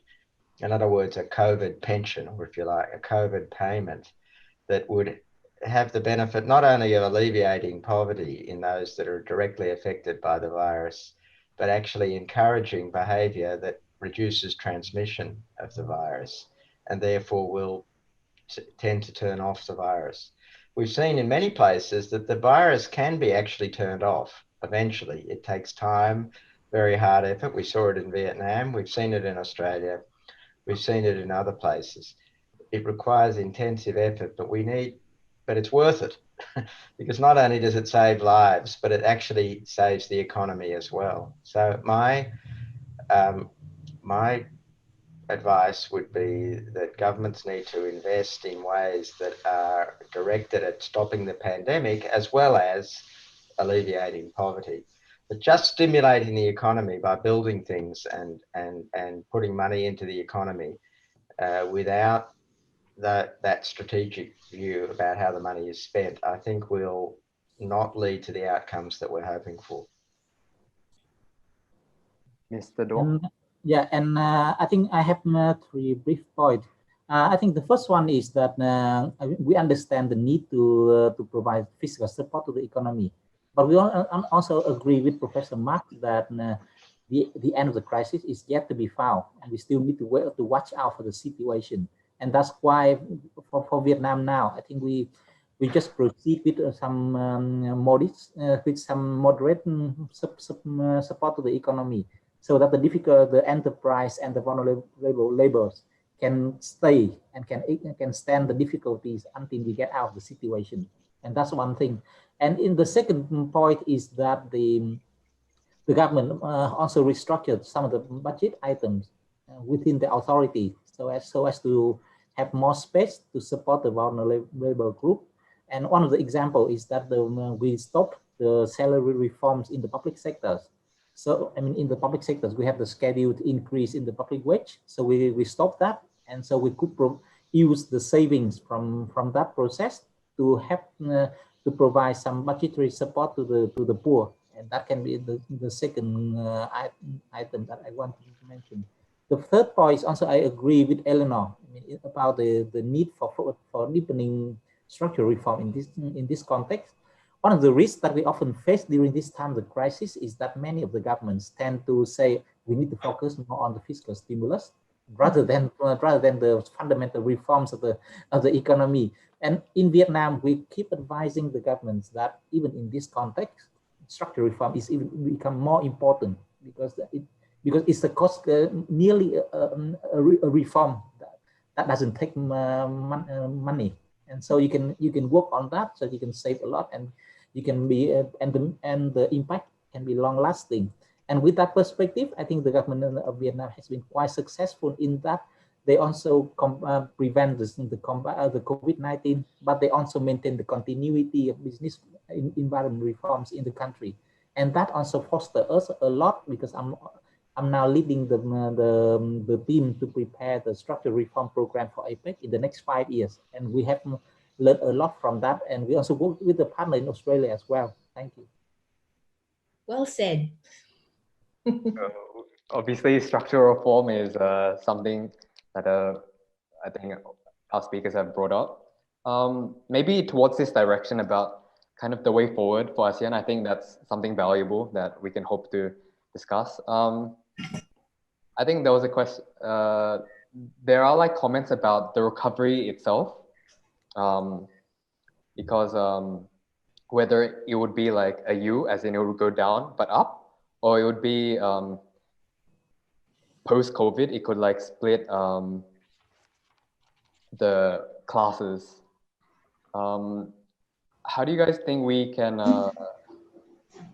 what do you guys think about this, and how can we avoid this perhaps K recovery in the economy? David, may I intervene? Yeah. Yeah, David, I think, first of all, we need to differentiate what type of problems that we are facing. First, that I said to you, I explained also, the pressing issues, something that need to be, overcome very soon. You don't have any other alternative except how really to deal with these situations. In our case, in Indonesia, for example, how to make sure that consumption can continue. So that means this is the first thing that we need to be done. Secondly, issues that can really be, issues that only be solved slowly, gradually, because that will involve how to change the habit, the customs, and also anything that, this is a kind of structural shift, policy shift, and changing in the paradigm. That is not easy to do. That will be very slowly. And I think with the pandemic and the impact of this pandemic to the economy, many believes that we will have to endure a quite long and also bumpy recovery of the economy. I'm not so sure about any other countries. I'm not speaking for the whole world, but for Indonesia, for example, that I'm very confident that the recovery is growing, but very slowly, because it's not easy now to, let's say, to educate people to use electronic money, for example. How to introduce the digital concept to the micro and small medium enterprises, for example. They know already this is maybe one of the way to go, because they will bypassing many constraints. They will reduce the cost. The process will be easier, but they don't know how to do it properly. All of those things need to be learned. So that's why I think the recovery will be quite slow. It will not be a V shape that as the most economists will say. I think we will have a quite shallow fee, something like that. Thank you. Does anyone else have thoughts? David, I think that it's quite natural there are initial winners and losers in times of crisis, and some industries are better suited to these conditions than others. But it's our most vulnerable, as our speakers have said, our youth and our micro, small, and medium enterprises, who are the ones that don't have deep pockets to make quick investments, and they find it difficult to transition, to adapt. And this disadvantage is showing up in rising unemployment levels and in business failures. So we have to focus our attention and support to these two groups to avoid what they call a K-shaped recovery. Dr. Halim just mentioned that MSMEs find it difficult to transition to Industry 3.0. So they need a lot of support in terms of helping them to do that, in terms of training them to do that, because the MSME sector usually accounts for over half of all employment in the economy. And governments usually underestimate the power of the MSME sector. With entrepreneurs, for example, they are the ones that create the most new jobs.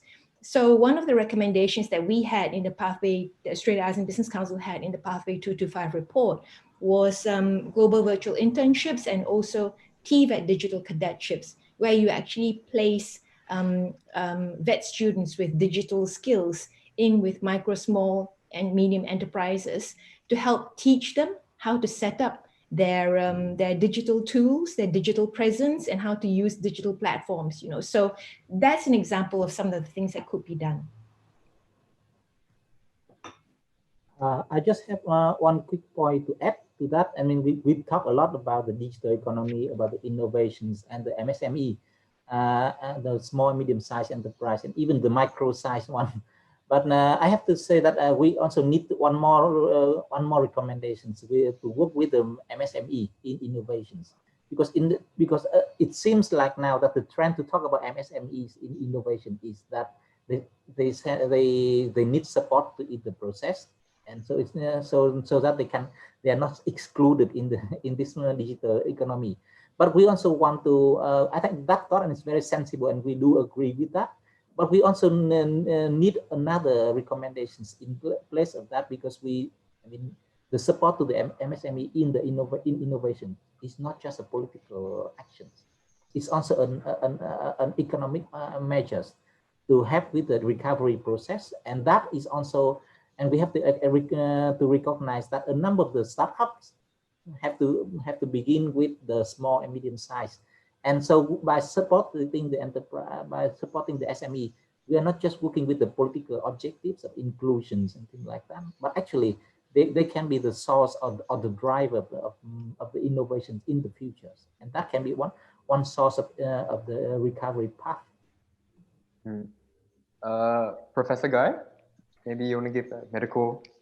I don't think I've got much to add to what's been said, actually.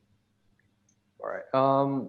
So we can see that there are also, Dr. Halim said there are current issues that we all have to address, and I see innovation as a means. I think there was a question about actually internships in ASEAN, so maybe Eleanor can have a go. Regarding the education sector, maybe this can be our last one. Regarding the education sector, as COVID-19 has impacted much of the education sector, how should the public and private sector help students in a post-COVID world, especially with internships in ASEAN being largely unpaid? Well, I think that this is where universities can help their graduates better seek internship opportunities. It's really important that that becomes a core part of the curriculum, getting that work experience.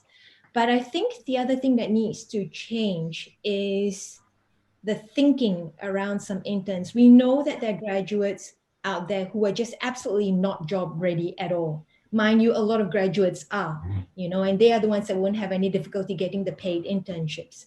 But for those who aren't necessarily in that sort of position, there needs to be a change in a mindset and recognize that experience is an investment in the future. So this is where business and students and universities can contribute to see what can be done to make sure that all their graduates are well equipped to be valuable employees of the future, or entrepreneurs of the future. And this might mean, for example, in an internship situation, universities contribute some of the funding, companies contribute some of the funding, interns may even contribute some of their funding or contribute their time, because at the end of the day, if it's a good quality internship, and in most instances now it'll have to be virtual, interns will gain substantial experience that they can add to their CV. Companies will gain recommendations or solutions to problems that they are facing, which they have not been able to address themselves. Universities will gain, I guess, more credibility and more prestige in terms of their profile and their standing, because they are now putting out graduates who are considered employable and job ready. I hope that helps. If I may add just one practical example. As I said earlier, retraining, retooling, giving a new way of thinking is not really something that can happen automatically. So this is where the government support, the government role is really very important. In terms of academics, this is what we call market failures. When there are some market failures, then the government need to intervene. And that's why in Indonesian case, for example, since the beginning of this second quarter of this year, the government introduced the so-called pre-work allowance, something like that, Try to retrain all the around 6 to 10 million people, workers. That is the objective. Try to give them what kind of training that they would like to have. So this is a kind of digital pre-work allowance. And then the government cooperate, doing some coordination and also cooperation with the existing digital training workshops. So this is a kind of way to do it, during the pandemic situation where everybody is staying at home, the government giving the package that they can have the access to go to the online trainings, to many kind of workshops that they would like to have. But this is the way to do it, just to make sure that everybody can also be retrained, but in its time. Does anyone else?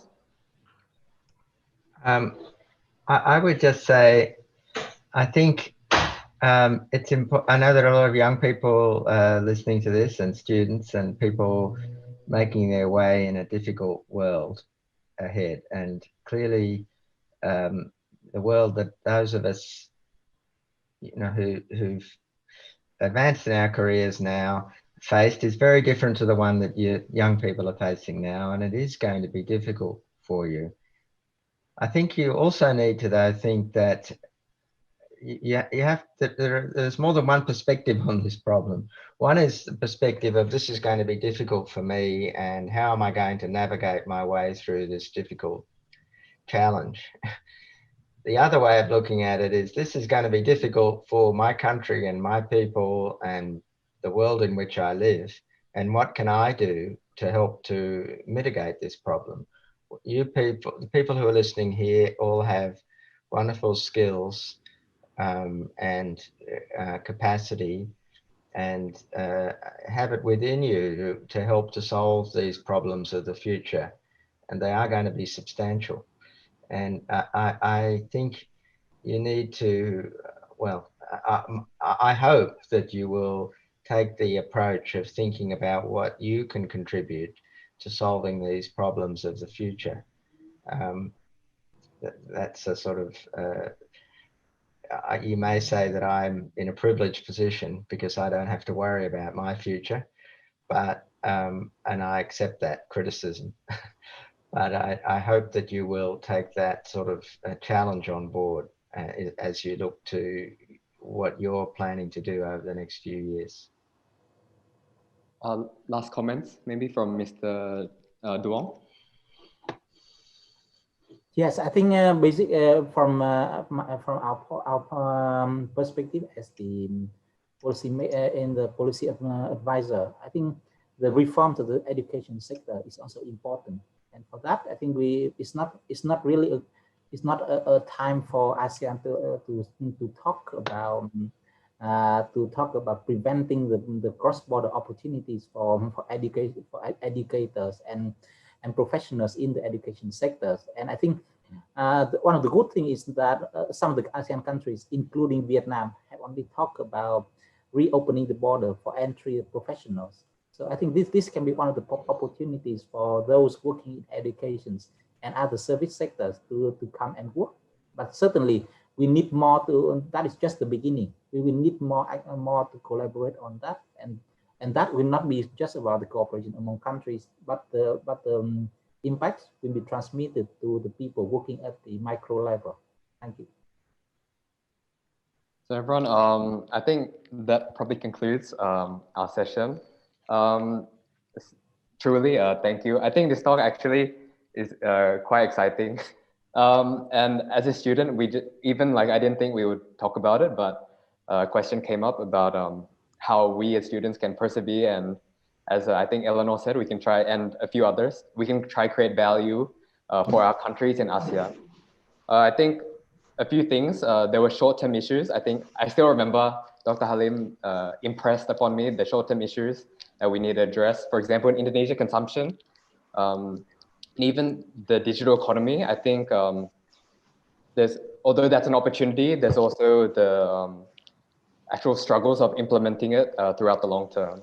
That, of course, I think Mr. Duong touched like how governments, or Dr. Halim mentioned how governments need to help out with that. I think also in the long term, I think we've seen collaboration amongst ASEAN, innovation within small and medium enterprises, structural reform, educational reform. But I think that's what I've got from today. And I remember the 225 report that you can see online, which probably can help you out and expand if you want to read more. So overall, thank you guys for, thank you for the speakers. Thank you everyone for everyone watching at home. Thank you everyone. Thank you, David. Thank you, everybody. Everyone, all the best. UAC 2020 will be having a short break now. During the break, Mr. Iqbal Ramadan will be announcing 3 winners of the giveaway for the Talking Podcast giveaway. And we will also return with a keynote speech with Jalil Rashid about youth empowerment, which we touched upon in ASEAN at 5:30 p.m. Sydney time. I hope we've learned something in today's seminar, and goodbye for now. Thank you for bringing us together, Thank David. you. Thank you for organizing it. Bye, everybody. Nice to see you all. Good afternoon and welcome to the UNSW ASEAN Conference 2020. I am Afir Ramizi, President of the UNSW ASEAN Society, and I will be your MC for today. We are very honored to have Mr. Jalil Rashid, former President and Group CEO of Pemodolan Nasional Berhad, here with us today to present a keynote speech on inspiring the next generation of ASEAN leaders. Mr. Jalil started his professional career in fund management as a graduate trainee with Aberdeen Asset Management and rose to become CEO of the Sharia business at only 27 years old. Then, he relocated to Singapore in 2013 to join Invesco as an investment director. There, Mr. Jalil rose up to lead its South Asian business as well as the Asian Consumer and Asian Infrastructure Specialist team. He was also a board member of Invesco Singapore and a member of Invesco's Global Investment Committee. In 2019, he relocated back to Malaysia to take on the lead as the youngest president and group CEO of PNB. He is well commended for instilling best new practices at PNB, focusing on transforming the fund into a world-class investment house. During his tenure, Mr. Jalil was also the chairman of Sapura Energy Berhad and Prolintas Group. Jalil's tenure ended mid-2020 and is currently active on Twitter, advocating and engaging with young professionals. Without further ado, we shall now invite Mr. Jalil Rashid to deliver the keynote on inspiring the next generation of ASEAN leaders. Mr. Jalil, please. Oh, thank you, Afiq. Good evening to everybody, and thank you very much to the organizers for extending me an invite to be the keynote speaker today. I thought I have about 10 minutes. I thought I would touch on 4 key topics. One is the private sector, my thoughts on ASEAN, science and technology, and also youth participation.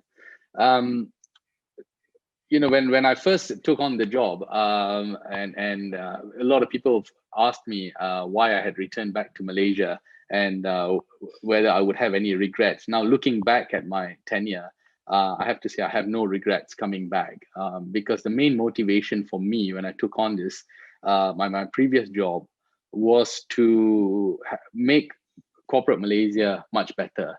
One of the few things I felt that I wasn't cut out for politics. And my strength was always going to be in the corporate side of things. And that role that I had enabled me to make corporate Malaysia much better. So I have no regrets coming back. One other motivation for me within the private sector was also to put a lot more younger people into corporate Malaysia and also onto the boards and management teams. I think I don't have to go on talking about you know, the age factor of some of the boards in Malaysia. I think we all know that. The other one was also to slowly reduce the government's involvement in business. I wanted a much more entrepreneurship Malaysia. I wanted more entrepreneurs to come through, and I wanted government to be more regulating businesses rather than be investing in businesses. You know, in Malaysia and in ASEAN as well, the lines between the private sector, business, and government is fairly blurred, because you do have the government who are also large investors in business, as well as being in the private sector as well. And so for me, within ASEAN, the government plays a very important role in empowering the private sector, because they're so involved in it that they need to, at some point, make a stand and slowly start withdrawing out of the business system.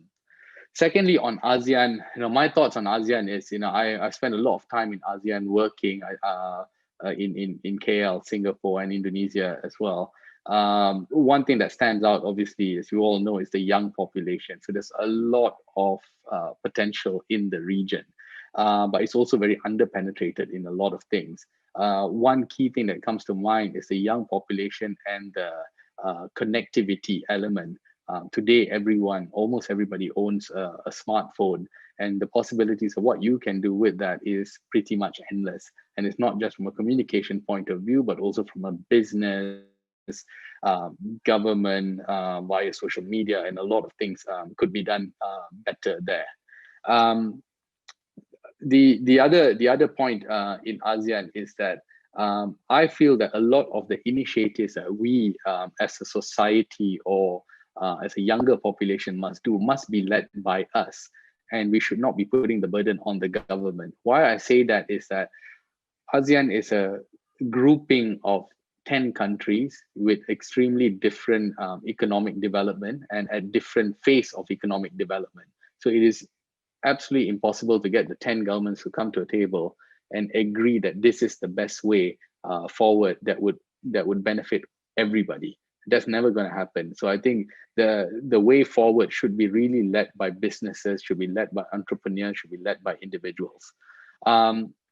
My hope for ASEAN would be that we start seeing a much more younger generation of national leaders coming through in all the ASEAN countries.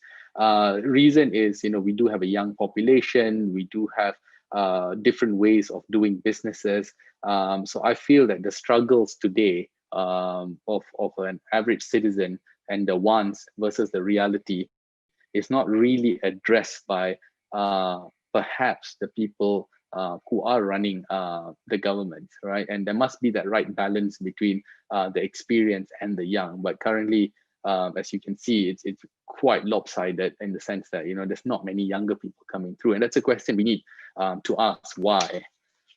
On the third aspect of science and technology, you know, one thing that we as either as a country or a region don't do very well is using data for making business decisions. You would have heard that buzzword Industrial Revolution 4.0. It's thrown around massively at every event, every conference. But from experience, I've not really felt that people understand what it is. It's about all that data that has been procured to be used for better decision making, whether this is at the government level or whether this is at the corporate sector level.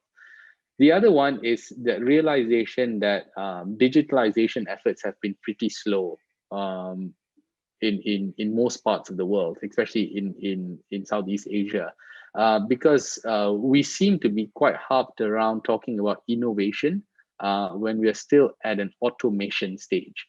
For me, technology is two prongs. One is to automate your processes, and then once you've got that right, then let's talk about innovation. So I feel that most of the countries in ASEAN are still at the automation stage, not yet at innovation, but some are leaping forward to the innovation stage, which is what's making a lot of the science and technology initiatives a lot more slower.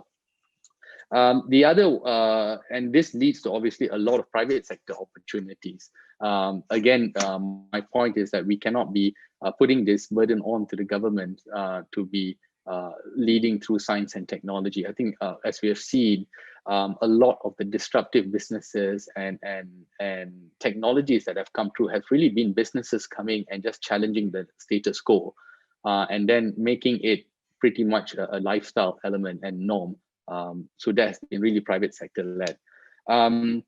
And also to reduce the reliance from outside, really. Technology can be used in a lot of ways. One thing that people talk about in technology, they always think about digital banking, they always think about payment systems, but there's a lot of core infrastructures that could be digitalized. Case in point is modern farming methods, for example, modern agri-tech and food tech. And these are vital supplies that all the countries in ASEAN, something that could be used from a technology point of view as well. So my point is that we need to go back to basics and see really what is driving our economy. Is it agriculture? What do we need really? Food, and to try to use technology for those purposes. And then finally on youth participation, one worry that I have on I guess we're looking at the region is the youths are a bit much more distant now from a neighbor's perspective. For example, maybe about 20-30 years ago, youth back then were much more understanding or appreciative of the Malaysia-Singapore historical relationship, for example. But that's less so today. And that is my concern now, that from a historical perspective, people don't perhaps see the importance of us as neighbors trying to cultivate that relationship. And this is where universities play a very big role. You know, students like what you are doing right now from ASEAN, coming together, getting to know each other, appreciating each other as neighbors is a very, very important thing, because tomorrow, most of you all are going to go on and become business leaders, national leaders and everything. And it's those sort of appreciation for those sort of relationship that has been built today, which would take you forward. And that's something that people may dispel as irrelevant, not important, but it plays a huge role. Because at the end of the day, everything that we do is a very relationship-based system. The other one are corporations. We'd love to see more corporations within ASEAN doing cross rotations, especially those with wide regional businesses, just so that they expose people to better understanding about how businesses in various parts of ASEAN are being operated. Now, to end it, what can you do?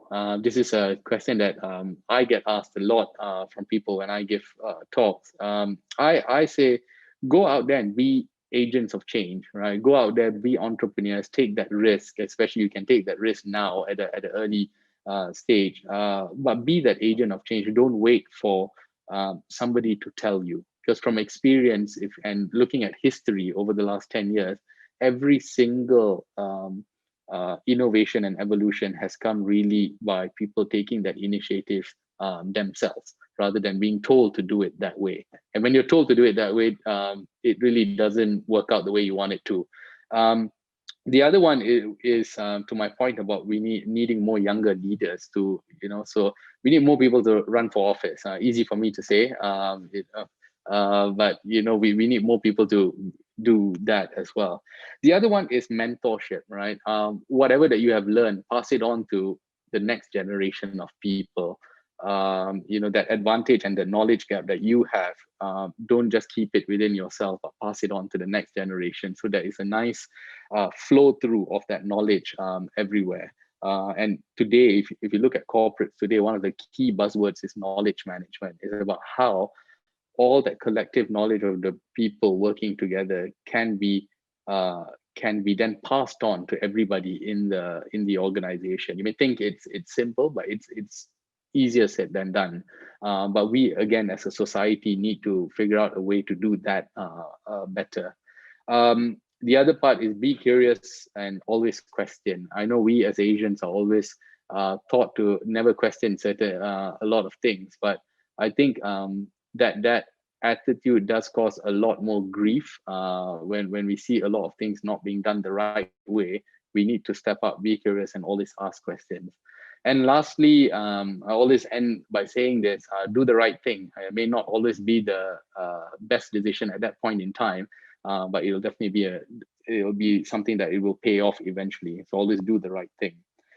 So with that, I end my keynote speech. I wanted to keep it brief and allow more questions for Q&A. So I pass it back to Afiq. Thank you so much, Mr. Jalil. I took down some pretty good notes over there. So if you don't mind me going through some of the, there are some particular thoughts that I would like to further highlight. I think coming from a student organization, right, I believe some of our biggest challenges when we talk about wanting to take the next step is to get guidance, to get wisdom. Yeah. And it's very interesting that you mentioned mentorship being not only a one-way relationship, right? It should also be two ways. You receive and you get. Sorry, you receive and you also give back. So during your time, when you're still figuring things out within your early career, how do you manage that particular stress that you might have when you were still young? And do you have any mentors or managers who support your professional and personal development through that age? Yeah. That's an important question. I was very fortunate when I joined Aberdeen as a graduate trainee. They were never fans of putting their graduates through a classroom system. They were always throwing the graduates at the deep end, but giving them a mentor. So I was assigned a mentor who was guiding me on everything from how to do financial modeling right up to how to ask questions to CEOs in meetings and about how to manage priorities, everything. And along the way, obviously, a lot more people became mentors as I moved around different units and I moved around different countries as well. So I always had a mentor that was attached to me. That is absolutely vital. And it may not necessarily for everyone, it's a mentor just from within the company, because I know not all companies have that sort of mentorship system. But I think it's also important for somebody to try to lean on somebody outside your organization and just ask for guidance from every now and then. Because I think, when I graduated, when I was deciding what I wanted to do, I didn't have the benefit of being able to speak to a lot of people about a career in fund management or this or that.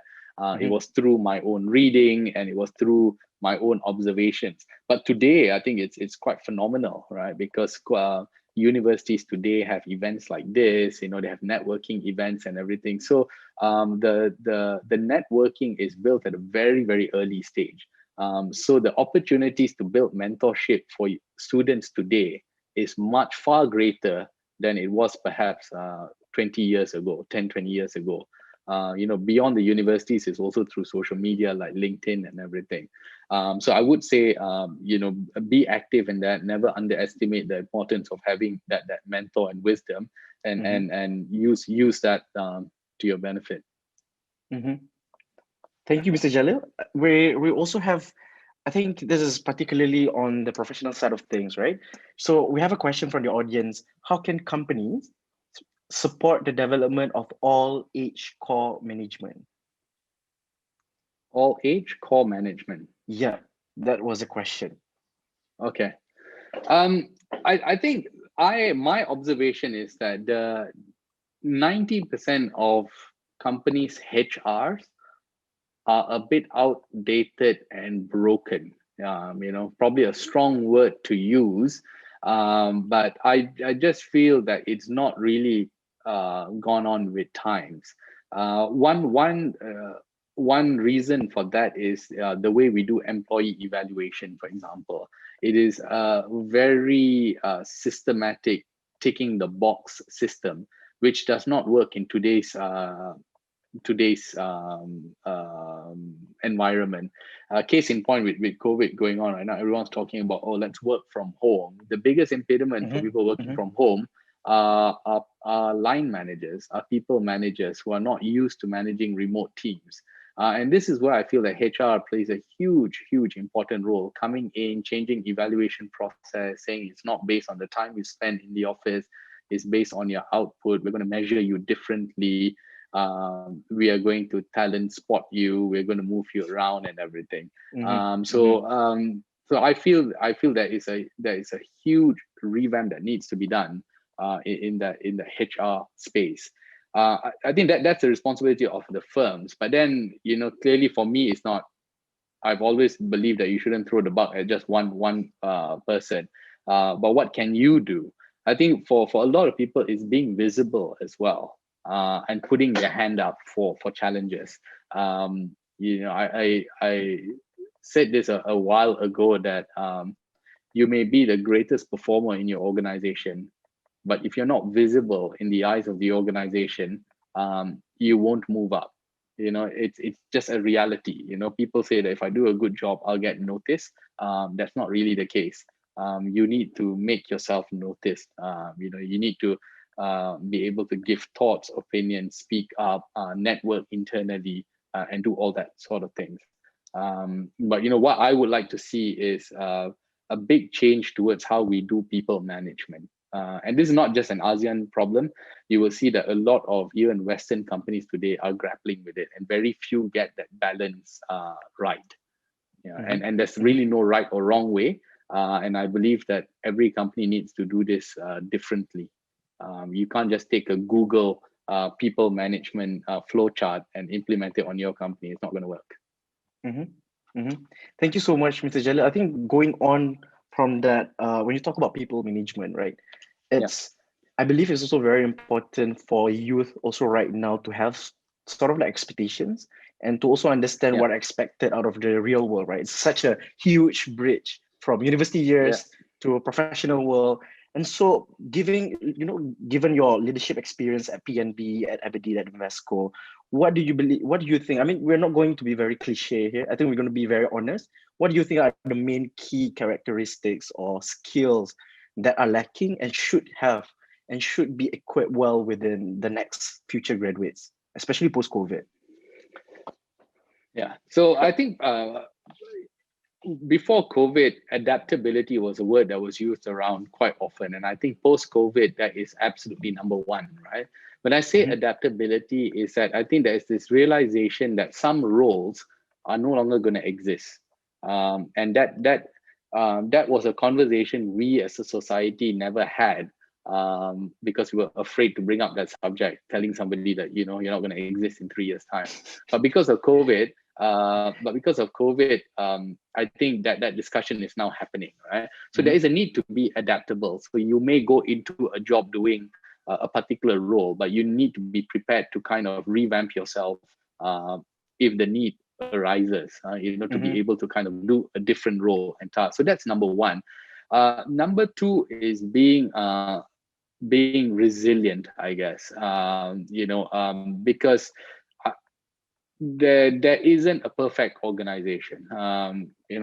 Realistically, there isn't a perfect organization. It may look nice and dandy from the outside, but inside, again, there are people. You may get a good boss, you may get not a good boss, and that will shape your behavior and your attitude towards work.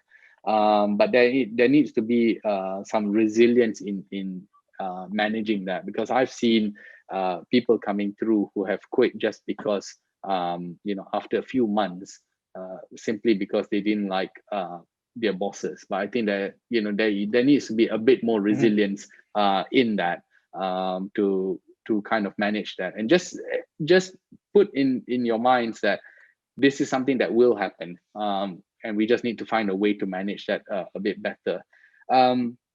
The third part is, I said, being curious. I think you always need to ask questions.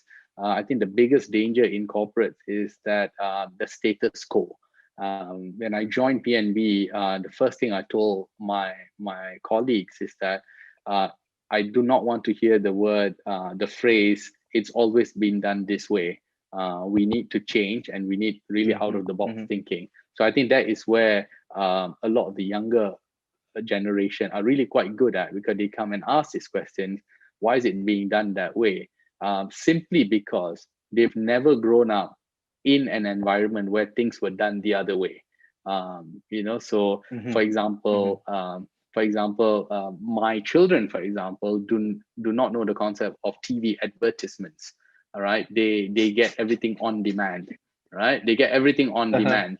When they grow up, their expectations of a job or how to do a work is completely different. Which is why I said to my earlier point, HRs need to buck up and change. It's not just they need to be able to create a work environment where it is conducive for people of all ages at all levels. So those will be the three things I say. And the other one is, if you're given an opportunity to do an internship, do it. Because I think if you have 3 months lying around and you got an offer to do an internship at a startup, I say take it, do it. You will learn a lot in that 3 months, compared to doing something too structured somewhere else. And it's all these experience which will really help you be very, very adaptable later. Thank you so much, Mr. Jalil, about that. Yeah, I completely agree. I think when it comes to COVID, there's a lot more interest in trying to make opportunities for global virtual internship, as you call it, to make it much more accessible to other parts of the world, right? So that would be an interesting shift, and how it would be a very interesting shift to see how the public sector, the private sector would fight to retain talent around this sphere. Yeah.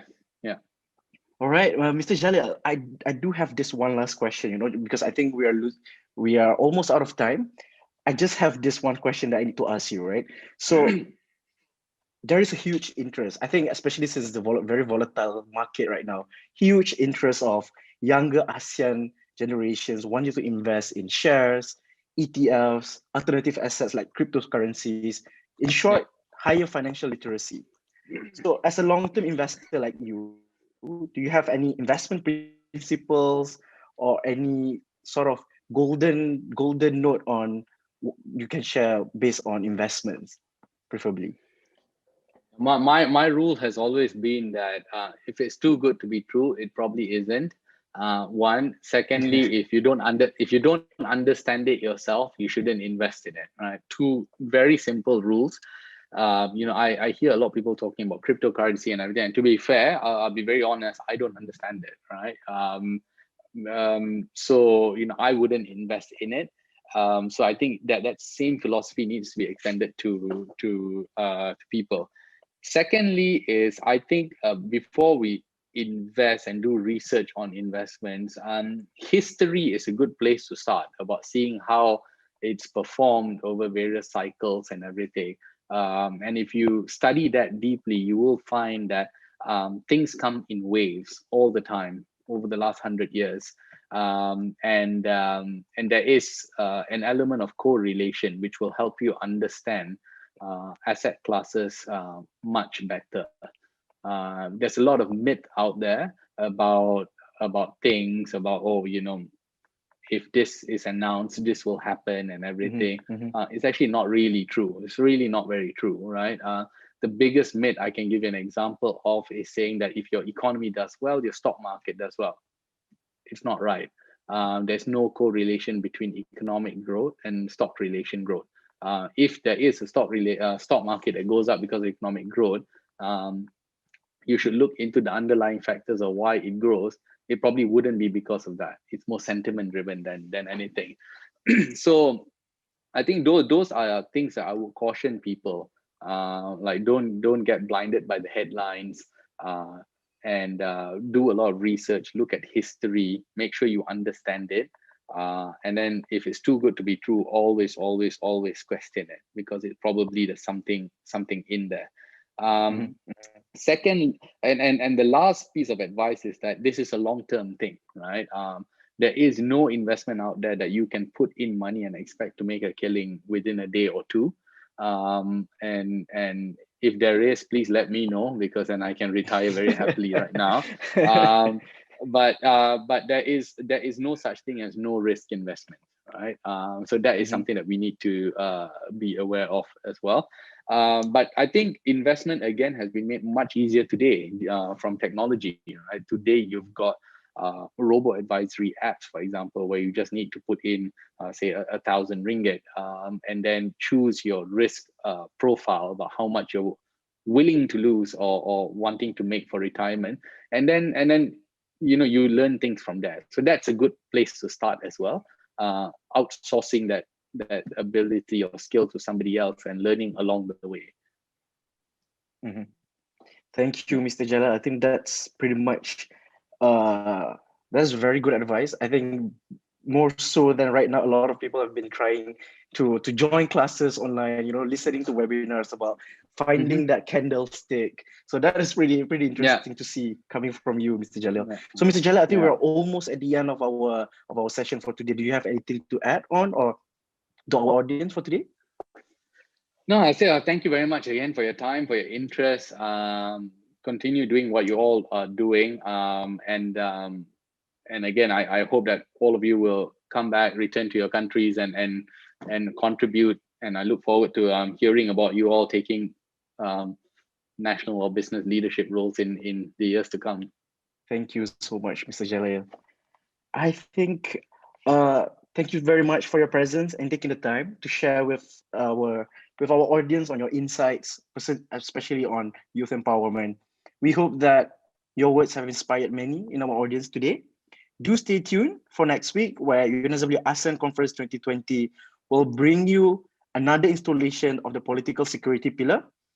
Thank you. We will now move to the Clancy Auditorium in UNSW Sydney, where UNSW Conference Committee will deliver the day's recap and provide a brief overview of next week's political security keynotes and session. With that, I thank you. Hello everyone, welcome to the UNSW ASEAN Conference Recap for Day 2.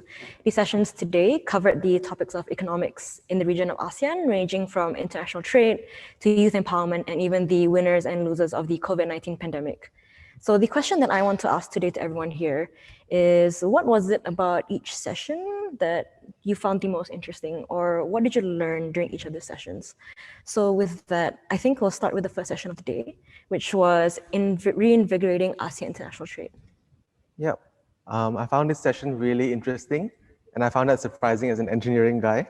But yeah, the session was given by the former Deputy Minister for International Trade Malaysia, which is Yang Berbahagia Dr. Ong Kian Ming. And the key thing was that trade between ASEAN countries was slowing down quite a lot. And this was because of non-tariff measures. And that's surprising because tariffs have actually reduced. And what I mean by non-tariff measures is stuff like quotas or import bans. And the thing is, the countries know that they have to reduce all these non-tariff measures, but it's really hard because of the model of ASEAN, which runs on a consensual basis. So all the ASEAN countries have to like agree with each other. And but there's good news about the future of ASEAN's trade, because ASEAN has a plan to further integrate ASEAN trade, and the trade war between the US and China has also led to more people investing in the ASEAN. And in my opinion, what I got was that ASEAN countries should realize that trade is not a zero-sum game. So if, say, like Malaysia loses out to Singapore, in the end, it's still ASEAN that wins. So yeah, that's what I got from the session. Okay, that's pretty interesting. Thank you so much, Joran, for that recap. And the next session, which I will be recapping, is climate change and economic prosperity. So I found it very interesting how the speakers had various points of views, ranging from things like plastic waste pollution to specific case study examples, such as Laos, and even prospects of climate change and its impacts in the future. So the impacts of climate change, from what I remembered from these sessions, is that it is all encompassing. It is not just affected it's not just affected the economic landscape in ASEAN, but also the livelihoods of people living there. So with climate extremities such as flood, droughts, and even extreme temperatures, this has disrupted the way in which people live, regardless of where they reside.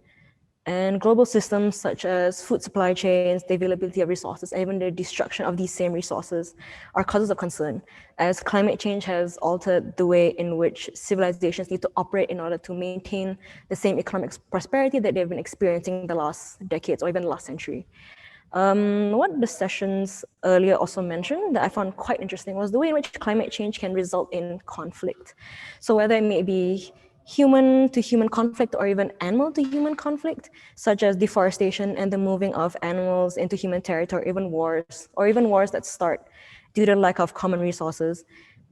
I would say because of climate change that economic prosperity in ASEAN is threatened in various ways due to these extreme weather occurrences. And from what I remember in these sessions is that in order to solve this, we must look at climate change as a holistic issue and solve them accordingly in the context of each of the countries, like issues, problems, the government systems as a whole, or even the way they operate in each of these countries, as applying a one-size-fits-all solution and expecting improvement or change is not feasible. And with that said, I think it's good time to pivot to the next recap, which is for the future of informal economies. So Daniel, you want to take it away? Yep. So the topic that I found I was watching was the future of informal economy. And what I found most interesting about it was the fact that it was like a really large scale, not really a sort of like a problem, but like it was just something that had to be dealt with in a way that like governments had to step in and intervene and just like assign like regulations or any form of support towards the family-run businesses. And to start off with, the first speaker, Ms. Loda, she went through the background of the sector, and she went through some really interesting statistics about the informal employment in many ASEAN countries. So in the ASEAN Secretary Study 2018 statistics, it was mentioned that 78% of employment was actually informal, and this was like this was back in 2018, but like in a way it was a really prominent sort of issue that had to be dealt with, and the governments, what they would do is they would provide like at least one social benefit scheme to support the informal workers of the society in the ASEAN countries. And so what they found was that the informal employment was the highest among the younger group, the 15 to 24-year-olds. But however, in Indonesia and in Thailand, it was actually more higher among the 65 and older age groups. and thus they sort of implemented two specific ways of dealing with this. So the first way was the social protection, and social protection is basically just encompassing the whole sort of like form of security of the informal workers. So what they would provide would be like the sick leaves or any health-related issues, and thus the informal sector, like there were many misconceptions about the informal sector itself, but the main idea was that they had to find ways to provide support for them. So like in other countries such as Brunei, they were one of the more faster countries to deal with like the problems of informal economy, and such that they used like many forms of digital transformations just to fast track and train and just like upscale the working class of the informal economy. And yeah, and many other countries like such as Cambodia and Indonesia, they had like other ways of using technology, and they work together to create a much better impact upon the informal sector itself. And yeah, that's what I mainly found most interesting about the topic. And I think that carrying forward, there are many different ways that we as students can help and just learn more about the issues and how we can continue to improve and just build upon the just continue to improve upon the sector. Yeah. Yeah, I think like those are pretty good points made in the session, and I feel like you captured them pretty well in your recap. Yeah. And the next session was the winners and losers of the COVID-19 pandemic. So for this session, I found it quite interesting to watch, considering these speakers had many points that kind of like many of the same points throughout the session. So the speakers mainly discussed about the various opportunities that had arisen due to the COVID-19 pandemic, as well as the disadvantages as well that came with the pandemic, and how various entrepreneurs, organizations, governments, businesses, and the like have taken this as a challenge to diversify in order to stay afloat during this tough and like very difficult time. This included either repurposing their original service or good, maybe even adapting in order to comply with restrictions that have come up due to the pandemic, or even like treading into new waters altogether to assist in the hardships that have resulted due to the pandemic.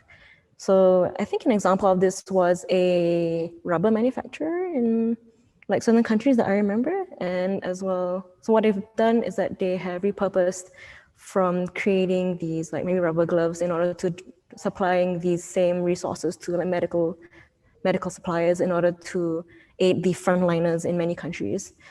And I think another thing, as the title of the session is Winners and Losers of the COVID-19 Pandemic, they did mention, all of the speakers did mention very similar winners and losers. So some of the winners include food delivery services, online streaming platforms, online gaming platforms, as well as online shopping portals, just to name a few. Whereas the losers of the COVID-19 pandemic included more traditional businesses, such as restaurants, physical retail stores, and even like event planners who hold very big events and the like. And while the digital industry has taken a boom due to the restrictions in order to flatten the curve, everyone's staying at home, so more people are spending more time online, on the internet, it has also come at the cost of more traditional business models. And this can be seen very clearly, even as you just walk through the CBD, that there's so many stores that have closed down, so many areas that are put up to lease, and it's quite saddening to see.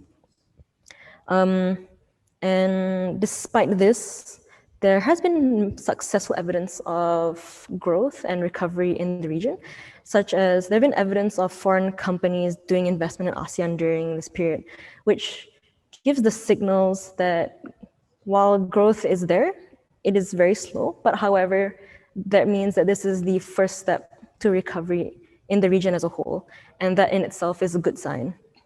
And like many regions around the world, ASEAN has faced several financial crises, such as this before, such as the GFC, the global financial crisis, and the Asian financial crisis.